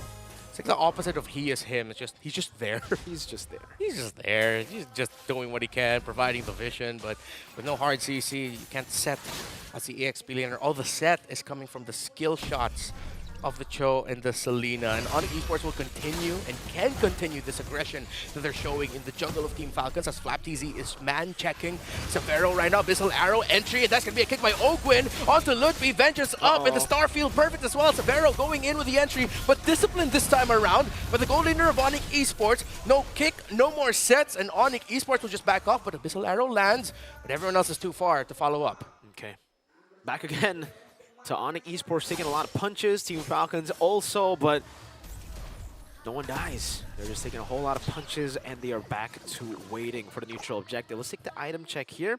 All the leads towards the right side here. Yep. Onyx Esports holding all the leads, especially again in the mid lane. Sans has been the guy who's had the biggest lead. So far though, from game 1 at least, from what we've seen, as we get into the late game, Sans' lead doesn't really amount to much because the items that he has gotten is for damage, and the damage that he needs to push out is through real-world inflation. But the damage not quite there yet for this Granger, and Starfield perfect by Sans. AOG to zone out. Kyle Deasy cannot even get close to the Lord as Ogwin almost gets taken down by Severo. They can escape without losing a life, but another major objective gone for Team Falcons.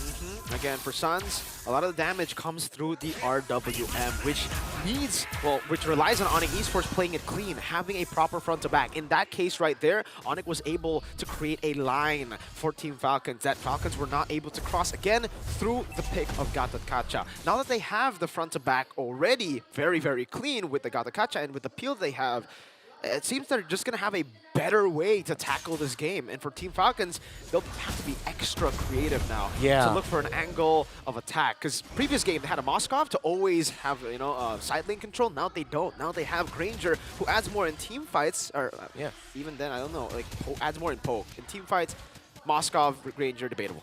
Yeah, it's a little bit more honest this time around, the approach that Team Falcons needs to go on. But speaking of honesty, Kyle Deasy showing himself up in a flank angle. Electrifying Beats already used. The Starfield perfect. AOG does not land, but they're zoning out. Keyboy already brought low. Flap Deasy has a kick by Ogwin. He finds Sans. A little bit of a miracle for Team Falcons, but Onyx Esports, they just back off. Wow. They don't want to contest it anymore. What a kick by the Master. Ogwin, well played. Master Ogwin with a masterful kick that has just possibly saved the game for Team Falcons. Had Onyx Esports still, had Sans in the skirmish, maybe he would be able to, poke him down a bit more. Marco now has the win of nature. Ogwin's looking for more. Harry stuns him up. Shifu, just gets blasted by Severo. And Onyx Esports look to capitalize on the poke. But Severo looks like he's going to get punished this time by Marco and Kyle. The members of Onyx were zoned. Severo went in alone. glimpses of game one. Savero, way too aggressive. Goes in, heavy crossbow. He dodges away from the first few dashes already, and Kaltizi was on cooldown. Kaltizi runs away, and Onyx decide, you know, all right, let's go for the Uranus. But Savero decides, I'm going to chase Kaltizi. I have enough damage to take him down. Didn't account for Super Marco, who was still there, and the rest of the team that was there to back him up. And Onyx Esports will now have to be very, very clean. Again, it's all about playing the proper front to back. They could never get baited by Team Falcons to break formation. If they do, Falcons are the one with the advantage. One turret, that's all that stands in their base, but they know they can't just sit back. They need to be proactive with getting positioning in the map. Flapteasy able to split push at the top. That's going to be a turret down. Even if it doesn't get taken down, I mean, it's just a tickle away. And Team Falcons are answering the split push of Kiboy. Okay, poke. There's going to be a full fight. This could make or break the game already. And for Onyx Esports, it seems the decision is, well, we got to make a decision quick. They have to just stay decisive right now, because for Team Falcons, they're the ones, despite not having, you know, 2 base turrets, who have the better setup. Slow push was built down below. An Abyssal Arrow. Luckily, it didn't land on Sans. That could have been very deadly. Onyx decided to go Lord. Gwen and Kiboy both handling the right shrub right now. Abyssal Arrow will land to get the damage from the Lord, and onto Lutfi means that's advantage for Team Falcons. And a kick by Ogwen onto Kiboy. Kaltizi immediately finds Sans, has to cancel the star field. That's going to be a punish by Onyx Esports onto Flapteasy, but Kiboy falls down as well. Few has been dictating the fights with the Abyssal Arrows, constantly poking Lutfi down. He was a full HP CC, and all of a sudden you see him, and he was 1 HP. Flapteasy went a bit too aggressive. Savero! Oh, he finds Few! And Savero! Perfect timing, finally, with this aggression, finds the right mark. The man that we just mentioned has been messing up Onyx. I gotta give him props, man. This guy has so much bravery. The fact that it's ended up being a blunder 3 times, you would expect a lot of players to be like, all right, I'm never going to do that again. Savero says, no, I'll double down. I am the double-edged sword of Onyx Esports, and I will try to win the game for the team. Ogwen lands the kick. Kaltizi there. Starfield brought down. Sans is the target. They want the Eve, but the Eve still stands. Ogwen alive. The Windtalker damage not going to be enough. The Immortality is still unpopped. Lutfi Vengeance already utilized as well. 5v5 in this push with the Lord, with the minion waves. Onyx Esports, Sans is still here thanks to the Revitalize, a stun onto Kyrie, and Team Falcons holding on, doing everything they can, while Onyx Esports wants to end. Flapteasy brought low, and Onyx Esports, let's see if they're just gonna throw bodies. They have it locked in the base, the minions too much, and 1-2, we are going to a game numero 3. Did you really expect this old guard battle to end in a sweep? Onyx Esports and Team Falcons. This rematch will always be a full series, and we get to see it one more time. What a workout between both these teams. I don't have much to say about it because, again, it was quite the slugfest still. This Selena pick is throwing so much spice and chaos to the clean game that we love. It's no longer a clean game, man. When you have Selena in your composition, you gotta just fight dirty. Gotta throw sand and, you know, at your opponent's eyes and try to blind them before you throw that haymaker. It's tough to say because there's a lot of things that we need to go through. Number one, the lack of EXP here. Like, oh man, Uranus, he's gonna do stuff. It instantly explodes. Gone, disappeared with the wind. For a second, at least for the early game, he wasn't as squishy as, you know, we expected him to be, especially after the previous, you know, Purify Uranus. So Revitalize is a step in the right direction, but it is still a Uranus. I think I've seen enough of the Uranus right now that I can say, just please stop. 0% win rate, 4-5 times now? I get the potential theory around it. We saw it in action especially. There were times where it looked like Lutfi was losing lane at some point, but it wasn't even in the laning phase. That was just Team Falcons PH ganking him at the right time. I've had enough of the Uranus. The best part is that Loopy doesn't even have anti-heal. He doesn't. So doesn't care. It does was not only matter. Sans. It literally was only Sans. They did that. They bursted through Uranus only with one. All right. Okay, cool. Yeah, great hero design, great hero design. 8 to 10, at least this time around. The game wasn't as bloody as I was expecting it to be. Considering the game length, I was expecting it to be a lot more chaotic, but very close calls from either side. I get what Falcons are trying to do, right? They're really trying to make the Selena work. They're trying to give opportunities for Kyle to be that chunker, and then Supermarket comes in. We've seen this before with OP, but unfortunately, I just think that it's not as effective this time around, especially when you don't have that momentum going with you. At the same time, we do have to recognize that Onyx Esports was sharper than this one, a little bit more disciplined. Severo eventually, all his undisciplined maneuvers was washed away, but with one great pick onto Few.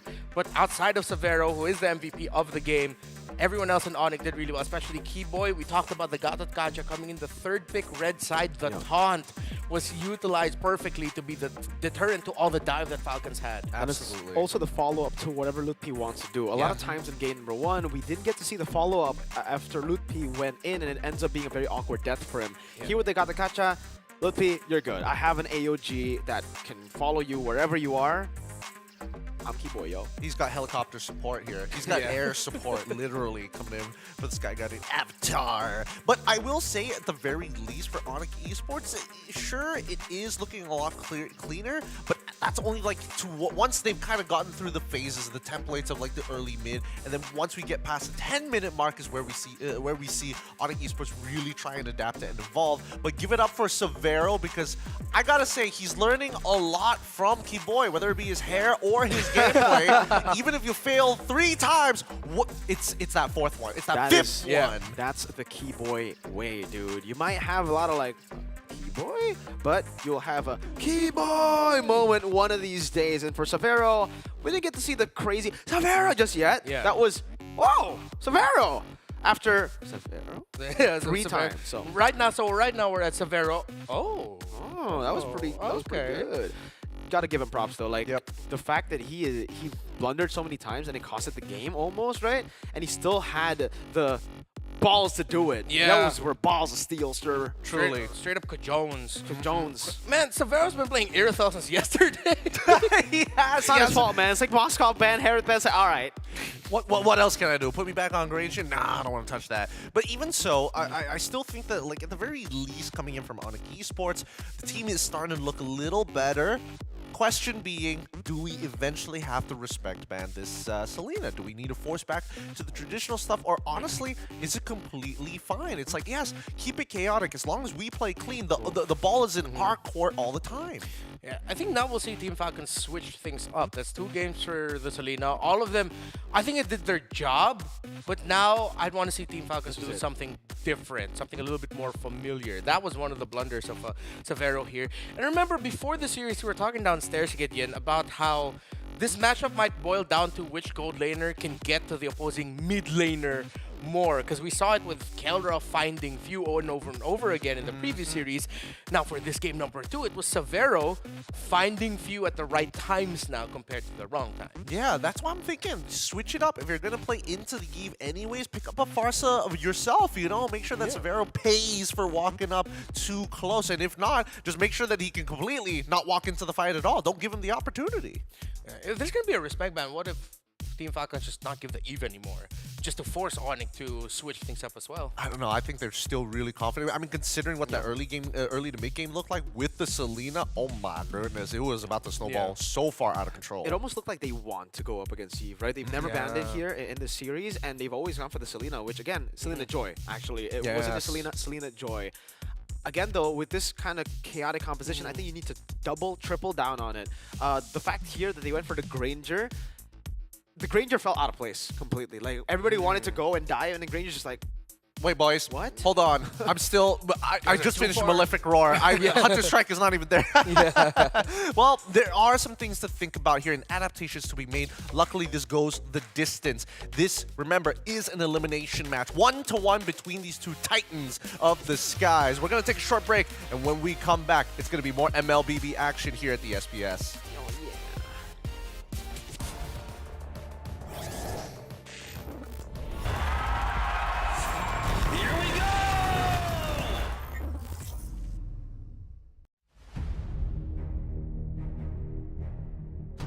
The journey to greatness starts here.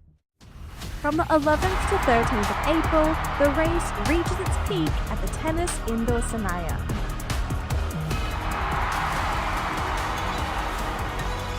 Tickets are live. Be part of the climb and secure your spot now. Be part of the journey. Witness the rise to the top.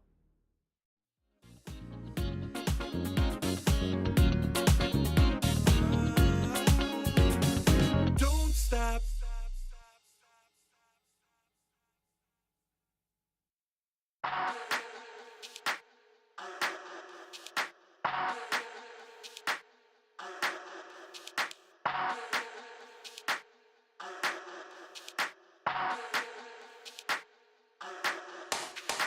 Let's get waved, let's get lit, let's get high, let's come have it. Let's get burst, let's get mash, let's buy a bottle and splash that cash.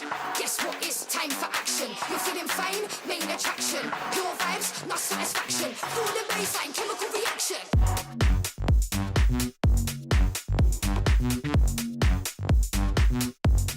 Chemical reaction.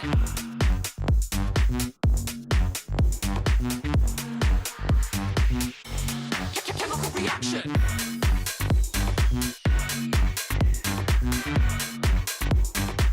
Guess what? It's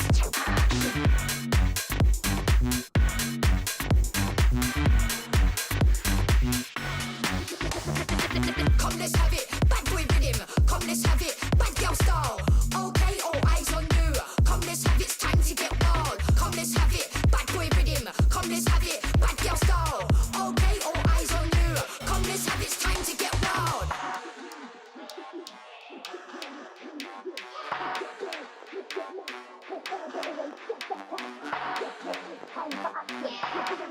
Main attraction. Pure vibes, not satisfaction. Feel the bass, chemical reaction. You're feeling fine. Chemical reaction.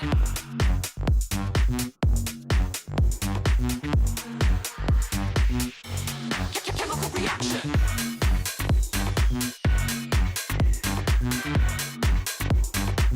Guess what? It's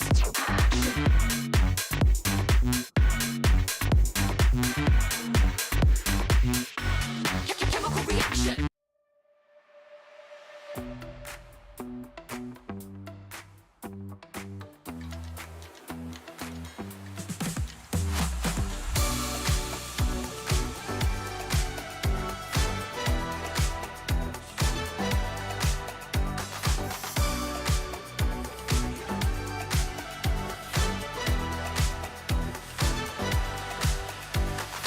Walking through the bar, all eyes on me. People picking up my energy. The music never stops. They play my song on repeat, on repeat. I'm flying till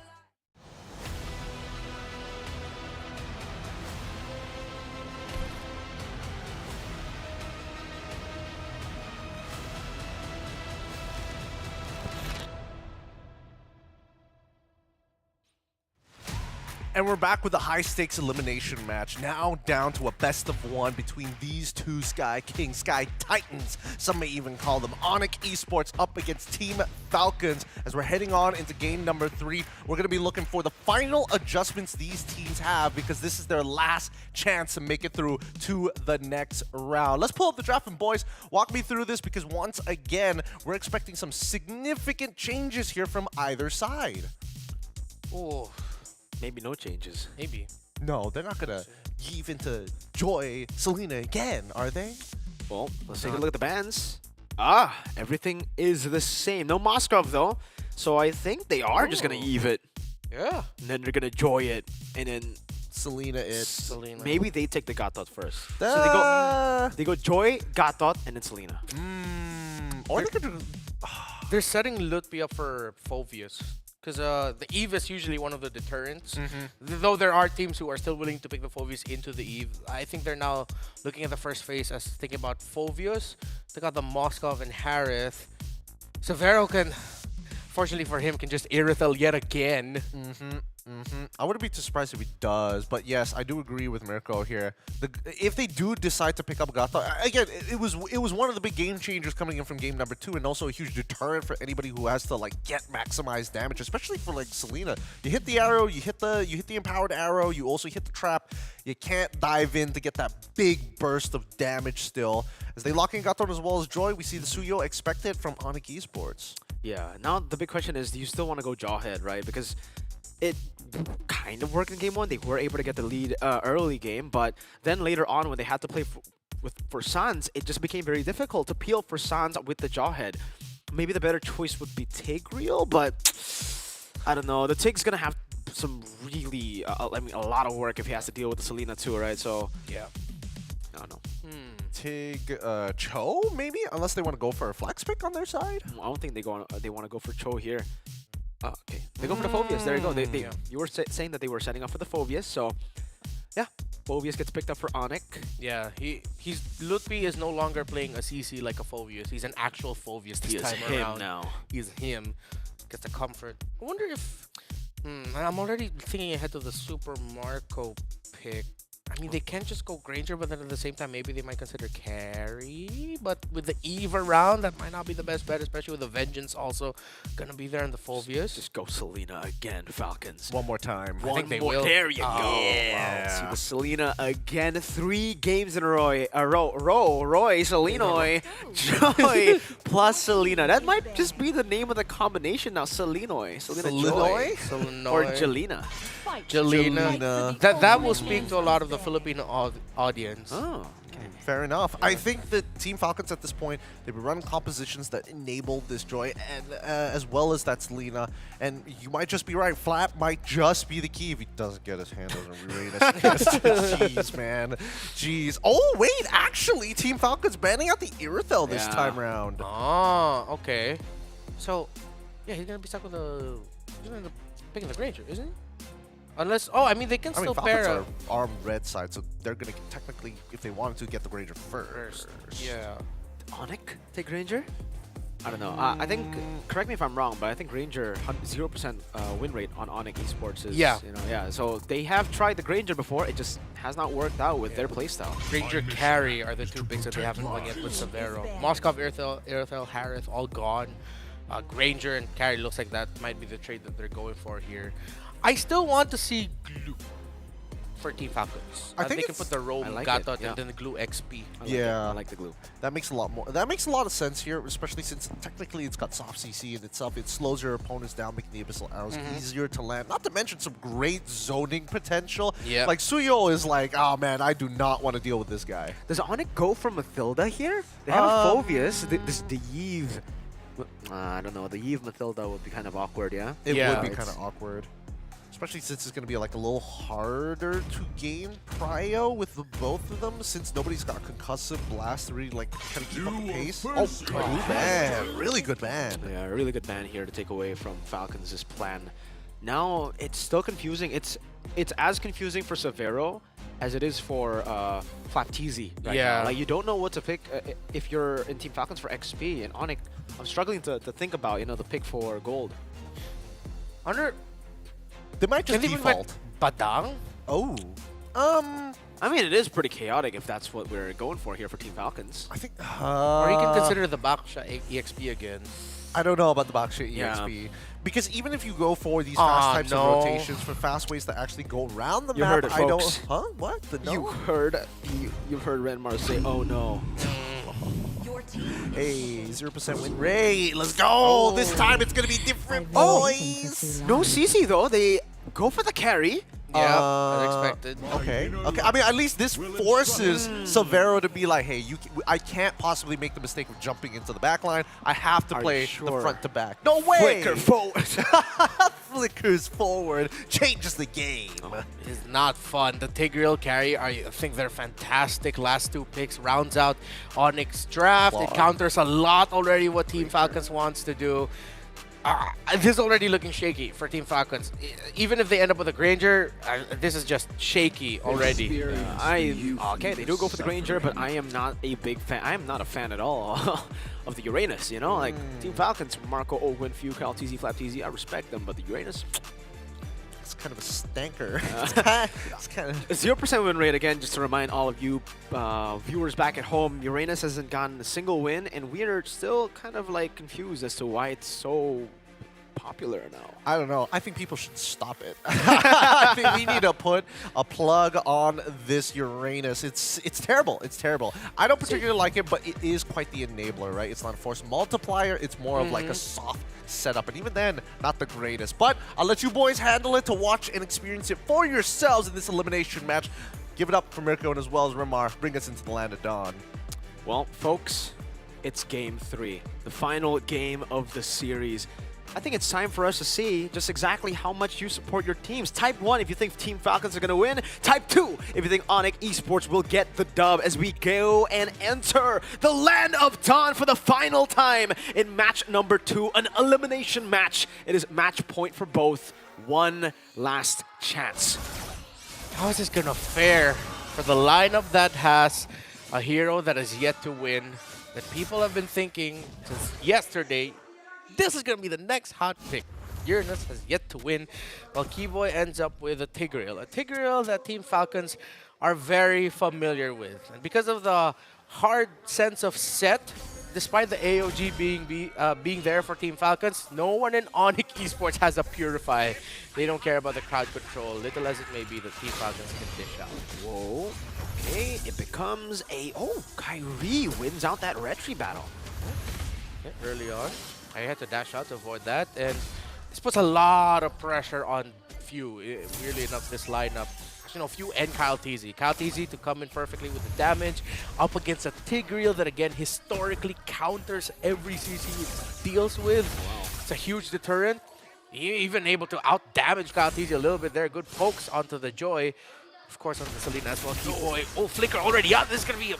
Oh, but Keyboy regen just in time as well to help him. Oh, he regen after. Okay. Yeah, and I wonder what this matchup is going to be for the Phobius versus the Uranus, right? Because, yeah, obviously no CC. The Phobius was picked up earlier.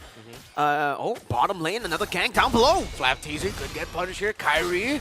Well, of course, that is a tanky Uranus even at level 3 early on, so he's not going to get taken out. I wonder how heavily Team Falcons will contest this first hurdle, because based on everything that we can see right now, it looks good for Onyx Esports, but Lutfi, a bit of damage. Ogwin goes in, Abyssal Arrow gets tossed up, but Team Falcons being aggressive. This could be a bad start for the Falcons, as Ogwin already forced to use the Revitalize and Flapteezy with the zone. Actually ends up being okay. It's not the best for Team Falcons because, again, Ogwin is very low. Lutfi very low too, gets caught by the trap. Kyle TZ, oh, Keyboy, oh, what a sidestep by Kyle. Not going to get controlled by the Tigreal. Keyboy already brought down really low, and Flap TZ plus Kyle will be able to take down Lutfi. Oh, they bought so much time from Few with the Abyssal Arrows constantly, and now I think the orange buff might be taken as well. Wow, pushed out of his own orange, and Kyrie forced to just focus on his purple. What a sequence by Team Falcons. I did not expect this early start for them. Me neither. Lutfi, I don't know about this, man. Walking back up. He trying. Oh, he still got the orange buff. What a defense by Lutfi. So at least he claims or, you know, secures the orange buff for his own team, though it's not on Kyrie's hands. It is still, you know, better than it being on Team Falcons' hands. So there you go. Sans, though, getting caught. Oh, a lot of damage. Down to a quarter. Forced to regen. This is what we were saying earlier. There's a lot of pressure onto Few to land those arrows, but he's been landing it all series long. This guy, man. He really needs to be the Sans checker here, and anyone that he can hit and get info on. Keyboy already sees Ogwin.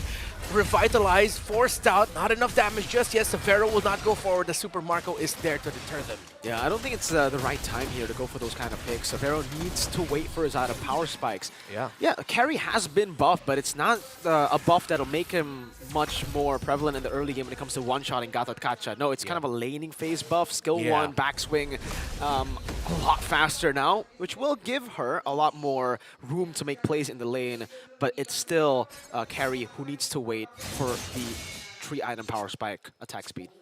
Right now still very level in the gold lane, while Few and Ogwin have been checking Onyx Esports relatively well. Keyboy not getting a big set just yet.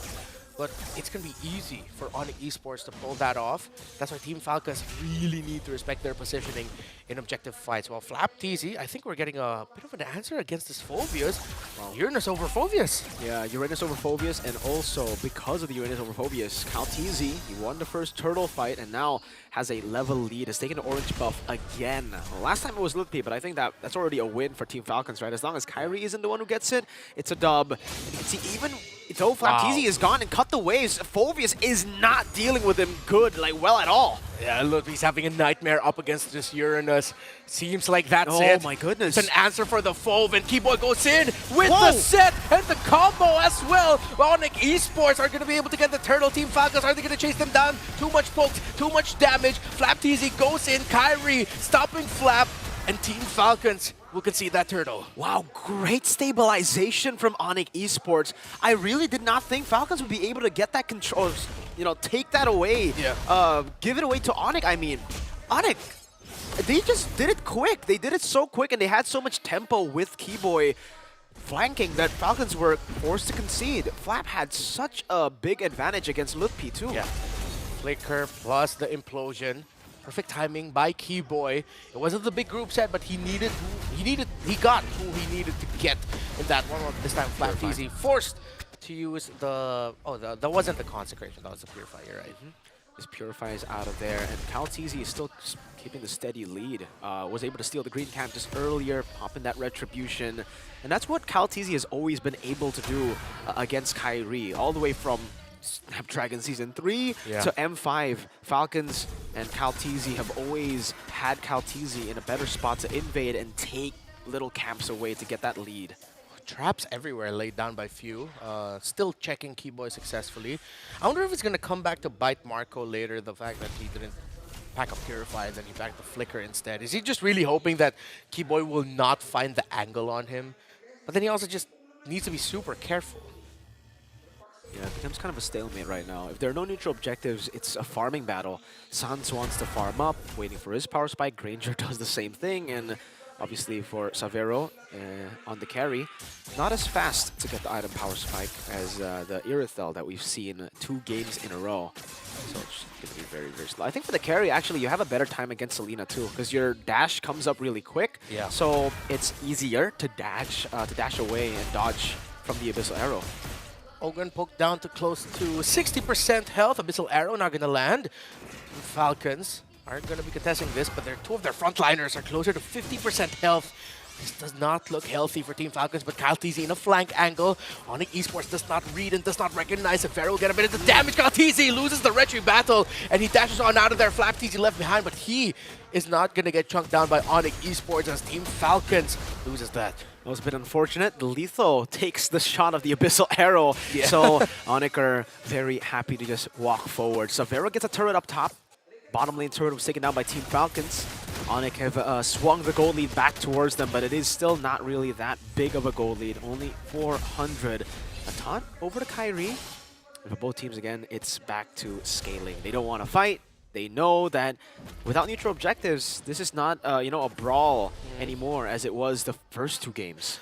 It's been a long while since Onyx Esports beat this roster, these players in a full series. M5 upper bracket finals. Yeah. That was the last time. And every time they've met after that international tournament, this roster that they're up against always got the better of them. But now it looks like Onyx Esports are poised to go into around minute 10, minute 11 with a big lead, unless Falcons finds a way to turn things around. It's going to be on the hands of Super Marco to do it with Kyle TZ. Hunter Strike, Sky Piercer, and the Melphic Roar. For Super Marco, still no stacks on the Sky Piercer just yet, but one big fight could set him up to be the carry that Falcons need him to be. Okay. The Falcons are split up right now. Same goes for Onyx. Kyle cannot see anything in the purple buff, so rebalance things out. Again, it seems like from game 1 to game 2, now game 3, things have gotten slower and slower, much more methodical for these 2 teams. Their approach has changed from that MLBB for the streets approach from game number 1. To back to MLBB for the shoes. It's all about the game on paper, the theory of it. Item builds, we get to check out on it one more time, and again, it is a big lead for the Eve, but it is as expected for the Eve versus Selena matchup. You're not a farmer on the Selena. You don't soak in waves that well, so it's a given, especially considering Selena has gone for roam boots, I think 3 games in a row, right? So it's all about the assists, it's all about the impact that he can provide in the team fights through that poke that you see on Sans. Oh, okay. It stopped Sans' recall, was brought down really low. So slight advantage here for Team Falcons. They recognize that Sans had to recall back. Another arrow lands. And more poke means that Keyboy is going to be put in a hairy situation. But DHS now for the carry, and Flap and Ogren are going to start feeling a lot of damage from the free hits if carry can get that. Look at the traps laid down very, very well by Few. Constantly going to reveal Onyx Esports' position. And maybe that's why we haven't seen Tigreal a lot. A lot of times for Tigreal, you want to flank, you want to look for an angle of attack that you know can get you a big set. But because of these abyssal traps, you try to conceal and you get spotted out, cancelled on the conceal, and then the whole flank, the whole initiation becomes very awkward. It feels like that's the main effect of the Selena, and White's got it slower. Okay, Flap TZ, Purify already, real manipulation committed. Flap survives. Ogwin enters, but still too far. The members of Team Falcons to follow up. Here comes Kyle TZ.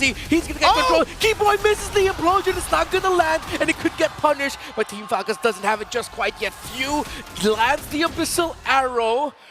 Wow. The discipline and another arrow by Few.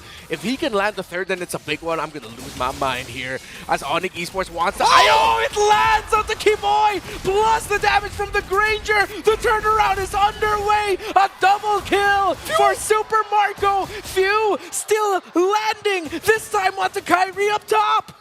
It's a big gamble when you play the Selena, but not if you're Few. Holy moly! 1 assist this game, but that does not reflect the impact that he has made on this game, single-handedly stopping Onyx Esports from taking the lead. We saw a Selena in the hands of the Monster Mage do well. Now we're seeing it on the Golden Goat. The hero that he made a name for himself within the Philippines, still landing and hitting the mark, checking the members of Onyx Esports. And just like that, the rubber band snaps, and it goes in the favor of Falcons with the Lord pushing forward. We were talking about it, we were foreshadowing it. One big moment, and Marco will get those Sky Piercer stacks. He's gotten 2 in that last team fight, all on the back of Few again, and now he finds another. And it's just constantly going to be coming Onyx Esports' way. We have to talk about that big whiff. Keyboy with a Keyboy moment. Flicker implosion onto Natalia. Yeah, we just couldn't see the Natalia, but he got him 100%. But Team Falcons, immediately they knew they capitalized on that. Onyx Esports still tried to go for the Lord, but Team Falcons were in the right position to contest it and go forward. And again, the arrows of Few. This is why Selena's back. It's easier for her to be aggressive, but because of the aggressive nature of the meta, you need someone to control, and that's what the Selena provides. He's not going to get MVP for this game. Probably not, right? Based on stats, but he's my MVP. He's the MVP in my heart, man. Oh Same. my goodness. Just the traps to cancel out so many of the flank. But look at another one on Keyboy, and you will constantly just find Tigreal. Oh, and Severo is forced to go for Rose Gold. He has a 3-item power spike, so at least for Onyx Esports, it is not over yet. Knowing that, you know, Super Marco has gotten, oh my goodness, has gotten past the early game where the nerf should hit him most. This is good for Super Marco too. He's level 14, is about to hit his 5. He already has all 6 items. This is the best spot for Team Falcons to close things out. But the ticking time bomb that Team Falcons has to deal with is the easier to pull off combination that Onyx has. The ultimate of the Eve, the ultimate of the Tigreal, supplemented by whatever loot he can get with his own sets as well, of course, with the Dark Wave on that Phoveus. It's easier to pull off. That's why Team Falcons, and especially Few, has been relentless with checking where Onyx Esports are at any given moment. But full on 5v5, I'm still looking at even the Tigreal that Team Falcons needs to be super careful of. Oh man, just one change in the draft. The Joy plus the Gatot Kacha. Now the Granger feels safe. There's so much peel. It's all really been about the Gatot Kacha. This was something that we were bringing up as well in the pre-show, how Gatot Kacha has now become the best friend of Snapdragon Pro Series, no longer the Badang, and we are seeing just how Gatot Kacha plays into games and, you know, kind of dictates the games through that ability right there. Just charge for such a long time and no one can dive within that window. Yeah, you're threatening. You're looking, okay, you want to try to poke me, you will get taunted. I might have someone ready to set up. Onyx Esports are poised around the Lord. Kyle Teasy wants to get that purple buff first, steal it away from Kyrie. Look at the poke. And Onyx Esports has not read it. Kyrie will go into this with just an orange buff. Yeah, Kyle Teasy steals it.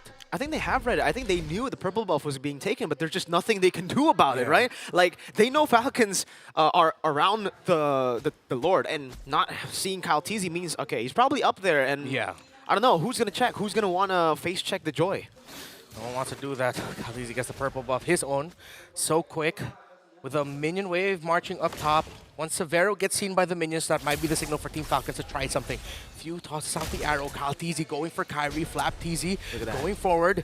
Severo just cleared enough of the minion waves to say it's my time to join yet again. Key Boy needs to go back for a quick heal up. Now looking at it again, right, the Selena plus Uranus gives so much room for Granger to just stack up. This composition almost looks like it's built for the Granger. You got 2 roamers and Uranus XP. Once he gets going, that's it. Like, all the mini waves can just be soaked up by Marco and then by Kyle Teasy. So scaling up to the power spike doesn't look that difficult anymore. I wonder how many stacks Marco has. Should be a lot right now. Should be around the 500s. 400s or 500s for this Granger. It's been landing for him. A lot of minion waves also crashing in as well. Missile Arrow sees everyone. Joy up top though. Missile Arrow again will be thrown at, and Onyx will have to disengage. They will have to send someone up top, or do they decide against it? Do they let the turret clear it away? Yes, they do. Minion waves turrets should be enough, but that's threatening. And I think Onyx Esports are deciding to call it the Kyle Teasy. Not just here quite yet. They can go forward a little bit. That top minion wave is such a big problem for Onyx right now, what Kyle Teasy's been doing in the map, and how well Team Falcons has been handling this long Lord Dance. It's been well played from Team Falcons. They've just been poking, playing the side lanes, adjusting really, really well from game 1 and then game number 2. Again, that poke will be thrown at Onyx Esports constantly. Death Sonata, Abyssal Arrows, Abyssal Traps laid in place as well, just to be wary of Key Boy's flying potential. Oh, hey, we finally found Badang in the playoffs. There you go. That's where he's been. He's been turned to a piece of paper. But now, Missile Arrow gonna land with the Key Boy, but he used the dash just in time. Oh my! Mid-animation. Falcons little by little pushing forward, but they're still handling minion waves. Top side, it's gonna be a big meetup. On the Onyx side of the river, Arrow will not land again. But that's the threat. One big arrow forces the dash out of Severo. Flap Teasy goes forward. The ultimate, and Kyrie just easily gets it. AOG entry. But the real world manipulation is perfect. Loot P goes down. That's going to be one down. Kyle Teasy going to the back line. Sans gets the flicker away. Supermarket going forward. He wants Key Boy. But Key Boy able to get away. Onyx decisive to go for the Lord, but Falcons are still here to stop that push. Clinical decision from Onyx Esports. Now the poke back to Kyle Teasy. Kyrie gets a stun. He sees few, and Team Falcons are still on this side of the river. They have a Lord to deal with. What a call by Onyx to go for that Lord. It buys them time. It buys them space. Gets them a whole lot more tempo on the map. Bottom lane, though, they've got to send someone there. That is a big wave. There's no wave in the mid lane. Oakwen! It's Laro gonna land, and Oakwen gets taken out by Kyrie just in time. Just like that, it now looks bleak for Falcons as Onyx is getting so much more space.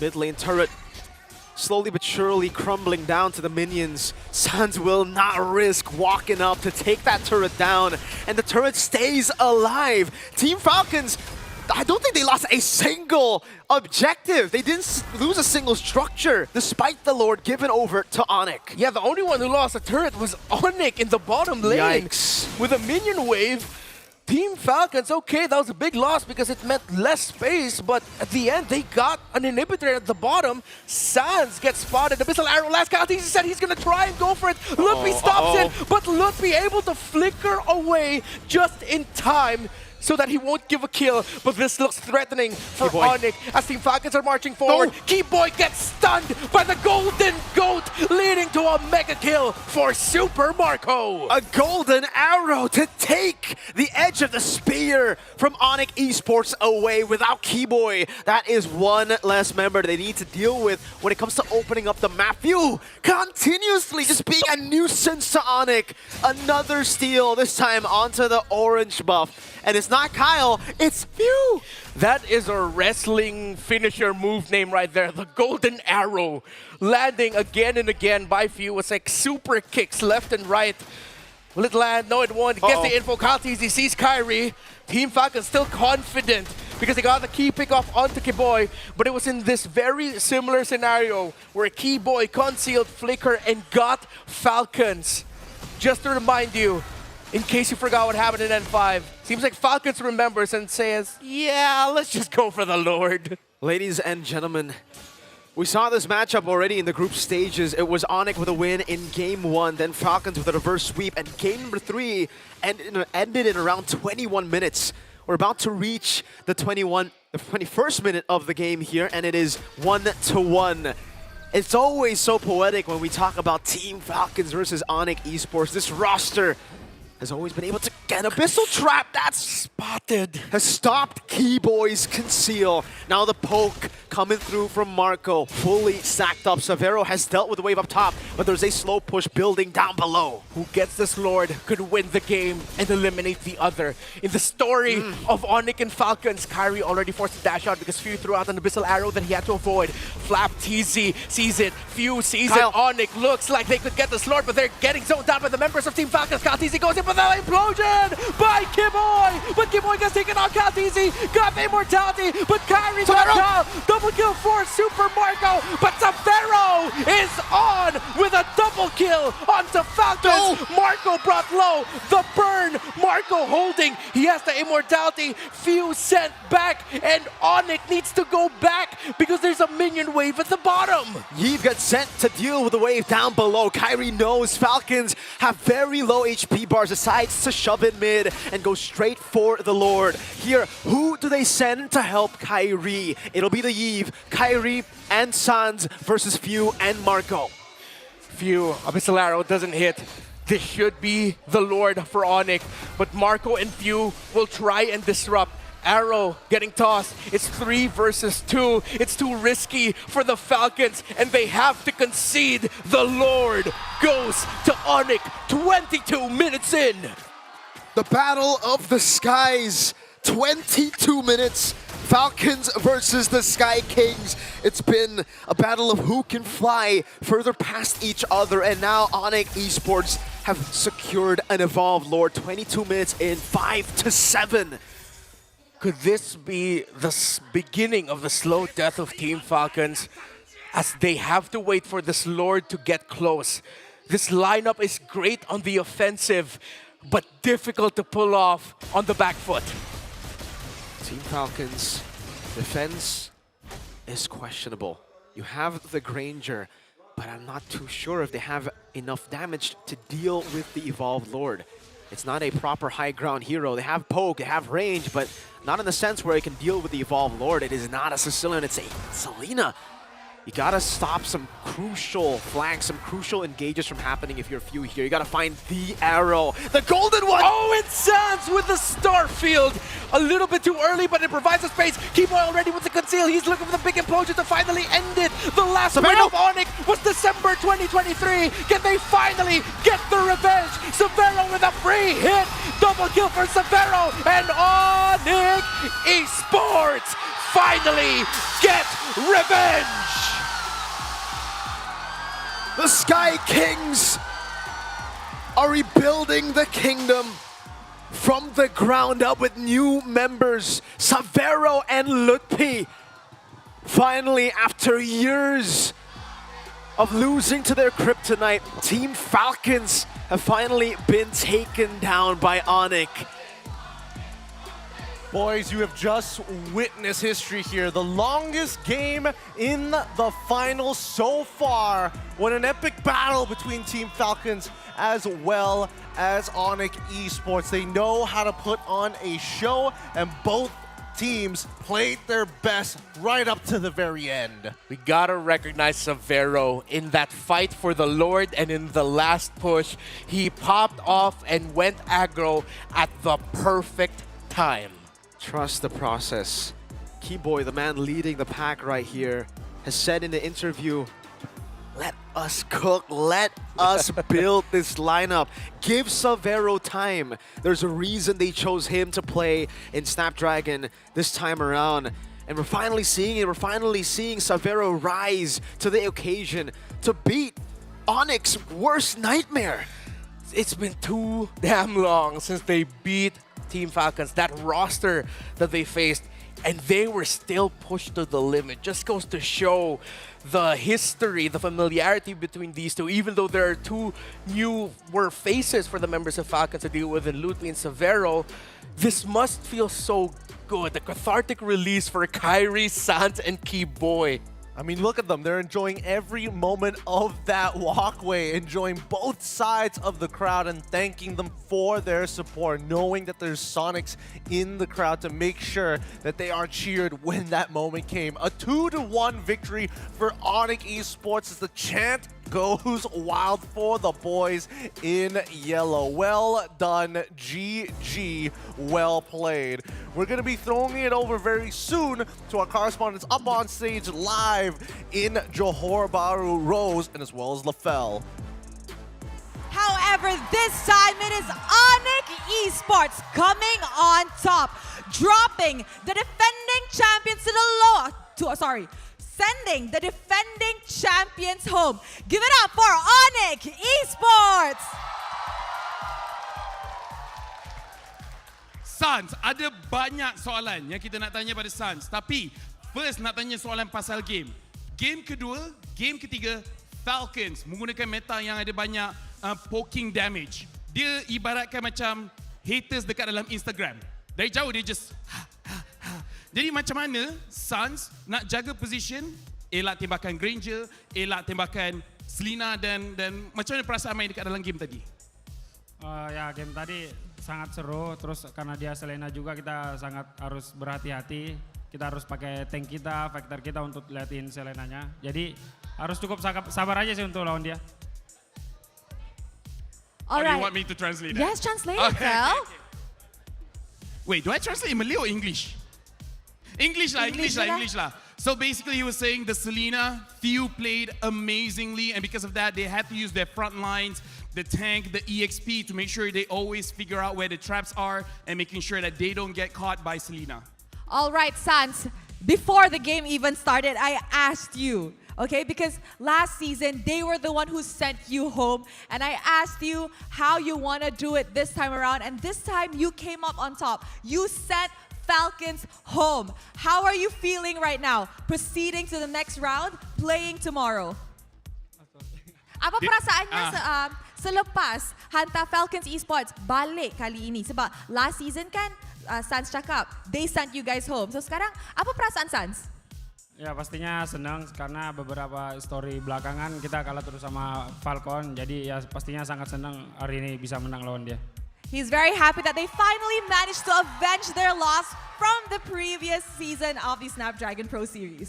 Okay, Sans, soalan yang terakhir dalam perlawanan tadi, boleh nampak dari dua-dua pasukan ada banyak mistake juga. Sehingga crowd pun bila nampak mistake, diorang jerit, Severo!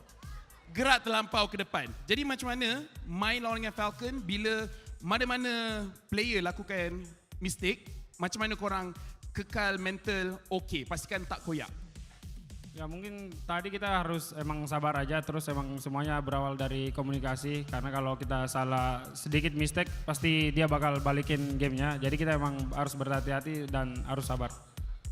So basically he just said yes, in the games there were a lot of mistakes and it's all based on communications, and once they figure it out, they have to be a little bit more patient. That's where they start controlling the game. Again, Tanya, lagi sekali, Sans dan juga Onyx Esports. Guys, give it up for Onyx Esports! That was an amazing game. Onyx Esports move forward, but now we're throwing it back to the panel.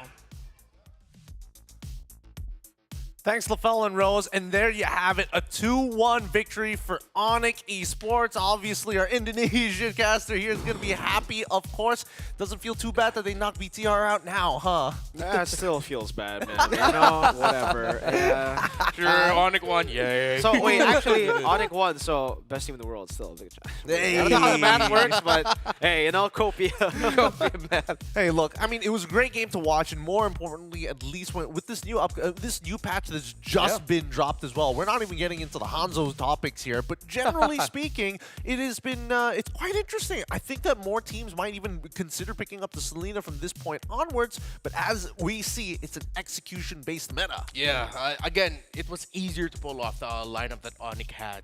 If Few wasn't Few, and that was a different Selena, other than Super Friends, of course, then it could have been a different story. It could have just been a steamroll 10, 11-minute win but for Onyx. But since Few, even Sans acknowledged it, man. It's like, that Selena was just way too difficult to go up against. It extended past 20.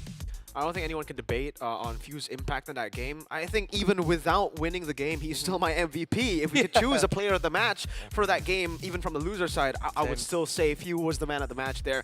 But there was one pick that was just stinky, super stinky the entire time, and even there when they were winning. See, all the times we've seen Uranus, it's been, all right, Uranus has been losing from the start of the game. When you're winning, this is the time to show how the Uranus could actually, you know, dictate the game or have an impact. I didn't see it. I didn't see Uranus do anything. I think this pick is the most overrated pick after the patch. I don't know why teams keep on picking him. Yeah, it's not even an issue about, because again, Flap just really did what he could. It's like, with the tool that he ended up with, he went into an old school medieval war and they gave him just a really big stick.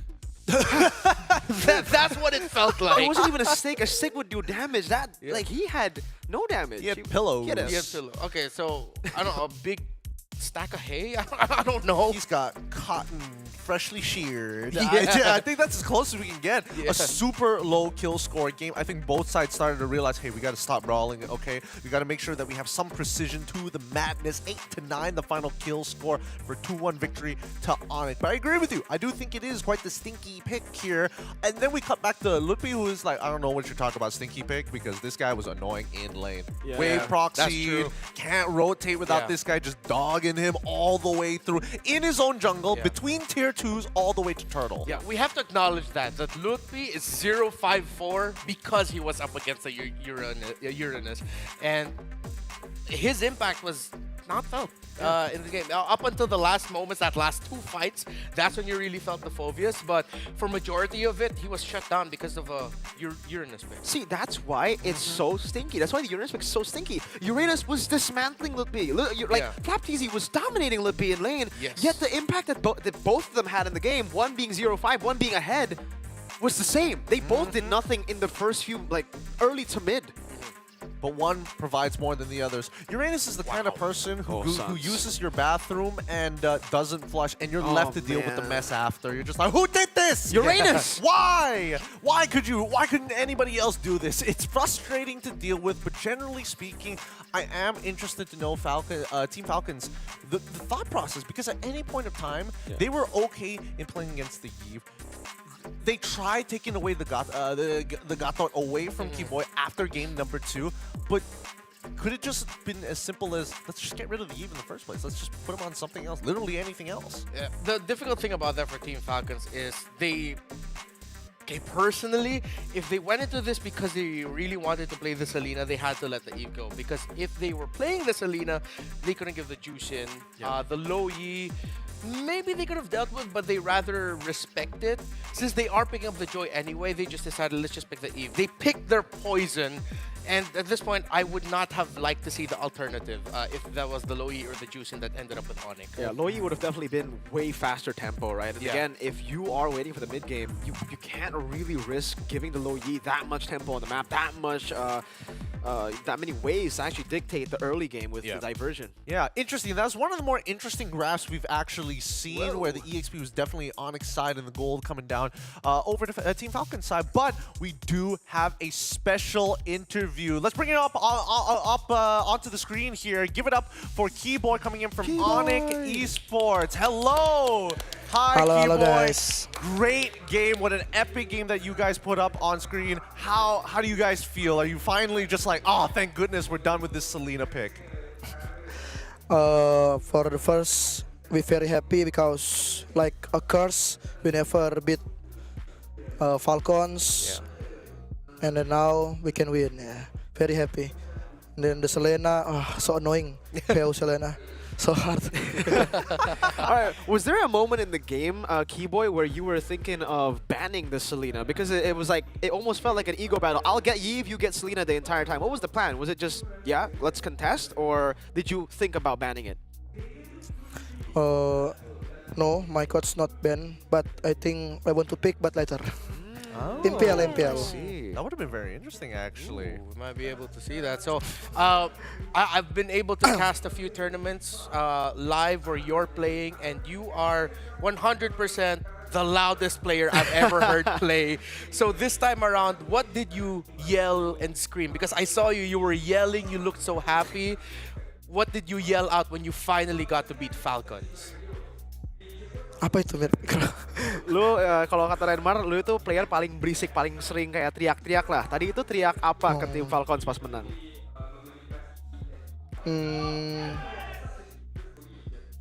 Just nice. We got this. It's just that nice. I know him. It's not just nice, but we'll play along.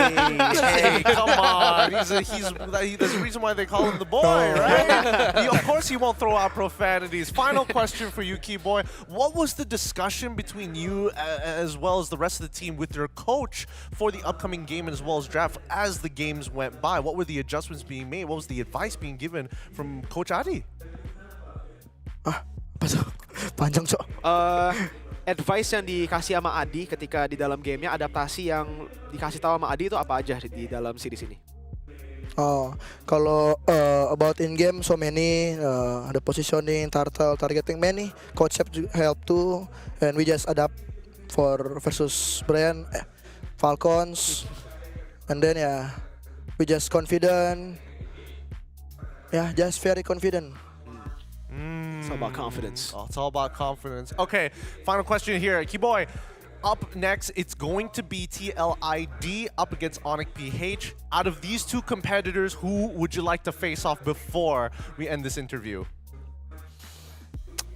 For the first, of course, I want Onyx PH go to grand final, and we can meet in grand final. But if TLID win, it's okay because Indo versus Indo. It's a win-win for him. It's a win-win, yeah. Well, thank you so much, Keyboy.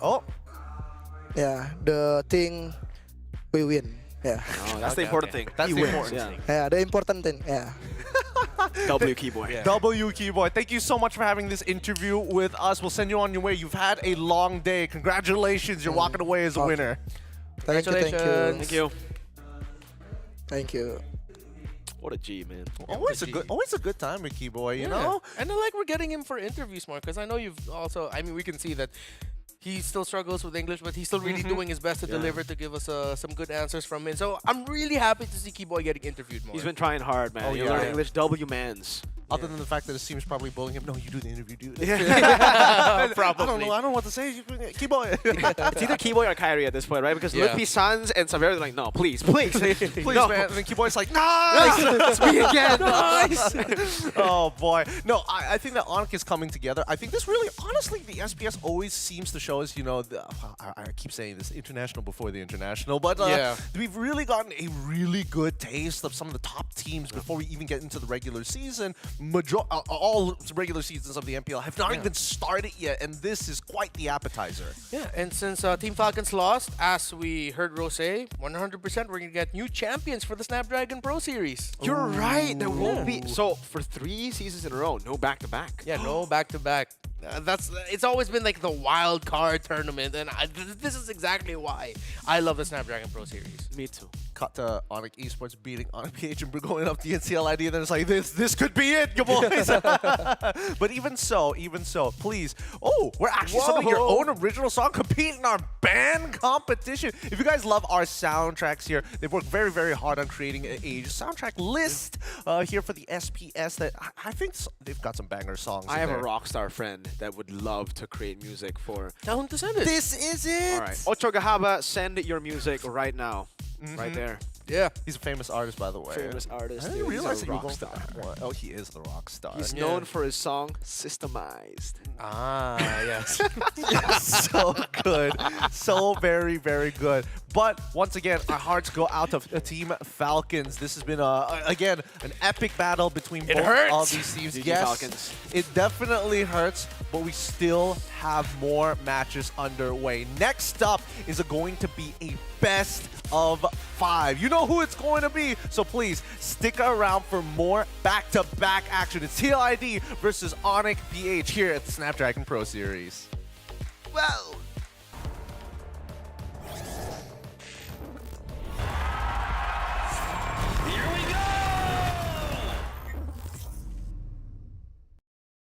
The Snapdragon Pro Series is brought to you by Snapdragon Elite Gaming and DHL.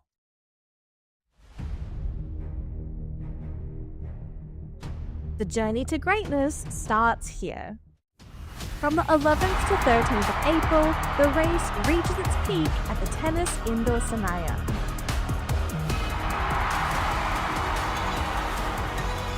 Tickets are live. Be part of the climb and secure your spot now. Be part of the journey. Witness the rise to the top.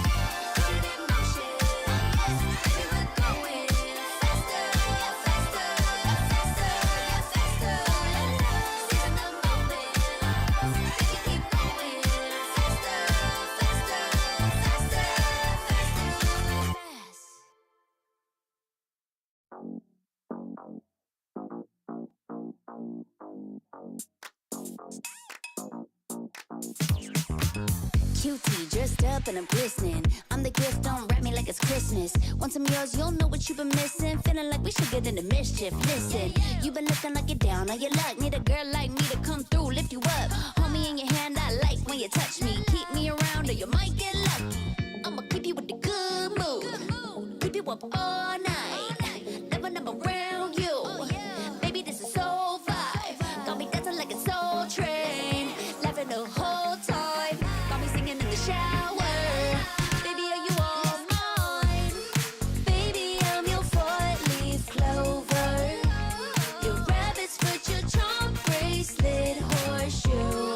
Baby, I'm your good, good omen. You wanna keep me with you. Keep me with you. Yeah, it's not hard to see. There's a pattern forming when you got me. 777 all wins, big money. The tramp over here never see me coming. I was in your back pocket the whole time. A quiet power, a silent gold mine, a big old confidence boost. You never delude. Just know that you'll be winning cause I'm with you in the building. I'ma keep you with the good mood. Keep you up all night. Never, never around you. Baby, this is so vibe. Got me dancing like a soul train. Laughing the whole time. Got me singing in the shower. Perasaannya yang pasti senang karena sebelum kita kesini, sebelum kita ke Malai, hasil scrim kita lumayan buruk lah. Tapi setelah di turnamen di Malai ini kayak hasilnya lumayan bagus, jadi kayak senang. going for the finish in mid. Yes, go to flicker forward. Aaron is godlike, and Winnie gets the kill on Kyrie. Yang gua rasa walaupun kemarin kita menang di group stage, tapi mereka kuat banget sih. Kita tetap waspada walaupun kita pernah menang, tapi kayak gua rasa mereka bakal belajar dari situ. Jadi kita harus siap buat lawan mereka lagi. Kami 5 masaya kami, saka sobrang na-excite kami pagkalaban talaga namin Liquid kasi parang sila talaga yung simula nung M6 pa lang sila na yung parang pinamatahan namin na gusto namin makalaban Team Liquid. Since tinalo nga rin nila kami, gusto lang namin bumawi. ano nila, points as team. Si Aran, wag ka nakakalibre si Aran. Tapos si Fabian. Kasi ayun talaga yung parang key to victory nila eh. Si Aran tsaka si Fabian kasi ayun talaga yung nag-perform na maayos sa Team Liquid. Actually, lahat naman sila nag-perform. Pero ayun talaga yung parang pinaka-nag-shine sa team nila. Yung dalawa. Kekuatan utama Onyx PH gue rasa dari gold linernya sih, Kelra. Karena tiap lawan mereka, Kelra can carry them all. Pizarro getting the information. Another one landed. Kick off with a beat, and Enoch goes down. Good for the entry, and response to another abyssal arrow. But the monster mage, a maniac for Kelra. Will he live up to the name? Chasing after Dyren, and it is a savage for the savage. Ang masasabi ko lang sa Liquid, good luck sa atin and bigyan natin magandang laban yung viewers natin. Mga manonood. Today is gonna be fun, bro. The M6 rematch happens once again. It's Team Liquid ID up against Onyx PH one more time here at the Snapdragon Pro Series. This is the semi-finals, and keep in mind that both teams still have one extra life. Man, I have to echo what Aran said. Today's gonna be fun, bro. It's been fun for the first two series, and then now we're gonna be seeing these two yet again. This time another revenge match, another Onyx revenge match, but this time for PH. But I have to side with the rest of the community, even behind the scenes.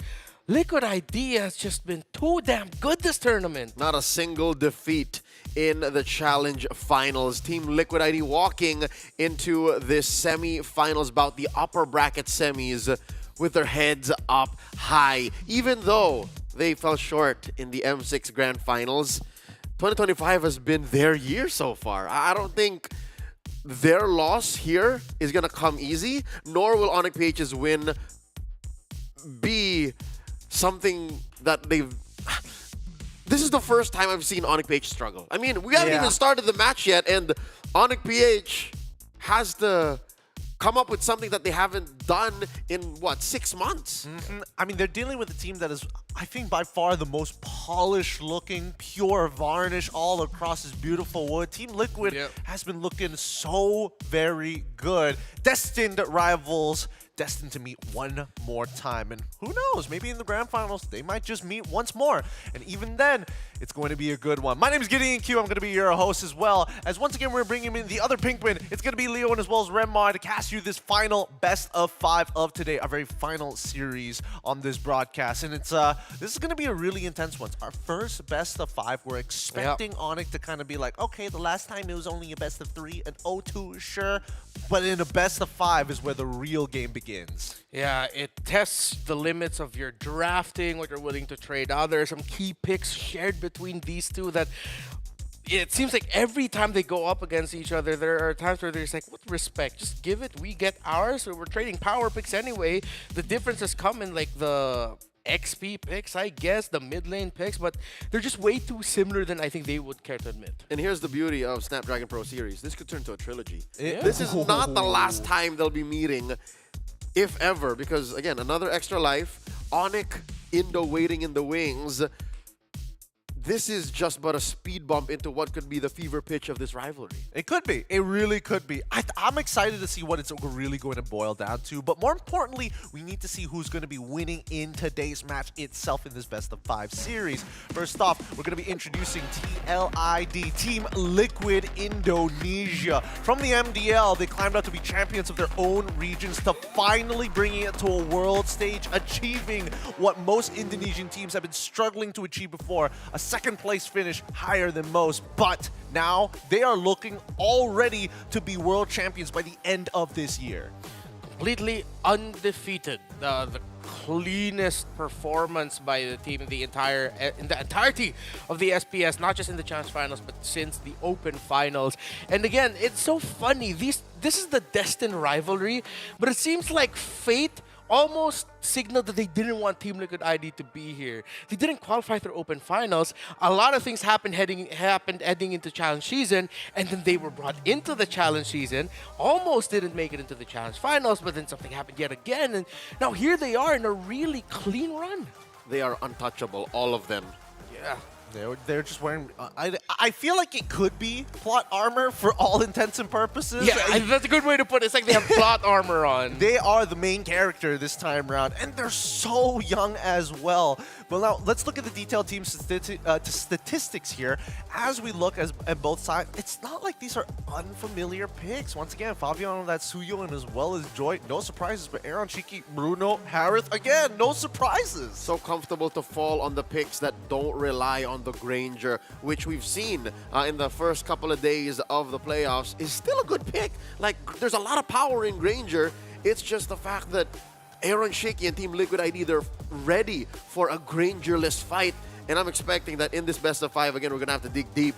I would reckon they are not shy to do that. They will put the Moskov, they will put the Bruno, put the Harith, even the Irithel on Aaron Shaky and call it a day.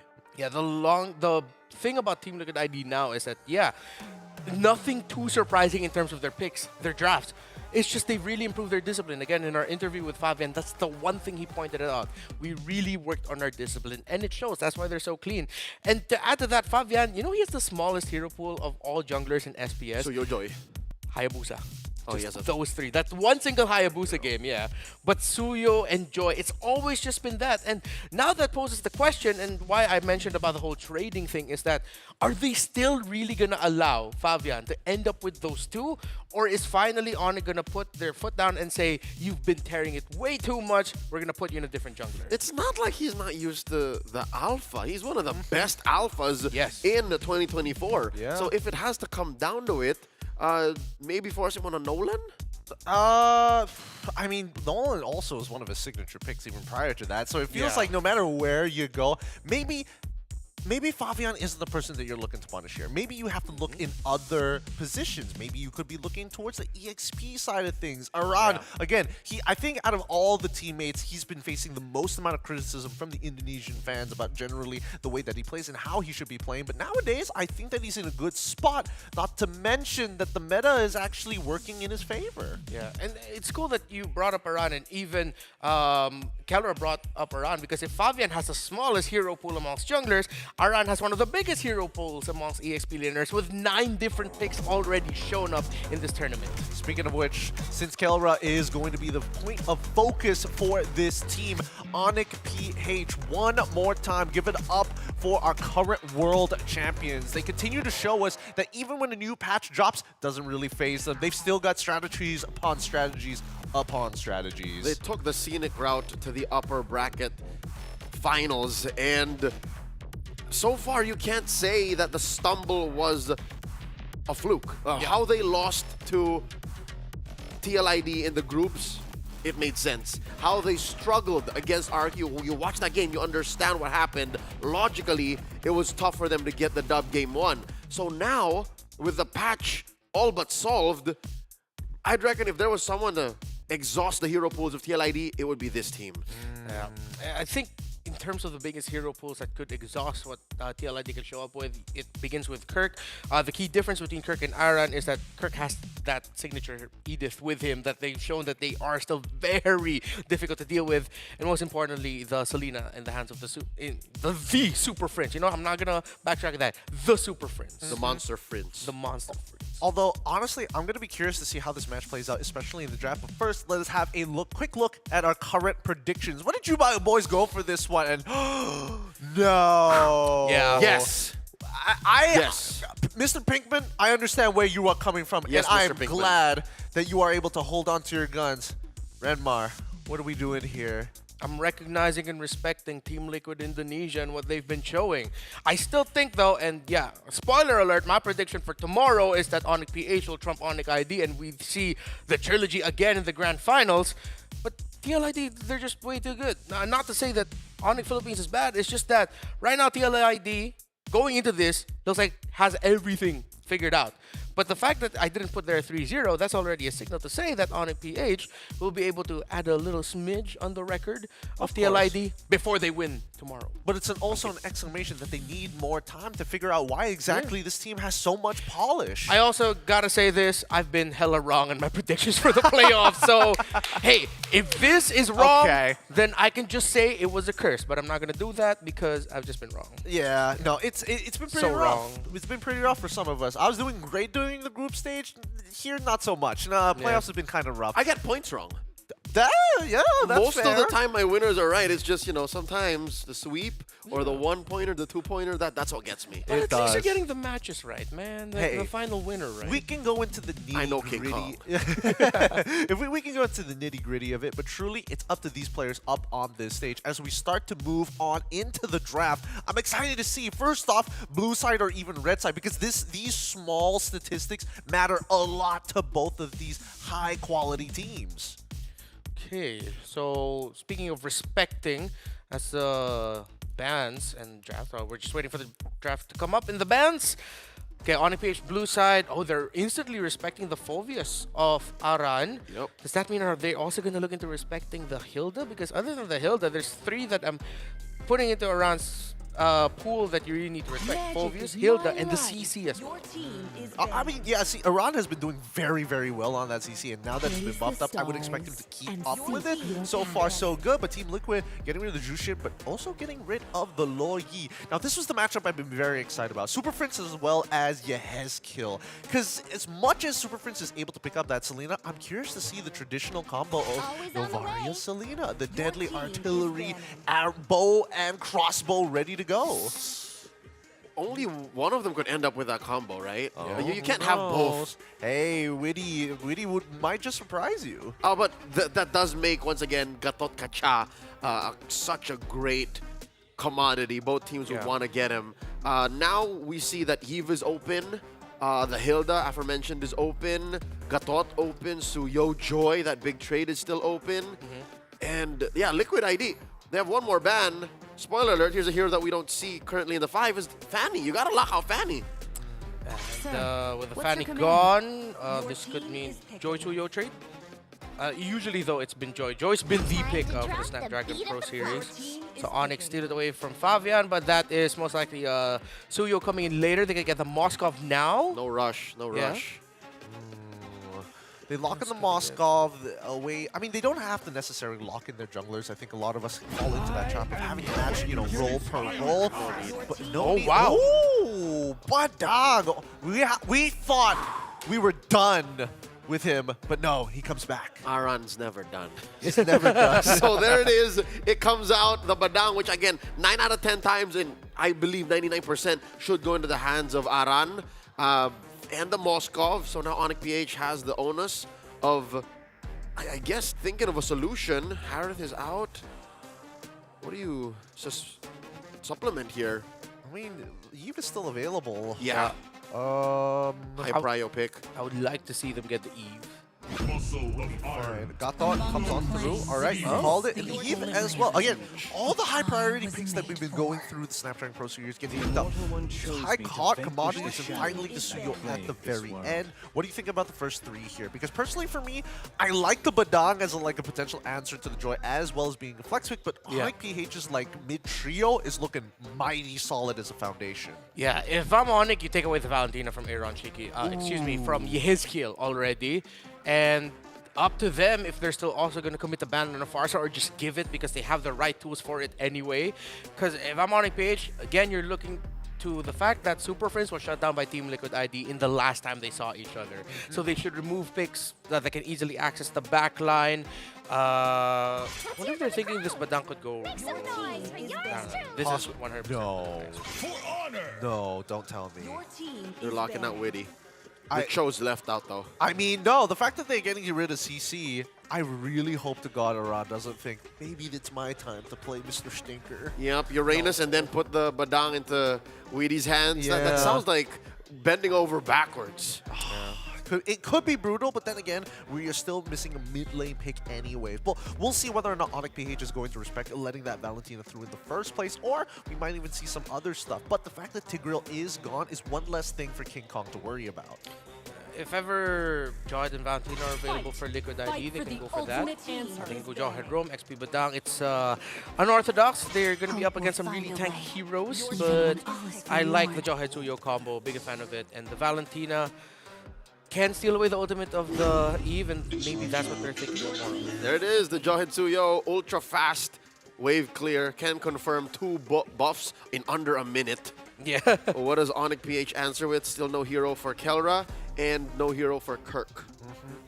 I do like the bans coming out from Onyx PH, right? They understand their own playbook. They understand how the opposing team would like to operate as well, especially when you have to deal with Witty the Wise, right? Which begs the question whether or not, like, I would have suspected maybe he wanted to go for Chip, but I think Jawhead, as you mentioned, Renmar, is a really good option as Onyx looking to close out this draft. Let's see the full composition here.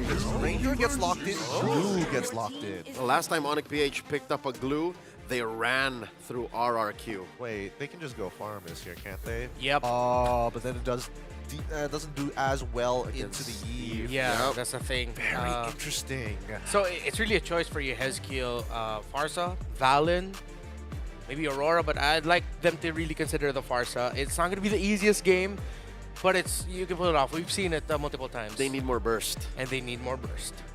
They already have strong physical burst. They need magic burst. They cornered the Ghost. Oh, what's boy. he has skill to do? Coach St. DeLucas and Facehugger have something to think about. Oh, wow, they actually went for it.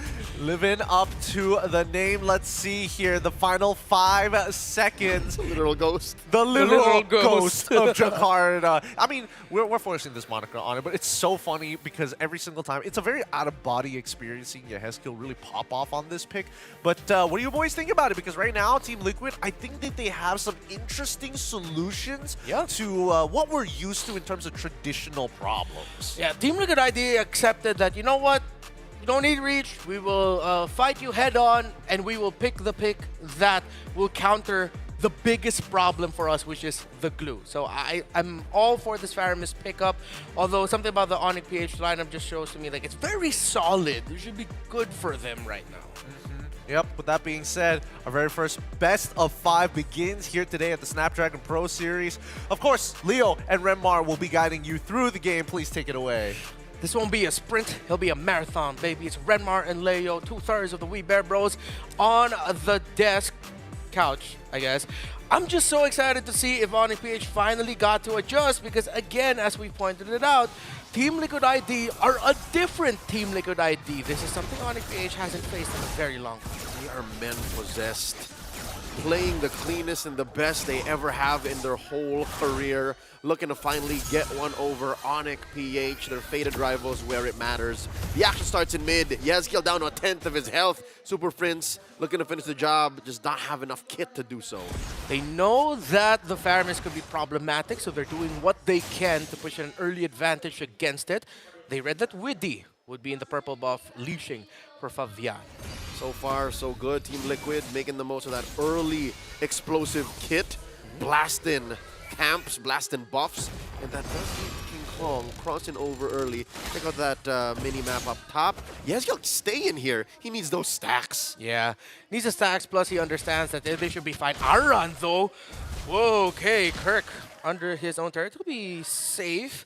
So I'm looking at just how aggressive Aran will continue to be potentially up against this glue, because again, that's like the biggest problem for Team Liquid ID that they need to deal with in the team fights alongside Super Prince Eve. Yeah, Aran can do good to just tenderize Kirk early. Yeah. It seems to be a battle of skill once thrown out, you know what I mean? Just make sure they hit. But for Kirk, he has to actually touch the glueling to get the heal up like that. And now he's down to what? 2 HP. In comes Brusco to the rescue. That's kind of sad, you know. 2 meat slabs protecting each other. Yeah, and even Aran acknowledging just how important the little glue that he left on the floor is so important for Kirk. He uses knockback just to make sure he wouldn't be able to get that interaction off, and because of that, Team Liquid ID look like they're going to be happy with his first turtle. Bruce goes in. Oh dear God, forcing an early revitalize. Fabian scores 1. Real manipulation set in by Super Prince, pushing Fabian out, crashing by Kirk, drawing first blood. Widdy the Wise falls. And now Onyx PH continue their entry into the jungle of Team Liquid ID. They know that they can afford to be aggressive because, again, they have the glue. And so far, this seems to be a feint because the orange buff isn't what King Kong wants. The beast wanted the purple, and he getted the purple. He made Team Liquid ID look here, and then turns out they have no more buff over there. What a play by Onyx PH. You know, I actually didn't see that. I was so focused into the orange buff. That's the prestige. Making Onyx magic right now early on here, but nothing too crazy happening. Just Onyx PH signature macro.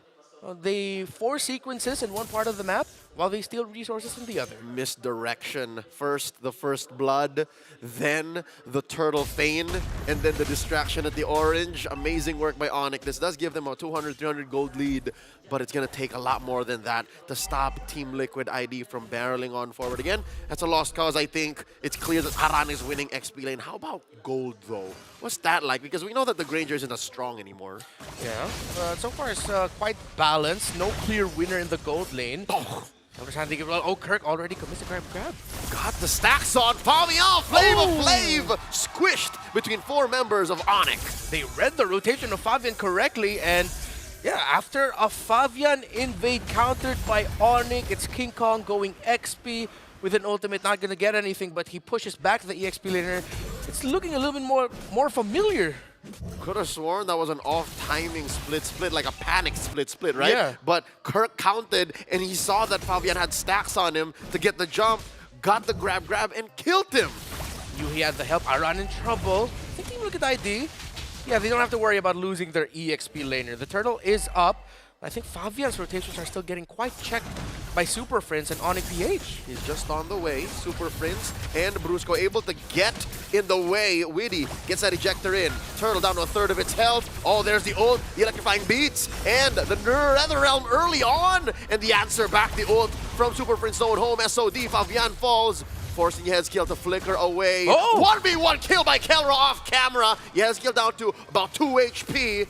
And Onyx PH, massive wins! Super Friends finishes the job! And this is a little bit more familiar for the matchup we've seen, their rivalry that they've had in the past few months. It's Onyx PH dominating in the early game, 5-0. Going back into their previous interviews, Kirk and Onyx PH admitted that communications and overheating were their problem in their loss against Team Liquid ID. It seems like now they've learned, and it's back to what they're used to. They are cool as a cooler.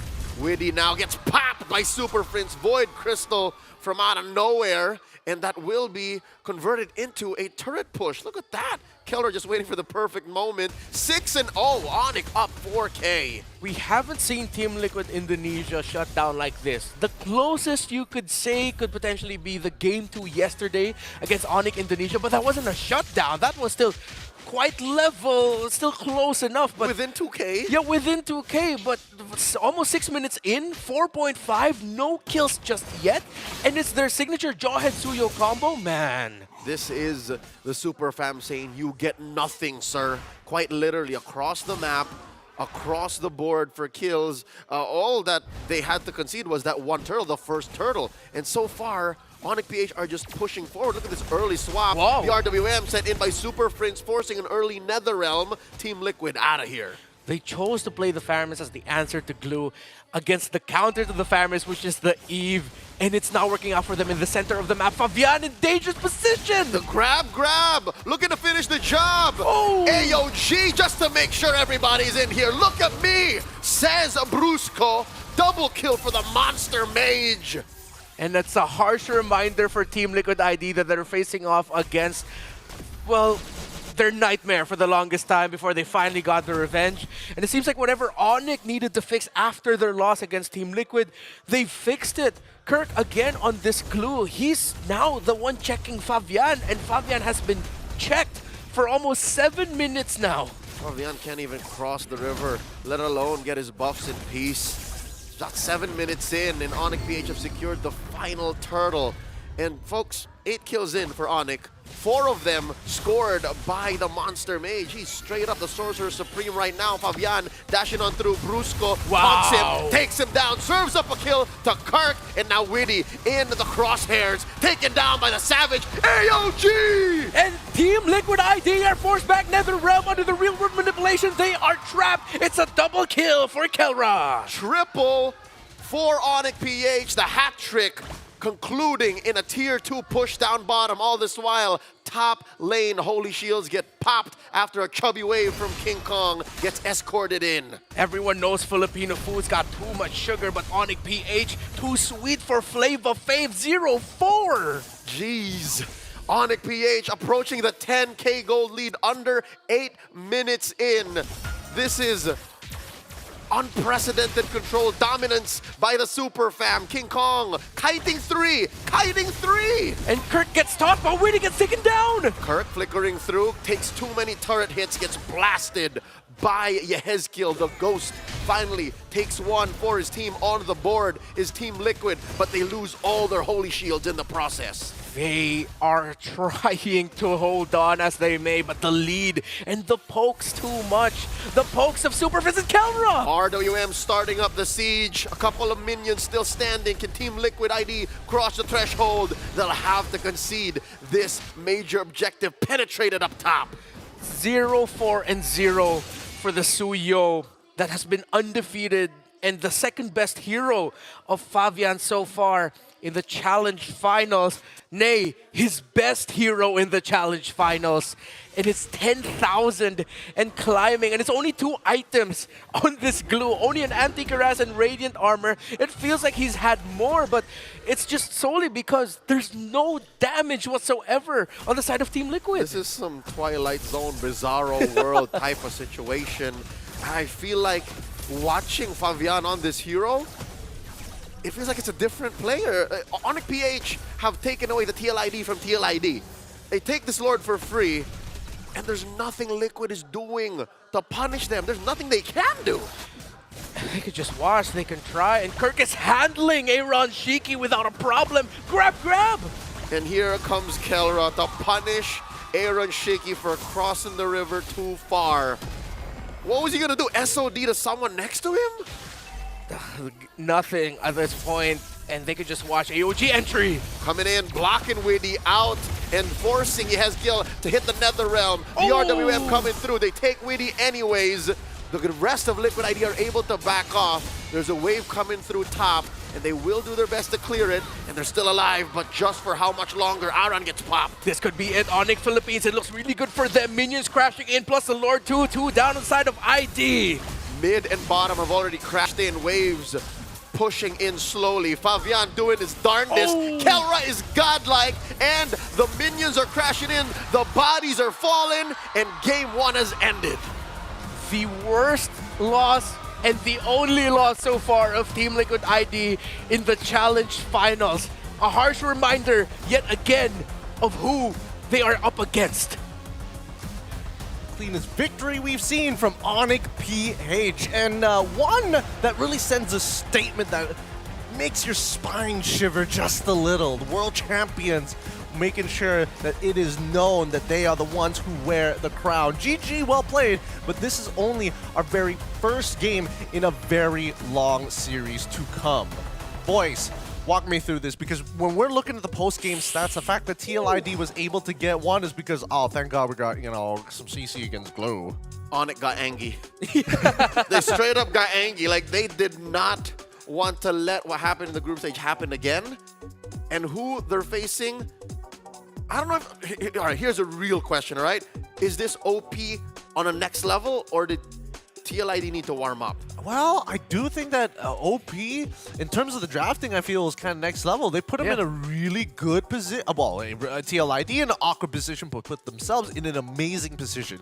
They get Yve, one of the best picks coming into the SPS. But also, they say, hey, we're going to throw out Glue as our final pick. If, by any chance, you want to, I don't know, be a little spicy with it, picking your mage as a, the Ghost of Jakarta himself, unfortunately, that's not going to go well into the Eve. And if you decide to deal with the Eve, guess what? Nobody can really deal with the Glue. Yeah, one thing we might see change is if that was a reminder for TLID, who they're up against, that's a reminder for us as to maybe that's why Badang disappeared from the Challenge Finals. I mean, I could be overreacting. That could just be one game, but the trade they had was insane. Moscow Badang, but they gave up Gatot Kacha Eve. Yeah, fundamentally on a laning phase, you are winning, right? Yes. You're pushing back the Glue. Pow! You got a 50-50 in the gold lane, Moskov and Granger. When it comes to team fights, you can blast the Glue. But here's the thing. Onyx Page never let it get to those points. Oh, They hunkered down for the first 2 minutes. Sure, Kirk was struggling. And I guess, you know, Kelra did Kelra things. Yeah. And then eventually it was just too late. Yeah, along with that, you also really have to appreciate what Super Prince and Brusco did in terms of reading Fabian's invades better. There were two key invades early on that they were able to shut down. If it wasn't Super Prince or Brusco, you saw Kirk willing to lose lane just to show, hey, Fabian's here, get someone on this guy ASAP. And I think that's a very important distinction because I think Kirk and Aran know that it's sort of a dead lane. Nothing's really going to happen here, but you don't want to lose too much EXP at the end of the day. And I think because of those big blocks onto Fabian's side, it really allows people like King Kong to kind of do what he wants to do. I've played many a game as a Suyo like this Suyo. It's miserable when you're trying to invade or you're trying to find farm and you just can't. There's nothing for you to do because as a Suyo, you need your core items. And Fabian barely touched the Hunter Strike War Axe combo. You need that third item to really push it over to the top. But here he was just caught out way too often and there was too much Onyx Pages putting in his way to make a difference. Now, part of me here is thinking that because of how the very first trade in the mid lane went, it sort of closed off a few aggressive possibilities. I understand that the Jawhead Suyo are paired together because the Jawhead can leash and it's a quick, as you mentioned, what, 2 buffs in under how many seconds? A minute. In under a minute. He can do that. He can do that with that combo. But they didn't. No, they did. That's the thing. They sacrificed Yehezkiel's control in the mid lane. He was blasted early on, and that's why he was just standing there watching the Eve and the Gatot Kacha get aggro and priority in the center. Yeah, they went orange first together and then purple. Yeah. That's why when I'm looking at Super Prince's emblems here, really great options. The fact that he has not only Wilderness Blessing, but some extra penetration, making hey, you start Void Blast, what are you going to do? Walk up, bam, every single time. You just poke him out of the lane. And since you have Gatot, your priority isn't just, hey, I need to just hard focus on the wave. No, Gatot helps you out with that. Speeds that process up, and then you just have more control. The wings of Onyx made sure that the river was a very dangerous place for Team Liquid to be. The playstyle Onyx put on display here just shows how important zoning is. They have range, yes, but before even Kelra came online, they were just picking fights where Team Liquid couldn't even run towards. It's tough. It's really, really tough. And I think the game setter here was once Kelra was able to kind of group up with the rest of the team, right? Yeah. As the convoy of 4 conquered the top side of the map and Kelra finally got unlocked from that T1 down bot, then you just can't run away anymore. The Death Sonata clips you, and then the rest is history. Yeah, that was a low-key major condition. The fact that Kelra was able to get that solo kill onto Aaron Shiki. Oh, yeah. That solidified the win early on for Onyx PH. With what you mentioned, Onyx PH secured top side. It was up to Kelra to get bottom side alone. He got that, and then Onyx PH just ran rampant. Yeah, here's that one kill on Kirk. I mean, they threw everything at him, but just the same. Kirk threw himself at them also. Yeah, he was willing to do that. Yeah. And then he could have done this. I don't. Kelra just helped finish the job faster. Yeah. But I think Kirk would have done it anyways. Yeah, pretty much. At the end of the day, I think that Team Liquid are going to have to relook at the way that they're going to be drafting in this case. If they have to make sacrifices, they need to make definitive decisions because unfortunately, this comp is like, I want to play early. If we don't get early, then nothing's going to happen. And unfortunately, they beat us at the early game despite our composition, and we're done. Yeah. Well, I think they got to go back to getting a much better pick for Yehezkiel. Again, We were considering the Farsa as the last pick there because of just how good it helped control the center of the map, and you needed that control. A part of me thinks they overthought the glue a little bit. Maybe, but it could be one of those when you're looking at the Badang as that flex pick, maybe it's just not as good, especially when you're thinking about that combo with Gatotten as well as Yeef. Actually, technically, Yeef with Badang doesn't sound too bad either, but you probably want wider AoE in those cases. It's tough to say. It's really, really tough to say. I think it's also difficult that they gave Joy as the very first pick, and I think that was already them accepting, yeah, we're not gonna Eve here. We have a different plan. Maybe this was premeditated? Premeditated. Premeditated, thank you. They thought about this. They wanted to get the Faramis in the end. I think they were expecting the glue, but it just didn't turn out. With that being said, what we did premeditate is that you guys deserve to have some codes. It's starting to get late here today, and to keep you guys excited for the first 450 players only, you are going to get some codes. You don't know when it's going to pop up. It might show up now. Whoa! At any point, it could turn for the TZ55 Arzul. Claim your advanced tournament chests now. That's my line. Hey, man, I had to take. I mean, we're one and the same. I'll allow it. We're one. I didn't get the memo. We are Pinkman. We are Pinkman. I was close. In all and everything, we're gonna go on a short break, and when we come back, we're gonna jump straight into game number 2 here at Snapdragon Pro Series. We'll see you then.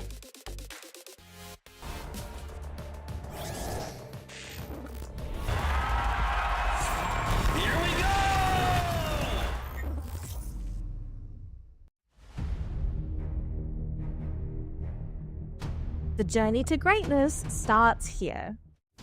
From the 11th to 13th of April, the race reaches its peak at the Tennis Indoor Senayan.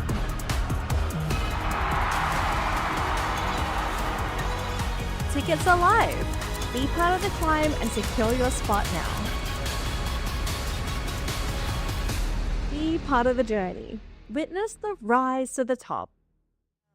I was born for this moment. I was born for this moment. Everybody said I was crazy for believing. Told me to give up, there ain't no shame in me losing, but they're wrong. Oh, but they're wrong. Oh, I came to win 'cause I know it's my time. Giving too much now, I ain't going back. So give me the green light. Give me the green light. 'Cause I'll stand and fight. So give me the green light. The green light. I will stand and fight. I will stand and fight. I will stand and fight. I will stand and fight. I will stand and fight. I will stand and fight. I will stand and fight. I will stand and fight. Everybody said I was crazy for believing. Told me to give up, there ain't no shame in me losing, but they're wrong.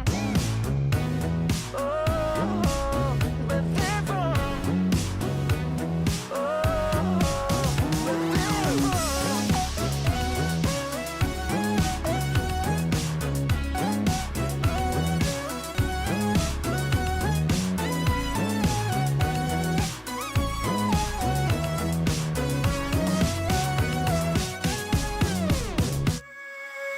I get to win 'cause I know it's my time.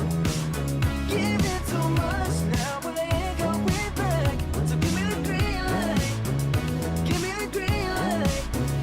'Cause I'll stand and fight. So give me the green light. The green light. I will stand and fight. I will stand and fight. I will stand and fight. I will stand and fight. I will stand and fight. I will stand and fight. I will stand and fight. I will stand and fight.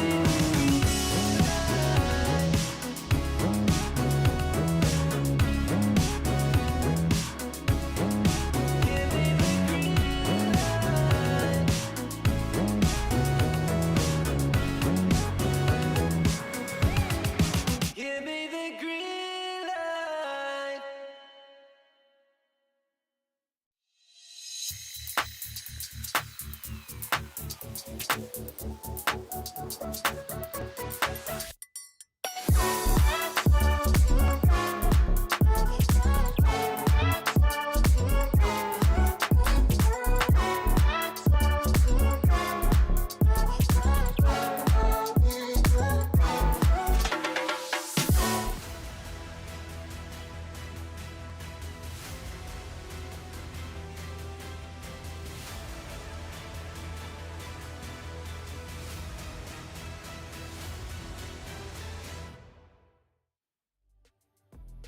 The semifinals continue. We're going straight into the draft. Baby Team LID have decided to go on blue side, Onyx PH on the red side. First pick Joy and the follow-up from Onyx PH. Welcome back to Snapdragon Pro Series. Boys, what do you think about the draft so far? Okay, I like how both are really respecting mages here. I appreciate Onyx PH for not giving the Eve. If they could go the entire series not giving Yihiska the Eve, that's good. Alongside the Jushin, the Loyi also getting checked. Cut the TLID, who's just like, we don't want Camera to play any more of those marksmen, man. Maybe the Granger, but other than that, no more. Talking about Granger, it's very much possible, but I don't think Liquid ID will ever let that slip through. The Selena is open, the Granger is open too, because that's a combo that they pulled prior, you know, the arrows into the AOGs. Team Liquid, though, looking to close up their first phase here. There you go, Widdy's special, the Matilda, and of course, an Aran special in the Hilda. Interesting. DOS Sisters coming up. Yeah, I think it's good denial, a good denial here, especially since Hilda does pretty well into the Suyo, especially when you get control over that side of the map. You just go and beat him up in his own jungle, take his lunch money every once in a while. I want to see Onyx PH considering actually. I know Gatot Kacha almost always goes to Brusco in the roam. Yep. But if they could put in the XP and then bring in something like, I don't know, a Tig to just shake up the Joy a little bit, I'd appreciate that. I think that would be a bad idea. There's a Matilda, and then you just rock a Purify on where it matters, and you're good. Looks like Onyx Beach have already picked up their gold laner. Whoa, folks, what? It's a carry. There's two targets, the Hilda and the Matilda, and that's it so far. Yep. This might be risky, putting it up this early. Yeah. I agree with that. But that's why Onyx or PH are very honest with their approach. They're like, straight away, okay, we're going to lock in our marksman. Now you don't get Granger. You don't get to outrange us the way that you want to. Okay. Getting that carry, I think this part of it feels like a Kelra call. It's like, no, yeah, give me the carry, I can win in lane. Whoever I'm up against, and they're whittling down the options of Aaron Shiki, so it's a little bit more predictable for Kelra's matchup. Yeah, this allows for them to actually win via 4 and 5 red. Yeah. Because they don't have to worry about Kelra anymore. It's a different way of looking at the counter setup, because Kelra is so confident and stable. Now it's up to Team Liquid to punish that. Secondly, I'm more curious about if, now that we don't have to worry about Kelra, are we a little worried for Super Friends here? Because again, it's going to be one of those picks where he doesn't mind actually responding to TLID. Okay, so Onyx PH with the Jawhead off the board. Gotcha. Pick off. Will they still consider the Cho? Because it hasn't fared well for Onyx PH. It's been kind of cursed. Neither side can afford the Cho anymore. I am 99.5% sure this is a Gatot Brusco. No, but it could be a Cho Kirk. All right, what are the prerequisites to do side lane Cho, right? Do you do it against Hilda? We've seen that. Yeah, but it gets banned out. So, wow, this time they go Faramis? I mean, the Eve isn't on the board anymore. They softly turn off the... No, wait, no, yeah, the glue pick is turned off because that's already an EXP Hilda. It's a divey dive. Yeah, whoa, Onyx PH wants to be dive. Yeah, they don't want range. Interestingly enough, I feel like this is more of a denial pick coming out from Onyx PH's side, right? Make them feel really uncomfortable with the options that they have at hand. Yes, because Faramis Matilda is legit a crime against humanity. You shouldn't be able to find those two in the deck. But Team Liquid ID, more importantly, so the fact that they've also banned out the Cho, it is clear that they know exactly what they want to do here. Now, Matilda is kind of interesting because it enables like a lot of different heroes here. 5 seconds left on the clock. Alwoya again. Yeah. That's the very first time we're seeing Ixia in the Snapdragon Pro Series Challenge Finals. I don't even know if we saw her all challenge season long, but the last time this hero was actually a hero that mattered was in the hands of the Savage Empress herself, Shinoa, where she won MWI. This is going to be really, really cool because there are some special interactions. You open up that full barrage, you get to take those guiding winds to reposition yourself. Not to mention that they're doubling down with the Valentina that can steal the AOG if necessary to kind of be that secondary follow-on. And a second go at it with another realm. I love it. This is such a great idea. And Onyx PH, they're going to be like, okay, we're going to have the Fulvius. Good luck, though. It is going to be hard. But yeah, the way the lineup looks like, Team Liquid ID, great wild ideas. You can see the synergy, but it's just harder to pull off compared to what Onyx PH has. For sure, Onyx PH has the velocity and they have the mass to go right through Team Liquid ID before Aaron Shiki on the Ixia is even ready for it. Yeah, I'm not sure even I'm ready for it, but this is going to be one epic game here. We're seeing a couple of new techs, some old synergies that we haven't seen for a while. Mr. Pinkman Leon as well as Mr. Redmond. Renmar, please take us away for game number 2. Redmond and Pinkman still here. And yeah, the lineup of TLID, it feels like some old shiny new toys, while for Onyx PH, you mentioned velocity. They could definitely bring the heat and the raw smackdown. Main event Saturday night. It is! Ladies and gentlemen, let's enjoy game number 2, because after this, if Onyx run through Liquid once more, it's gonna be match point. They would have given back what Liquid ID did to them in the groups with interest. If TLID win with this lineup, it's gonna be pretty cool because, again, it's a difficult lineup to pull off. If Onyx PH win with this, that's a harsh signal for Team Liquid ID to go like, yeah, we can't do crazy stuff like that. It's high concept, man. Yeah. It's the memento of drafts. I see, I don't get that because I didn't get memento. Maybe that's why. So, Onyx PH, Shiki losing in lane. All right, the Starlium passive on the XA is supposed to give you some level of sustainability, but not against a carry, not even at level 2. Hey. And yeah, again, Onyx PH early on has the obvious advantage in terms of the aggression in the jungle. Kelra forced back though by the Ixia. The regen that the Ixia gets with the last basic attack that she has is it's very deceptive. Yup, it comes a little bit of CC too, so you compromise the already less than stellar range on a carry. Up top though, there's a bit of action going on here. Kirk trying to kick out the rest of Team Liquid ID. Favian crossing the threshold a little too deep. Where's this Joy going? She's not ready for it! She's not ready for it! First blood drawn by the beast! A little bit too deep, and again, similar to game number 1, Kirk has been checking the invades of Fabian. Aran! Where's he going? That's 3 members of Onyx PH looking to corner Aran here. Luckily, that passive able to keep him up. Mid lane though, the Ghost and the Monster going mano-y-mano. Now on Onyx PH still continuing their dominance from game number 1. Again, high concept TLID. They've accepted they cannot steal this turtle away early on. Down bottom though, Shiki and Kelra, the Savage and the Untouchable one! The Filipino Savage gets it. Kelra was closer to 4, yet Aaron Shiki decided to take the duel. And it feels like our theory about this third pick carry on the red side was correct. Kelra just said, no, yeah, whatever they pick, I can win in lane. Nah, I'd win. Onyx PH now invading, forcing King Kong to get back and go under the ground 6 feet. And the first punish all series long by Team Liquid ID. Now that was a good read by Team Liquid ID. Fabian's rotations were getting red, his invade since game number 1. Now they doubled back on the gas pedal and punish a King Kong invade.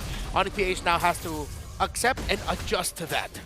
So far, Aran comfortable this deep behind enemy lines. And now really. Aran about to get popped here. Just one more sever. Gets it. Yezkiel fails to save him with another realm. And now Kirk looking to punish. Here comes the Circling Eagle. Knocking up Super Prince with another realm of his own. And Brusco taunting them back. Both teams decide to disperse. I cannot tell why Aran went in that deep. He knew the Suyo was down, meaning that there was a chance for the Suyo from respawn would have run to the XP lane to help out Kirk. Maybe he was just banking on the idea that King Kong would go to this purple buff instead, but that was the wrong cut at the wrong time. Yeah, reverse psychology, conditioning, studied behavior. Onyx PH can evolve on the go too, just like Team Liquid ID did in the early days of the Challenge Finals. Small camp stolen away here by the Beast. And luckily, Kelra rotated out of the gold lane. You see how much Team Liquid ID were sending dudes down bottom? Yeah. And I like this adjustment by Team Liquid ID. They knew they needed to have the Aaron Shiki get his farm. And he got a bit of it in the mid, and they used the Guiding Wind so that he can get back into lane quicker. Yep, the equivalent of a double lane, as much as you could with an immobile marksman in Ixia. Turtle scramble though going on up top. Look at this from behind. Aran getting so much on him. The jump by Kirk. And the Super Friends looking for a pull. Yezkiel yet to steal a big ticket. Oh, they're taking their time.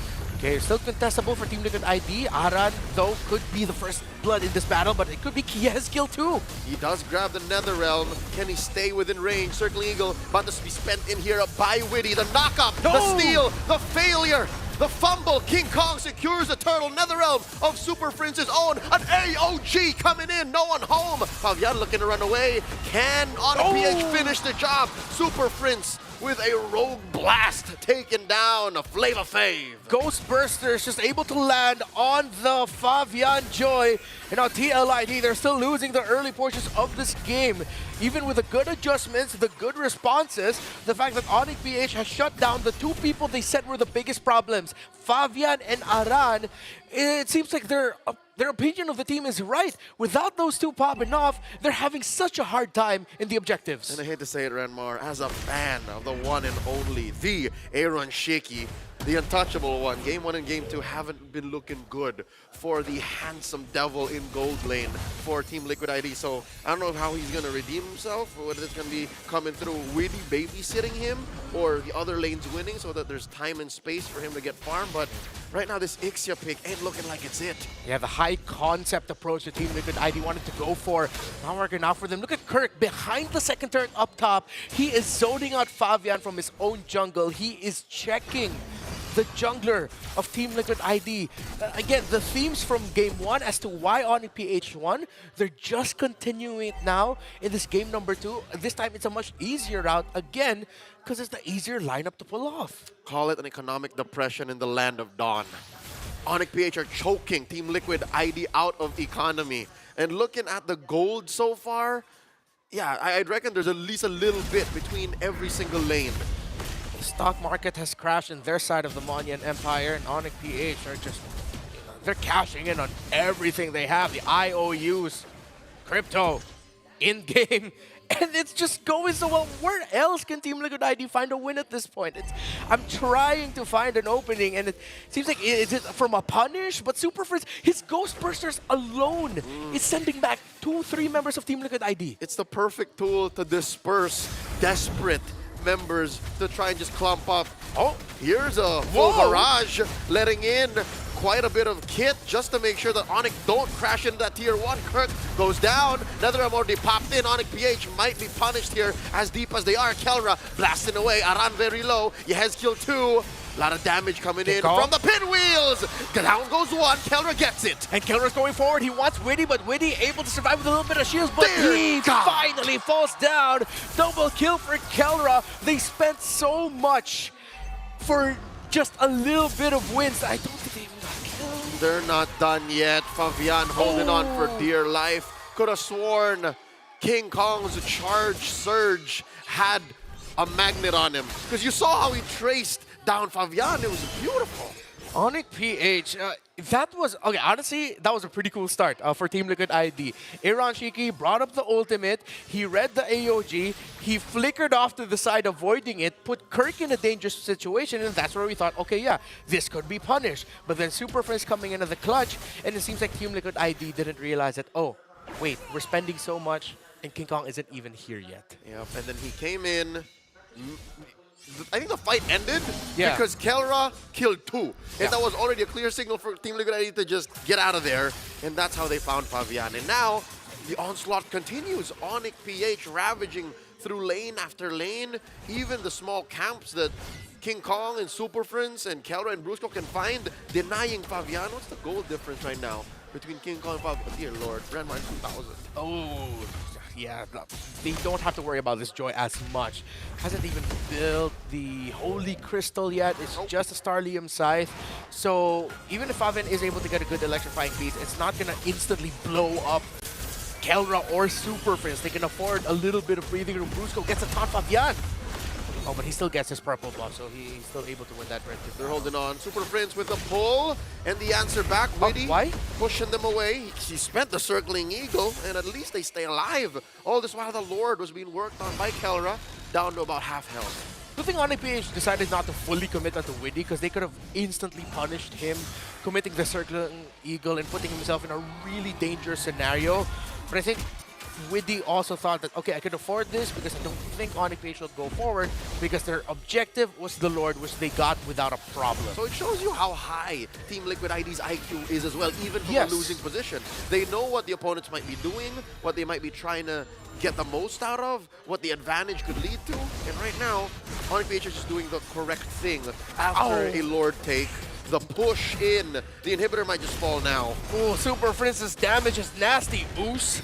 Team Liquid ID can just watch. They're getting yeeted back into base. Yeet. Onyx PH.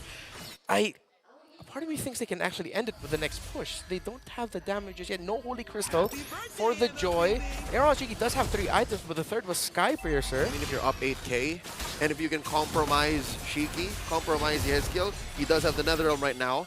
Mid lane, Holy Shield popped already. There's still a tier 2 down bottom.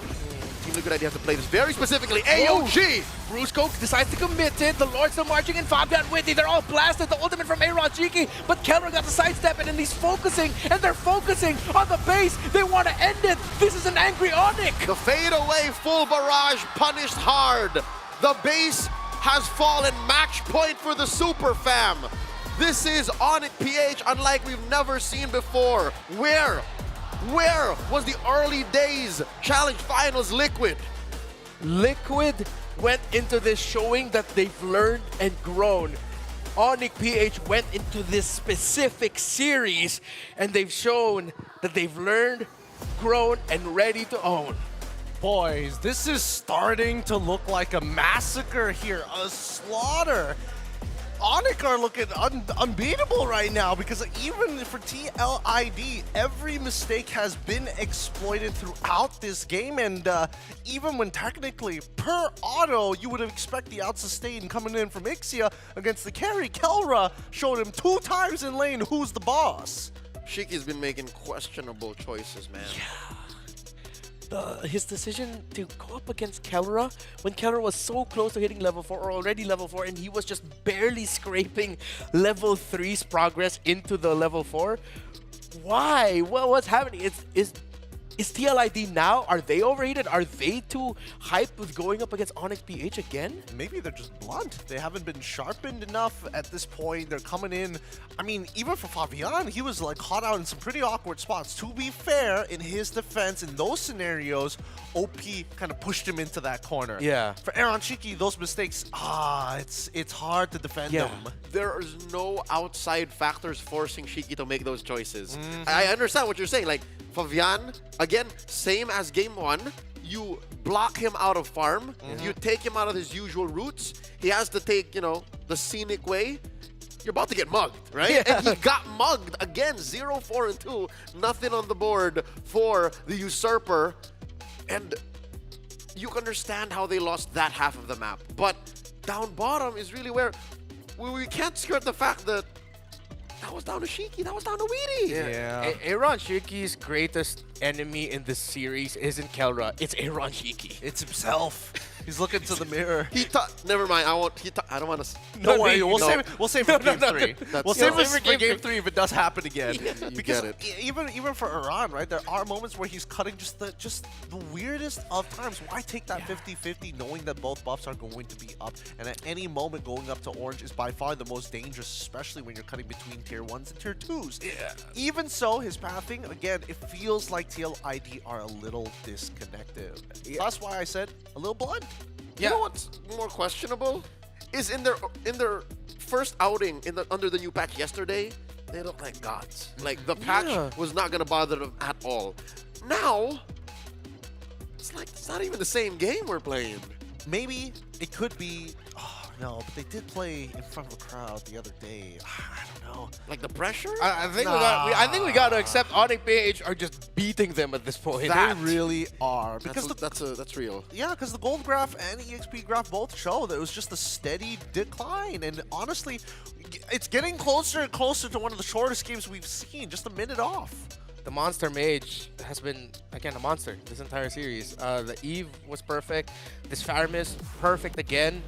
I think I really like how Onyx PH finally decided to check and realize that, okay, despite Aran and Fabian being the biggest problems, they're not problems for us in the draft. We can answer them with good rotations and being able to block what they want to do in the Land of Dawn. But in the draft, it's his skill that they had to focus on. Which is just logic. Again, you have a hero pool that's both as deep as almost 10 plus heroes, and a hero pool as shallow as 2 or 3, but a strong 2 or 3. You can't fight that, so just fight him on the game. I think that'll probably be the best bet as well. We even have the player cam of just the player cam throughout that match. He is just unfazed by everything, and once they were already at the crystal, it was basically done and dusted for. I was really hoping this Ixia was going to show us something different, but after 2 solo kills, it was not going to be able to scale in time. You can see that all the boys happy here from the side of OP as they bring it 2-0 so far, now at match point. Again, this is a best of 5, so part of me is feeling that maybe a few people in the comment section didn't get the memo and are celebrating already. It's like, yay, they go to the grand finals now. There's one more win that Onyx PH needs to get. Best of 5s. That's just the way it is, man. That's just the way it is. However, we need something from TLID. Give us something to bite on. Give us something for us to defend you with, because right now the outclass seems to be very much too real for OP. All right, here's the thing. This is the first time they've actually stumbled, right? They've suffered their first loss in all of the challenge finals back-to-back in this series alone. So right now is where it has to come to a stop. Because if they get swept, you question everything that's happened from this point back. Yeah, the harsh reality of competition. It's even though you cannot take away from Team Liquid ID what they did leading to the series, the community are going to be thinking, well, what if? The internet is the internet. The internet is the internet, you know? Yeah. It's gonna be harsh judgments here. Very harsh judgments. But with that being said, they might still be hope. Currently OP at match point. This could definitely change, or it just could be a sweep. Hard to tell, but we're gonna go on a short break, and when we come back, we will get an answer to that very simple question here at the SPS.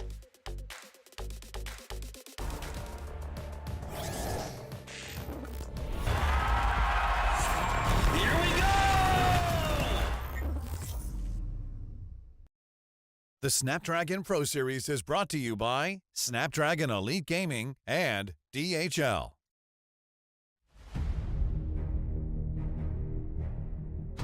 The journey to greatness starts here. From the 11th to 13th of April, the race reaches its peak at the Tennis Indoor Senayan.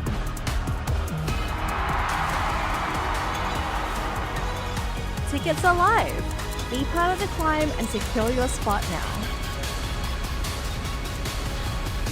Be part of the journey. Witness the rise to the top.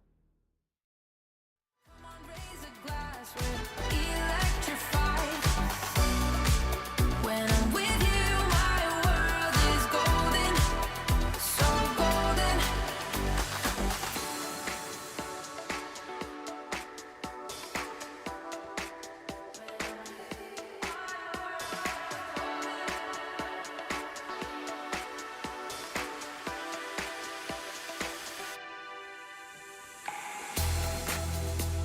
I'm flying till I hit the sky.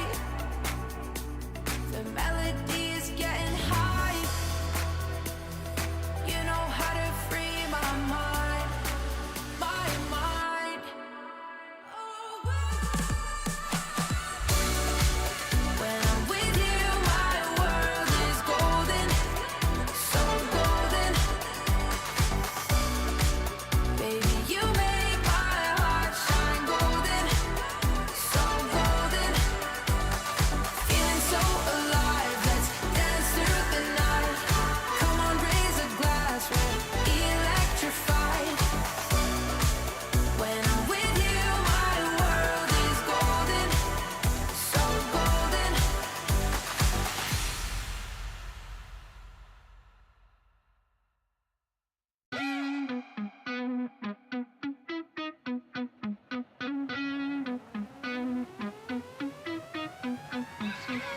I can feel it in my bones, yeah. I can feel it in my bones.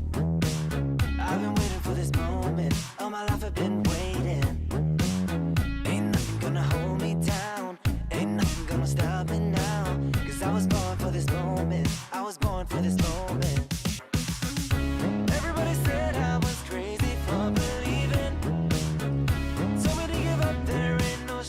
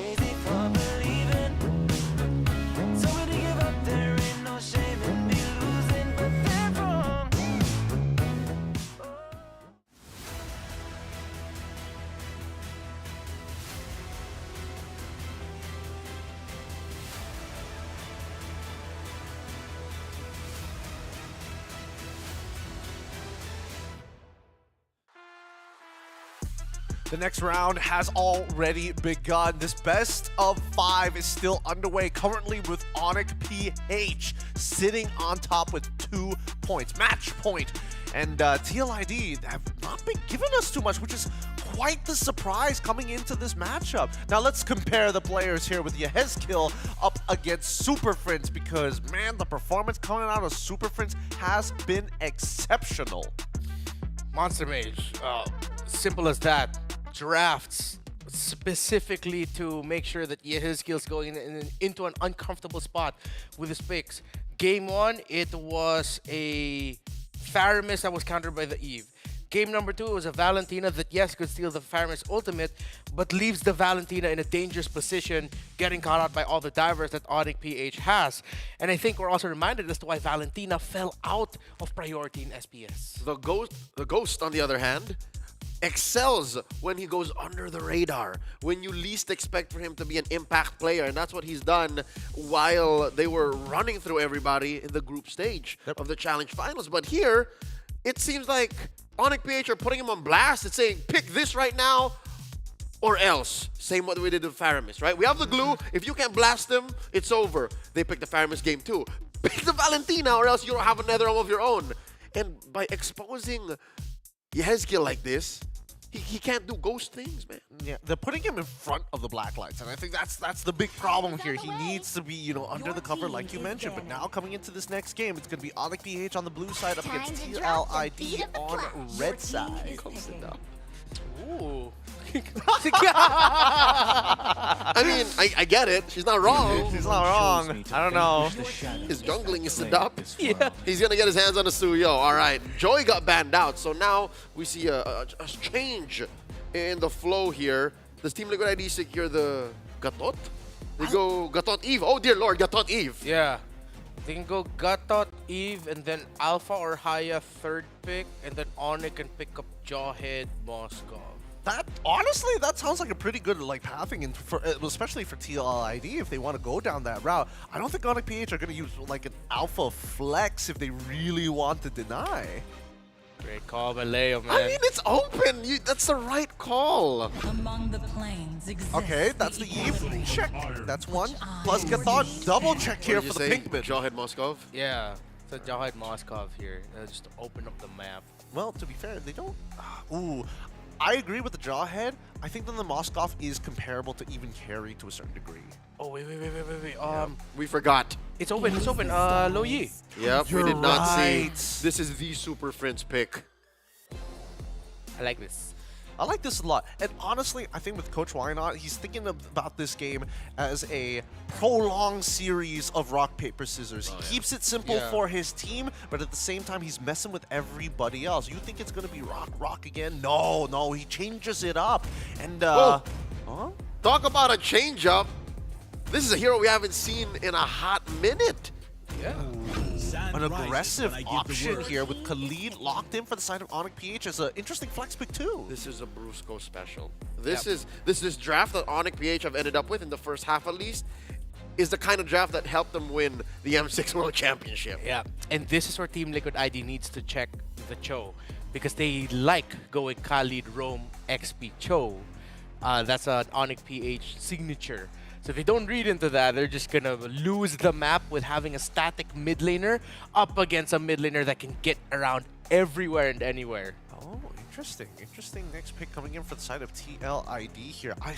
Could it be a hard read on what they are expecting from Onyx PH? It feels like a catch-22. It seems like, all right, we know what could happen, so let us block out anything and everything that could happen, and they pick up the CC preemptively. Let's see if they ban out the Cho, though.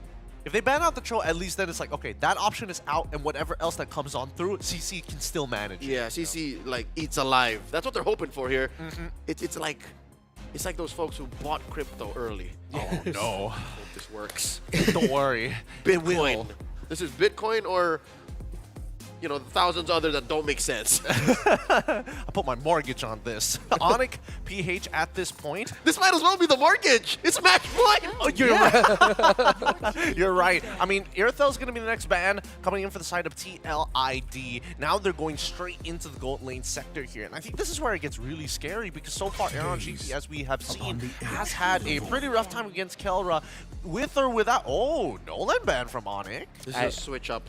Yeah, I like this. I was thinking of the Haya, but back of my head, I was thinking Nolan too. And I like how Onyx PH banned it out. I think they can afford to ban out another Fabian pick just so to signal that, all right, you have two choices, Alpha or Haya. It depends on what we ban, if they do ban a jungler. Why not just go straight to the source? Just get rid of the Alpha and be like, go into Haya, and then we can start looking for that Cho once again. That makes a lot of sense to me. Yeah. It'd be weird to go, like, cut around the hedge at this point. Yeah, just like be blatant with it. Yeah. Oh. And it makes the Hilda a non-starter because Hilda in the CC is less than ideal. So they're saying Cho. Like, they're reading into the Cho. It'll be so funny if Kirk is like, let me show you how to play the stinker now. Yeah. Oh, what if? What if? Everybody's been doing it wrong but me. They forced the Uranus. Lucas is open though. I think it's fine. Oh, actually, now that they have changed CC, I haven't really thought about the Lucas into the CC matchup. Technically, it should be okay. If not, way more manageable now than it was before. Yeah, we haven't seen it yet. Yeah, because then you can just keep on trading, and then unless they take like Vengeance, or if they get Afflicted, you get They're guarantee a doing battle it! spell. They're doing it, gentlemen! They ban out the Alpha and saying, Fabian, usurper, Sigma bro, do it. They're really doing This it. is the Phantom Tax. It's gonna be a Haya. It has to be. Yep. Unless they just go, you know what? Let's try Lucas jungle. Or experience. Oh, no! Come on! What I if was they thinking put? Fabian. Yes, but what if they put this into the jungle? King Kong did it earlier. No, it can't be, right? It'd be Not it'd be now. wild. Not now after the nerf. Yeah, not now after the nerf. Does that mean Keller stuck with a Claude or a Bruno? He is stuck Beatrix with... 1-1, still up there. Yeah, both of them pretty good Beatrix, options. yeah. I wouldn't want 1-1 though. Maybe Beatrix. We'll see what this is going to be because Onyx PH inevitably will have to like finish their composition out first, and then we'll see how it goes from there. Oh, Arlo, Arlot. Actually, I still don't know if it's going to be EXP or Rome. Both are actually pretty decent in this case. Because that's an old combo of Onyx PH. Oh, so he does go Claude. It's the old combo from Season 13. Arlot, Rome, Low Yi, mid. Alongside a Claude for Kelra. They're throwing it back to when the roamer was a man by the name of Escalera. So hyper mobile side laners.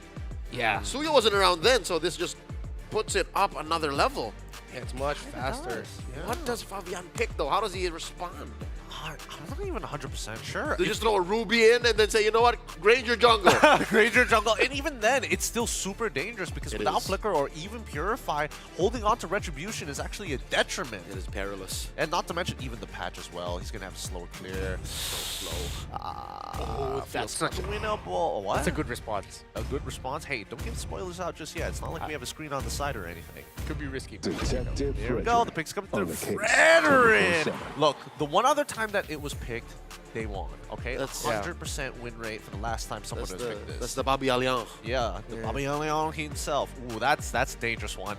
Onyx PH with their composition, they're gonna be fast, quick moving across the map generally, but with ID.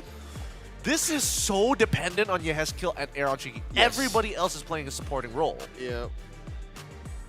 LaFell is looking like he's enjoying himself.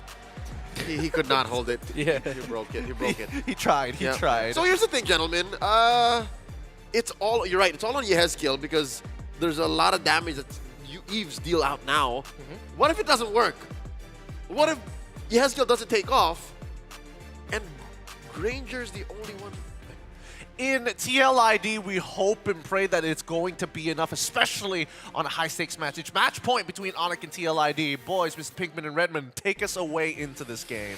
Well, the Cavalry of Indonesia are playing with a lineup that isn't synonymous with them. When we think of Fabian, we think of Assassins, high impact. We don't think of Fredrin. Let's see how this is gonna fare. The last time he played Fredrin, Super Frizz stole his ult and taunted all of them. Oh yeah, he was a Valentina in M6!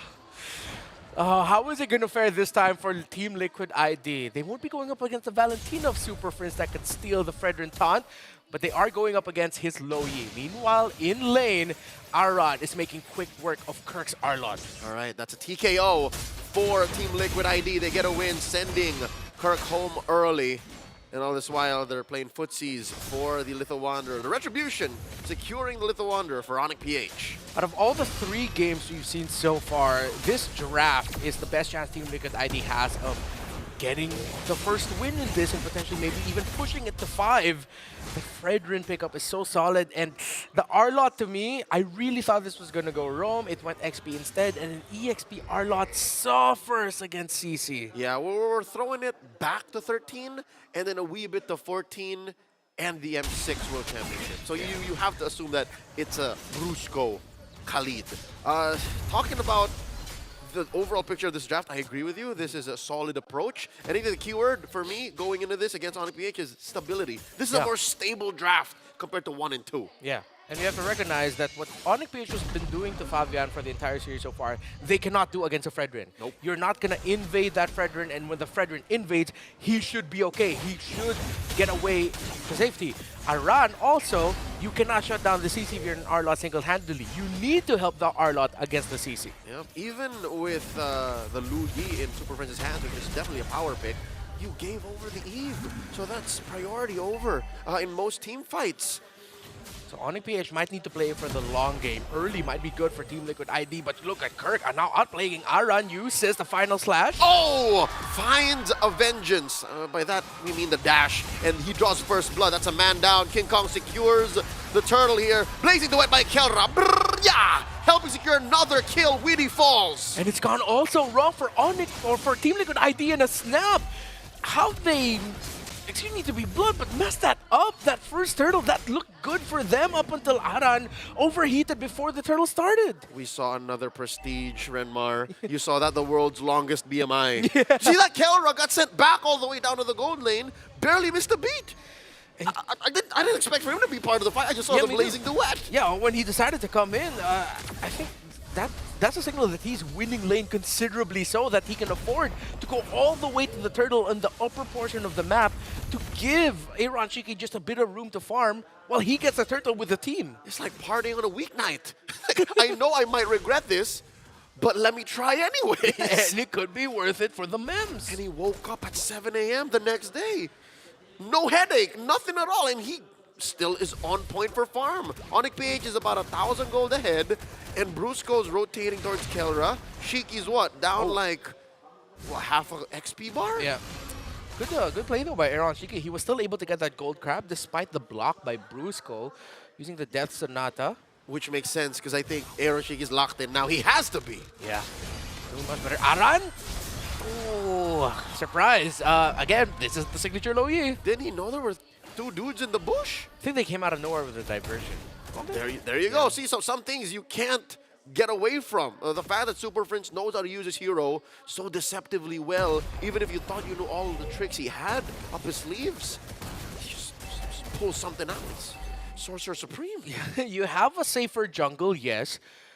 Initially, I thought Aran would just continue his streak against Kirk, but again, what he did there leading up to that turtle messed up the advantage that he had. And now, you're a much slower rotation because you're a Fredrin jungle.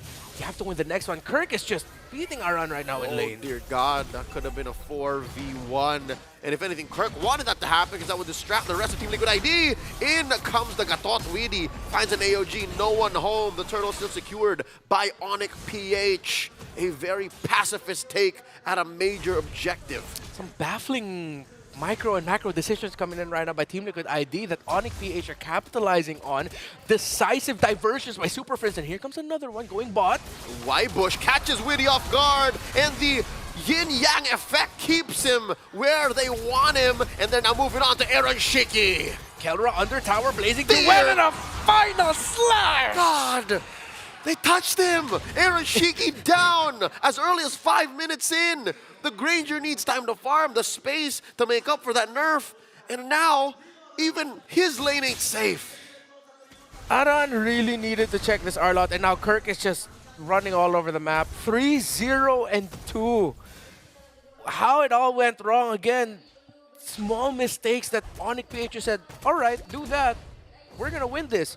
And it's a repeat of game number 1 all over again. Opportunity costs for Team Liquid ID to make these decisions are just so much more expensive than Onyx PH thinking of what to do. This is mechanics and instinct on a whole nother level for Onyx PH. I guess this is what you call the synergy, the chemistry of the super fam, making their decisions so much more expedited to execute. Look at this, another ultimate from Kirk, the final slash, scaring the rest of Liquid ID from even crossing their own river. If game number 2, that third pick carry by Kelra was sort of him saying, you know what, just pick whatever you want, I got the matchup. This feels like a Kirk call now. It's like, yeah, no, I'm feeling my R-Lot. And not again! Oh! The Raging Sandstorm catches him, and the final slash putting him where Onyx PH want him. And they do spend a good amount of skills there. Yeah. But it's enough to, you know, put the fear of God into Aran and say, never mind. No, but still, they're not going to take the line down. Yeah. They still contest. Sandstorm won't be back for a while, but the final slash should be. Weedy down to a third of his health. The massive taunt from Cursed out. Fabian all the way deep in. King Kong does secure the turtle, and the jump in by Weedy pushing back the rest of Onyx PH after the 2 kills scored by Liquid ID. So it's a fair trade. Liquid ID on the board. Liquid ID fighting back. A little bit of an overheat coming in from Kirk and Brusco, but that was a perfect real-world manipulation laid down by Yehezkiel. Aaron Shiki was in a good spot as well to free hit. Got the double. Now Onyx PH needs to be a little bit more careful and start respecting the lineup of Team Liquid ID. Yehezkiel a step forward towards going ghost. He's about to hit Danny Phantom levels here because they didn't account for that RWM underneath. And now this massive brush jigs up. He threw out a Death Sonata, so there's no deception there. And so far, Team Liquid ID holding strong. This is good formation by Liquid ID, taking what few major wins they can. Yeah. Already a Malefic Roar for the Granger, so Aaron Shiki's fine. He's built up. Still waiting for the DHS on the side of the Claude.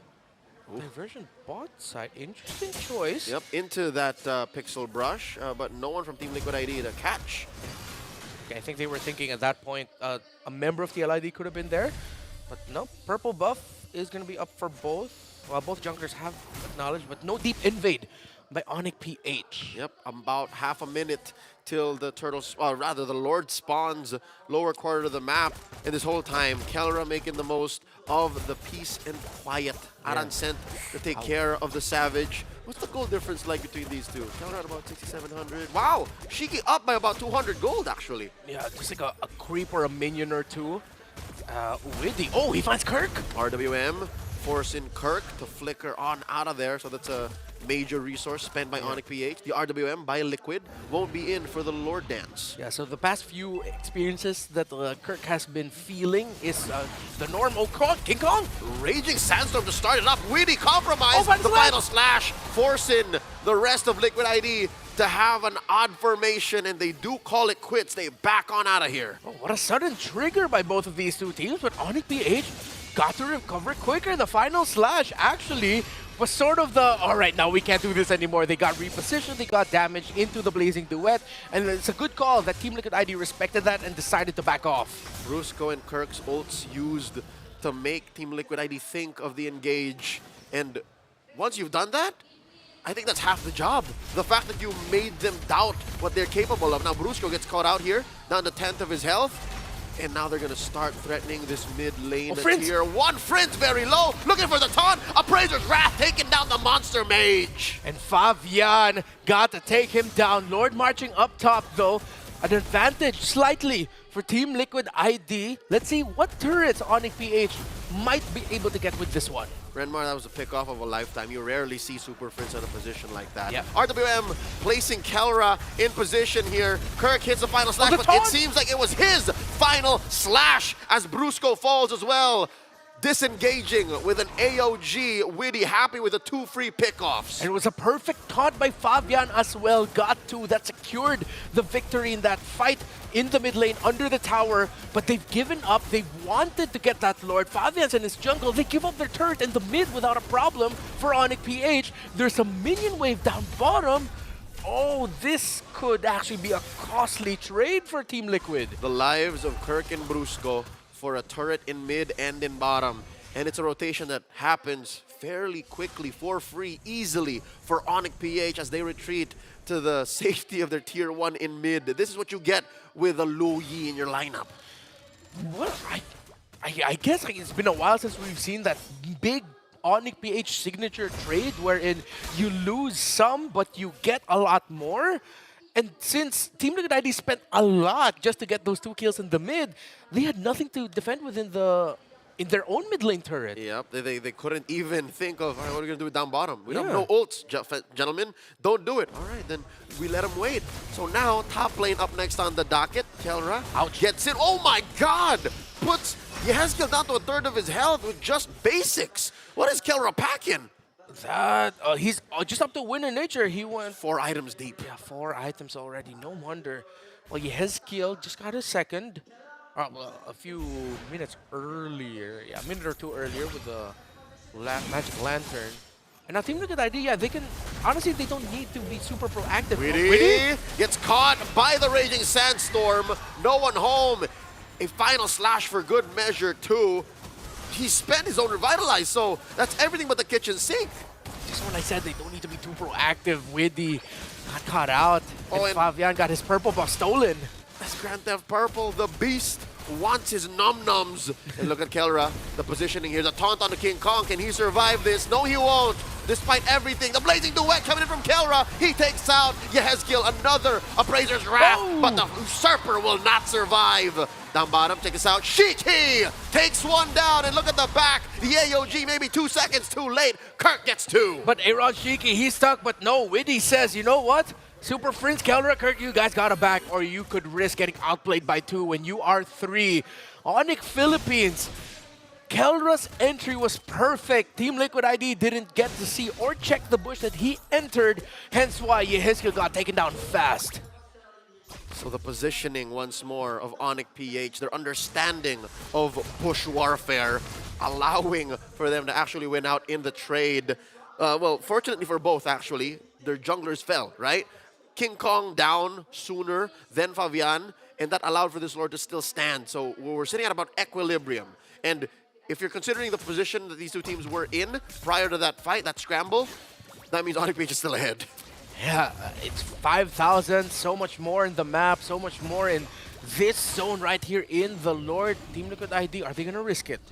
Lord now down to a 1/4 of its health. They can't afford to do this. The diversion set up. They send Kelra down all the way to the bottom lane. And here comes the world's longest BMI. Just a little bit of a pew-pew down bottom to make sure that a chubby wave crashes, giving TLID something to think about. And King Kong secures a Lord. This one is enhanced. A few basic attacks from Kelra brought Witty down from 100 to around 75% health.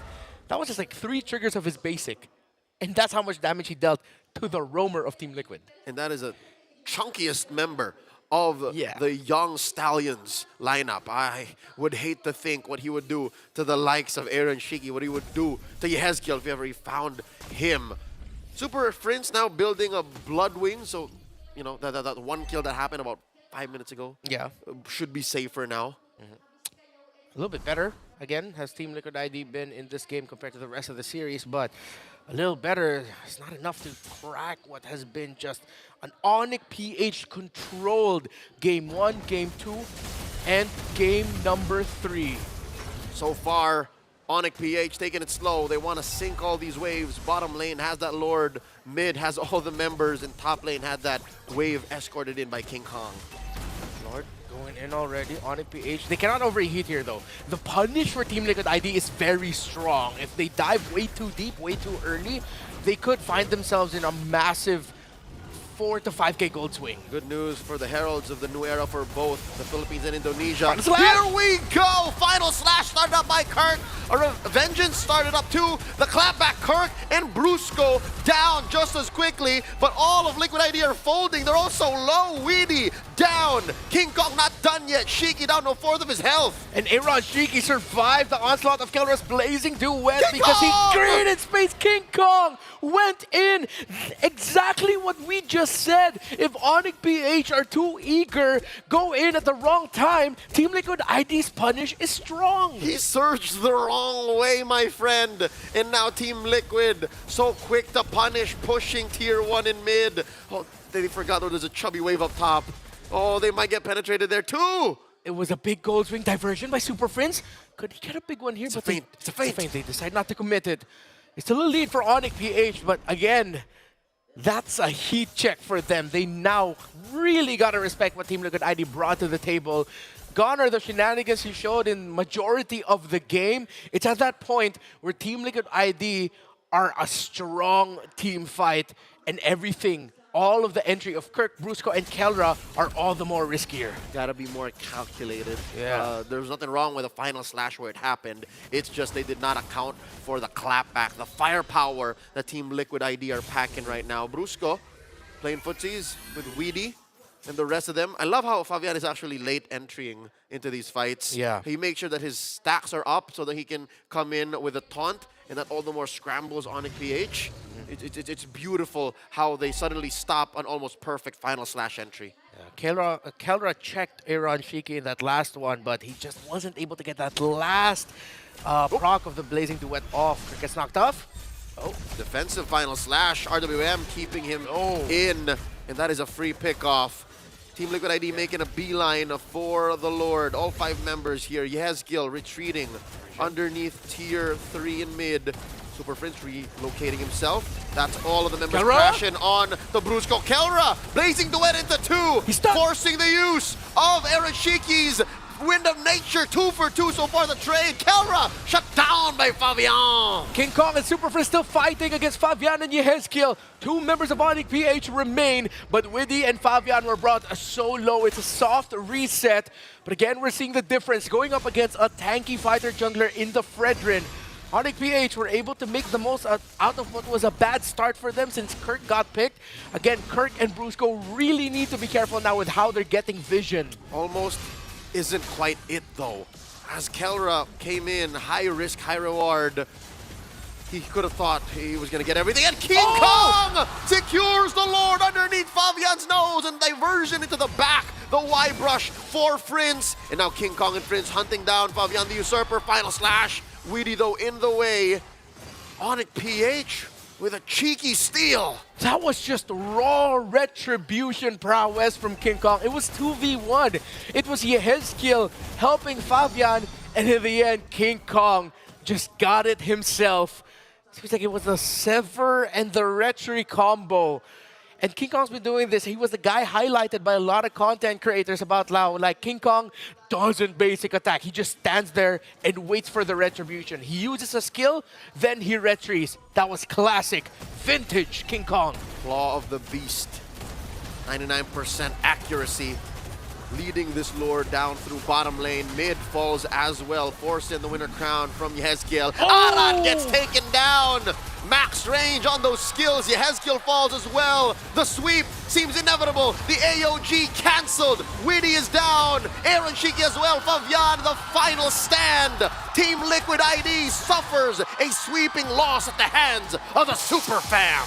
They haven't dropped a single game the entire tournament. They dropped the reigning champions of the world, delivering them a harsh sweep loss. But it's a harsh reminder, the reality of it all, it is still their era. They go to the finals first, does Onyx Philippines. Oh my goodness, there's a reason why that this team has rings on their fingers. They are world champions, and they continue to show, hey, group stage is gonna stay as group stage.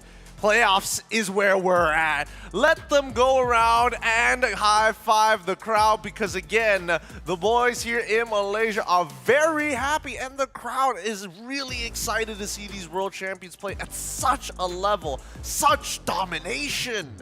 How often are you able to say you are in the presence of greatness like these fans are in Johor Bahru? And to witness such a sweep too. That's biblical proportions. Yeah, Onyx ID, they're back. After a slight slump, you know, a lot of questions around them. They're back. Onyx PH. Oh, man. Onyx Philippines. Especially when TLID was Sorry, like... we have two Onyx games, man. There's two Onyx teams still here. I'm sorry, I got confused. They both won. They both won too. as well. Look, with that being said, let's quickly have an interview up on stage here in Johor Bahru with Rose and LaFell. First grand finalist this Snapdragon Pro Series Season 6. Onyx Philippines, and ladies and gentlemen, give it up for the Sigma Jungler, King Kong! Wow, that was an intense series, a best of 5, yet you guys swept it. 3-0 fast games. King, let me ask you, what did you guys learn in your previous game with TLID that you guys managed to apply to today to make sure that history does not repeat itself and you guys will get the win today? I think we adjusted our drafts and how we play our early game. Now, King Kong, you were talking about drafts. I have to ask this because everyone all around the world keeps asking King Kong's favorite hero, Choi and Suyo. But why is it whenever anyone faces against you guys, people don't ban it out? Why do you think people don't ban out your Choi and Suyo? Maybe they think I'm a bad Joy and Suyu user. Do you guys think he's a bad Joy and Suyo user? Yeah, well, there you go. Now, King, okay? Tomorrow's the grand finals, but every single time you play, your name is screamed the loudest in this arena. So, is there anything you want to say to the fans? Look, so many King Kong fans here. King, what do you want to say to them? For all the fans that are supporting me and Onyx, I want to say I'm very grateful for you guys, and I hope you guys don't stop supporting me and my team. We'll always do our best. Not gonna lie, his name is King Kong. I have no idea why he hasn't done this. Like, Oh, he does that a lot whenever I give them food. Oh. Patingin nga. all right. And with that being said, congratulations to Onyx Philippines. They'll be going to the grand finals. But now we got to throw it back to the panel. Thanks so much, Rose, as well as LaFell. Man, that was quite the game, baby. Onyx sweeping TLID underneath the rug. This was quite the game because at least for game number 3, it looked like there was some hope for TLID, despite the retry battles really just not going in their favor. That one was that felt like a statement. Like King Kong said in the interview, people were saying, "Oh, I'm a bad Suyo Joy user," and then straight up in the final, most important Lord Retry just went, "Mine." Yep. Thank you. Bye bye. It's like, bro, like as a Filipino, I'm very happy Onyx PH1, and yes, I'm very happy my prediction is wrong as a Filipino. But I wish we saw more fight from Team Liquid ID. I expected way more from them. Okay, you know what? I kept my eye on Aaron Shika this whole game. Much better than 1 and 2. Yeah. But it came in too late. I don't know. I'll cut to him just dying to the rotation. The rotation specifically coming up from his Super final Friends. score was like 9-2 or something like that. That's fair. That is fair. Although, looking at our MVP Super Friends, I've never Monster seen... Mage. There's a reason why his Loyi is so feared. 3 games, 3 wins, 3 MVPs. He is him. Yeah, he is that guy. He's the one-man show. I'm so glad we're starting to see hella more MVP honors for Super Friends, bro. One man show, the OMS, the guy- Monster Mage. Wait, no, the one-man gank. There you go. Yeah, The one-man gank. The one who you hope doesn't show up at night. Oh boy, he is quite the terror. He's the boogeyman. He really is. He comes in with Warcry on a Loyi, might I add. Yeah, the fact that he's triggering it consistently, it just slapping people up. I mean, every single time he has that diversion, he uses it off a cooldown. I've never seen him hold it longer for 10 seconds. Oh, nuts. Like, he got... This was like a... You know those old basketball mixtapes they used to make for like... to get into street ball, to get into the... To get scouted? To get scouted. This feels like this entire series was a Super Friends mixtape. Yeah, greatest hits. The greatest hits.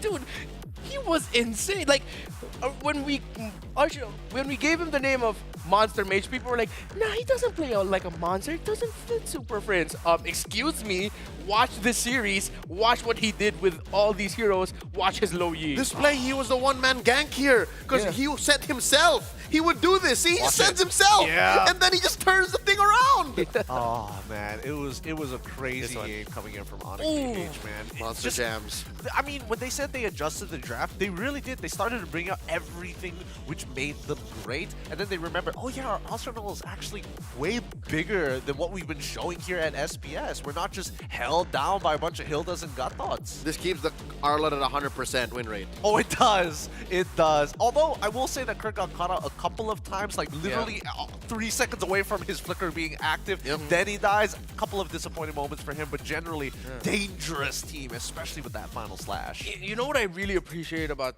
Onyx Philippines in this run of SPS now is that in the previous tournaments we saw Onyx PH, of course, a lot of focus on King Kong and Keller as like the main stars of the team.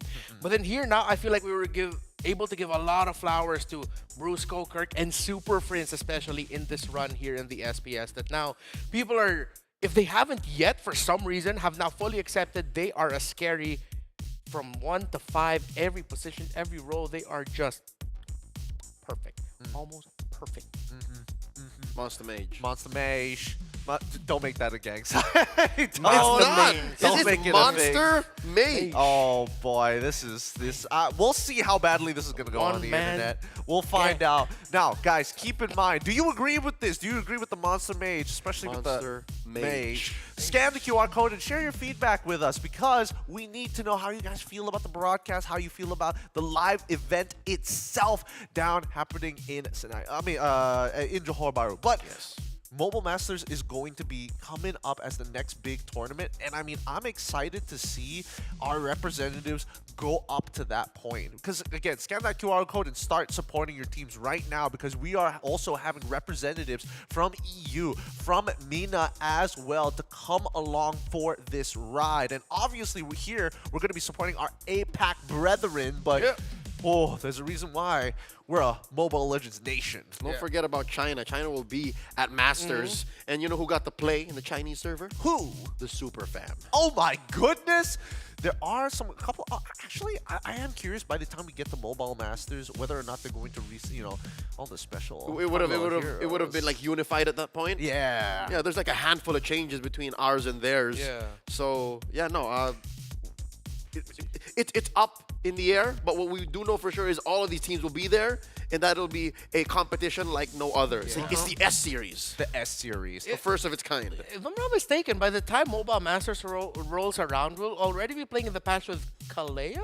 Kalea, we'll already have Kalea, yeah. We would have gone through March, and then it would have been like mid-April. Yeah, because Revamp Hanzo just came out. There's also going to be who's the revamp? There's another revamp. There's one more. Yeah, no, I know what you're talking about. My mind. Don't worry about it. We'll get to it once it comes by, because again, nothing to worry about, especially when it comes down to competitive play. But geez, man, with everything that has happened today, let's have a quick look at the bracket. For those of you who joined and missed out on the show, boo-hoo, you're gonna have to pull back to watch these epic games once again, because right at the start, holy cow, we saw Falcons up against OP in sweeping fashion as Onyx were able to, Onyx Indonesia, knock out Team Falcons in a 2-1 series. Finally, the upper brackets where TLID took a sweeping loss to Onyx PH. And now it comes down to an Indonesian battle down in the lower brackets to see who has the honor to challenge Onyx PH one more time. Call it a passing of the torch. What are we going to end up with here? A M6 rematch or an Onyx Civil War?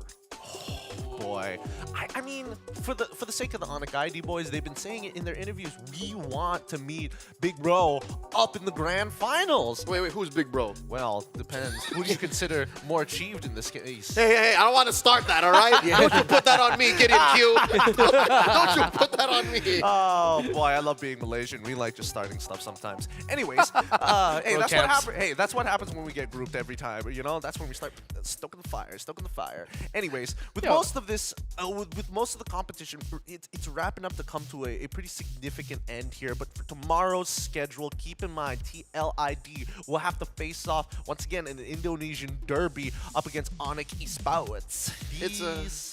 Dude, This is passing of the torch. It really is. Oh, yeah. It's really, really. It's gonna be tough to see because if you were expecting this in the grand finals of the previous MPL ID, well, it's happening here now tomorrow. It's a best of 5. Best of 5. You know, after everything we've seen so far, and again, this is coming from the guy who got almost all of his predictions wrong in the challenge finals. It's another wrong one, by the way. Yeah, another wrong one, by the way. And I think what I'm about to say might come back to bite me is that, you know, the Onyx versus Onyx grand finals is looking more and more real. It could be real. Who knows? I mean, if Onyx Esports was already able to upset a lot of people's predictions in Team Falcons, what's to say that maybe against TLA, you know, share some information amongst the organizations on Onyx, they might have something to help them out, spice things up. Yeah, all I know is if Onyx Indonesia makes it to the grand finals, VP Yeb is just gonna be there like, I'm good. I don't have enough fine. fingers for these rings. Job well done. My feet are gonna have to take the ring. He only comes in sandals after that. Oh, dude. Start wearing them in necklace. Oh my goodness. Trophy. Trophies? Conqueror. I can't deal with it because Onyx's organization, it feels like it's going to be a really good year for them. And this is only like the very first international tournament of the year. Yo, I'm trying to imagine, right? Because as cool as it is to see an M6 rematch, imagine if it does really happen. The Onyx versus Onyx grand finals. It'll be a brave new world. Like, we just live in Onyx world, man. Yeah. Got the Mobile Masters where we end up dropping the game to like EU, China, or even MENA. That'd be a wild world after that. Everyone's going to be looking at EWC like, ooh. Man, hey man, I would not mind if suddenly at the end of Mobile Masters, whoever the casters just say, Incendio Supremacy! Get the first international championship! I mean, that's what SPS has always been. SPS has always just been so full of surprises, unexpected results, maybe getting the results that we wanted to see.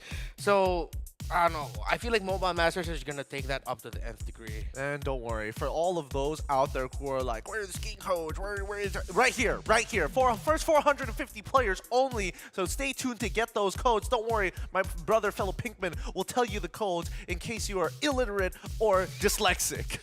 I'm not sure if any of those situations will help you when I read it. QHV 6G5 ook. That's OOK ook. Hey, I'm noticing a bit of a trend here. That's 3 days in a row where we've got the OOs in there right at the very end. I'm looking Coincidence? Coinky dink?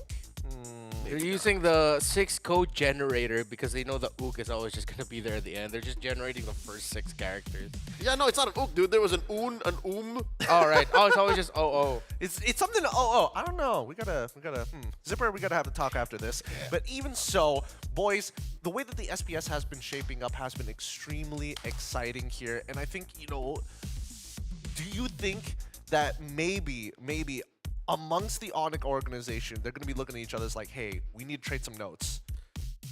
Well, for me, I think at this point they're going to stop talking for a while. I mean, there's a good possibility they'll end up with the grand finals together, rather than just like, all right, maybe we've been helping each other out, giving each other tips. At this point with Onyx PH there, they're just like, yeah, you are the competition now. We may be from the same org family, but we are the super family. That's Why did it get so quiet after I said that, man? I don't know, because it was the you know We what? let you cook. Yeah, we let you cook a little here. Thank you, We a let little you bit. cook a little here. But with that being Appreciate it. said, we're going to be wrapping up the day. Thank you so much, Mr. Redmond and Mr. Pinkman. Of course, it's going to be Renmar as well as Leo here at the couch. Thank you so much for being around for the SPS. Shouts out to Miracle as well in the back waiting for the show to be wrapped up. My name is Gideon Q as your host here for the Snapdragon Pro Series. Thank you so much for watching, and we'll see you tomorrow. Good night, everybody, and goodbye.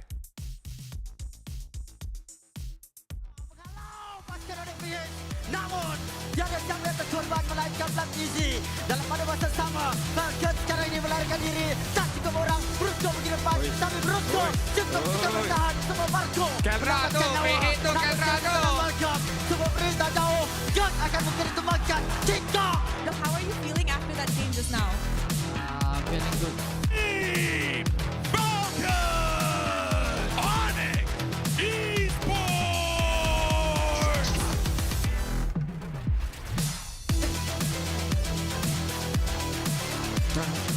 Sekarang dia terbang tutup berundar Sons memberikan damage demi damage.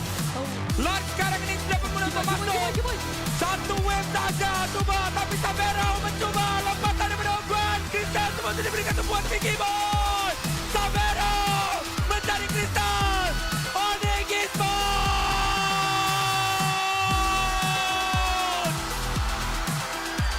Satu perlawanan. Team Liquid Indonesia. Onyx Philippines. So, jauh banyak yang dikurangkan. Ada cuba untuk menggantikan satu damage. Namun, tidak ada sebarang damage yang besar dilakukan. Di kalah dan deram, terbentang luas.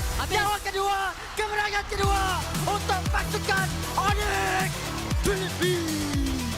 Apa tulisan tu jauh tu? Kita cuba untuk mencari mangsa yang bagaimana dapat terlikai, tapi semua freeze. Menjatuhkan arah mangsa lagi itu masuk ke hadapan. Yes, sekali jatuhkan begitu saja mangsa dilakukan. Winnie gugur. Dari tangan King Kong pula. Meninggalkan dua balik saja. Energi King gugur. Dan hilang. Tim Liquid ID tak boleh nak buat apa. Onyx Philippines. Meratek.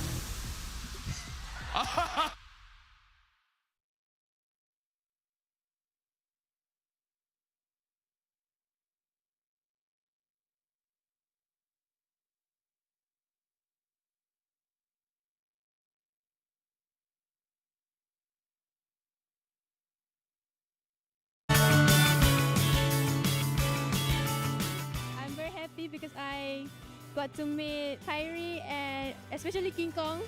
So it's very fun. So to be honest, this is my first time, okay, to be in this event. So for me, this is good event for the youngster and for all. For me, this is so exciting. Event ni bagus. Kita bukan sekadar boleh tengok je, tapi kita boleh belajar macam mana cara-cara nak main game dekat Mobile Legends dengan lebih baik lah daripada pro player.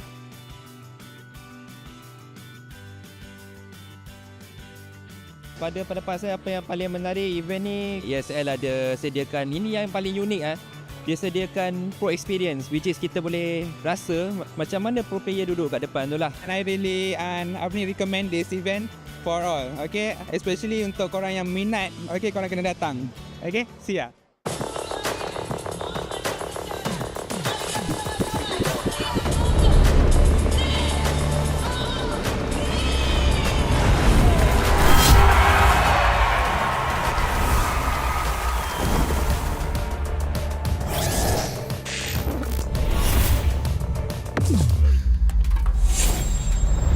Let the weak melt away.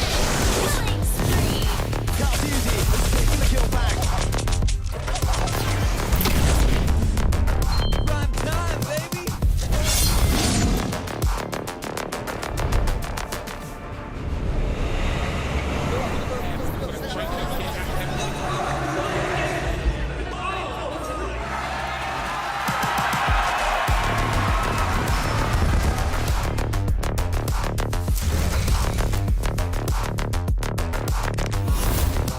Looks like the players are ready. Here we go!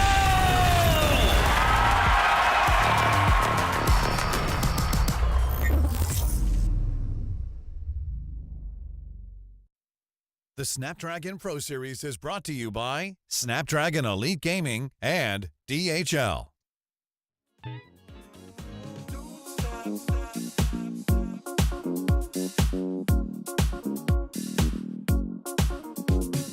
Don't stop, gotta get it going.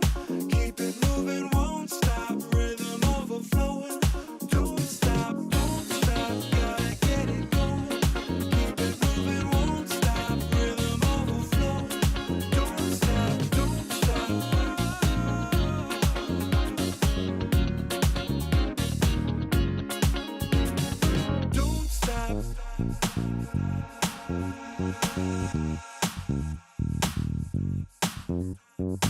Don't stop.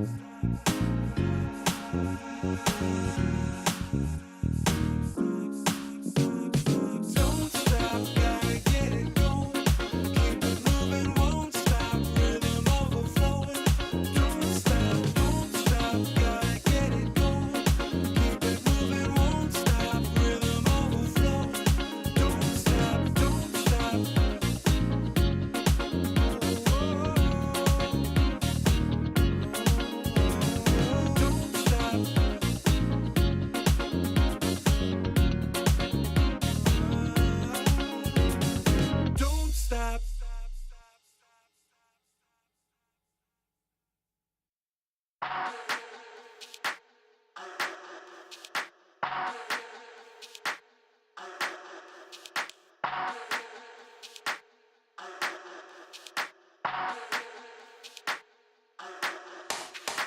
let's get waved, let's get lit, let's get high, let's come have it. Let's get burst, let's get mashed.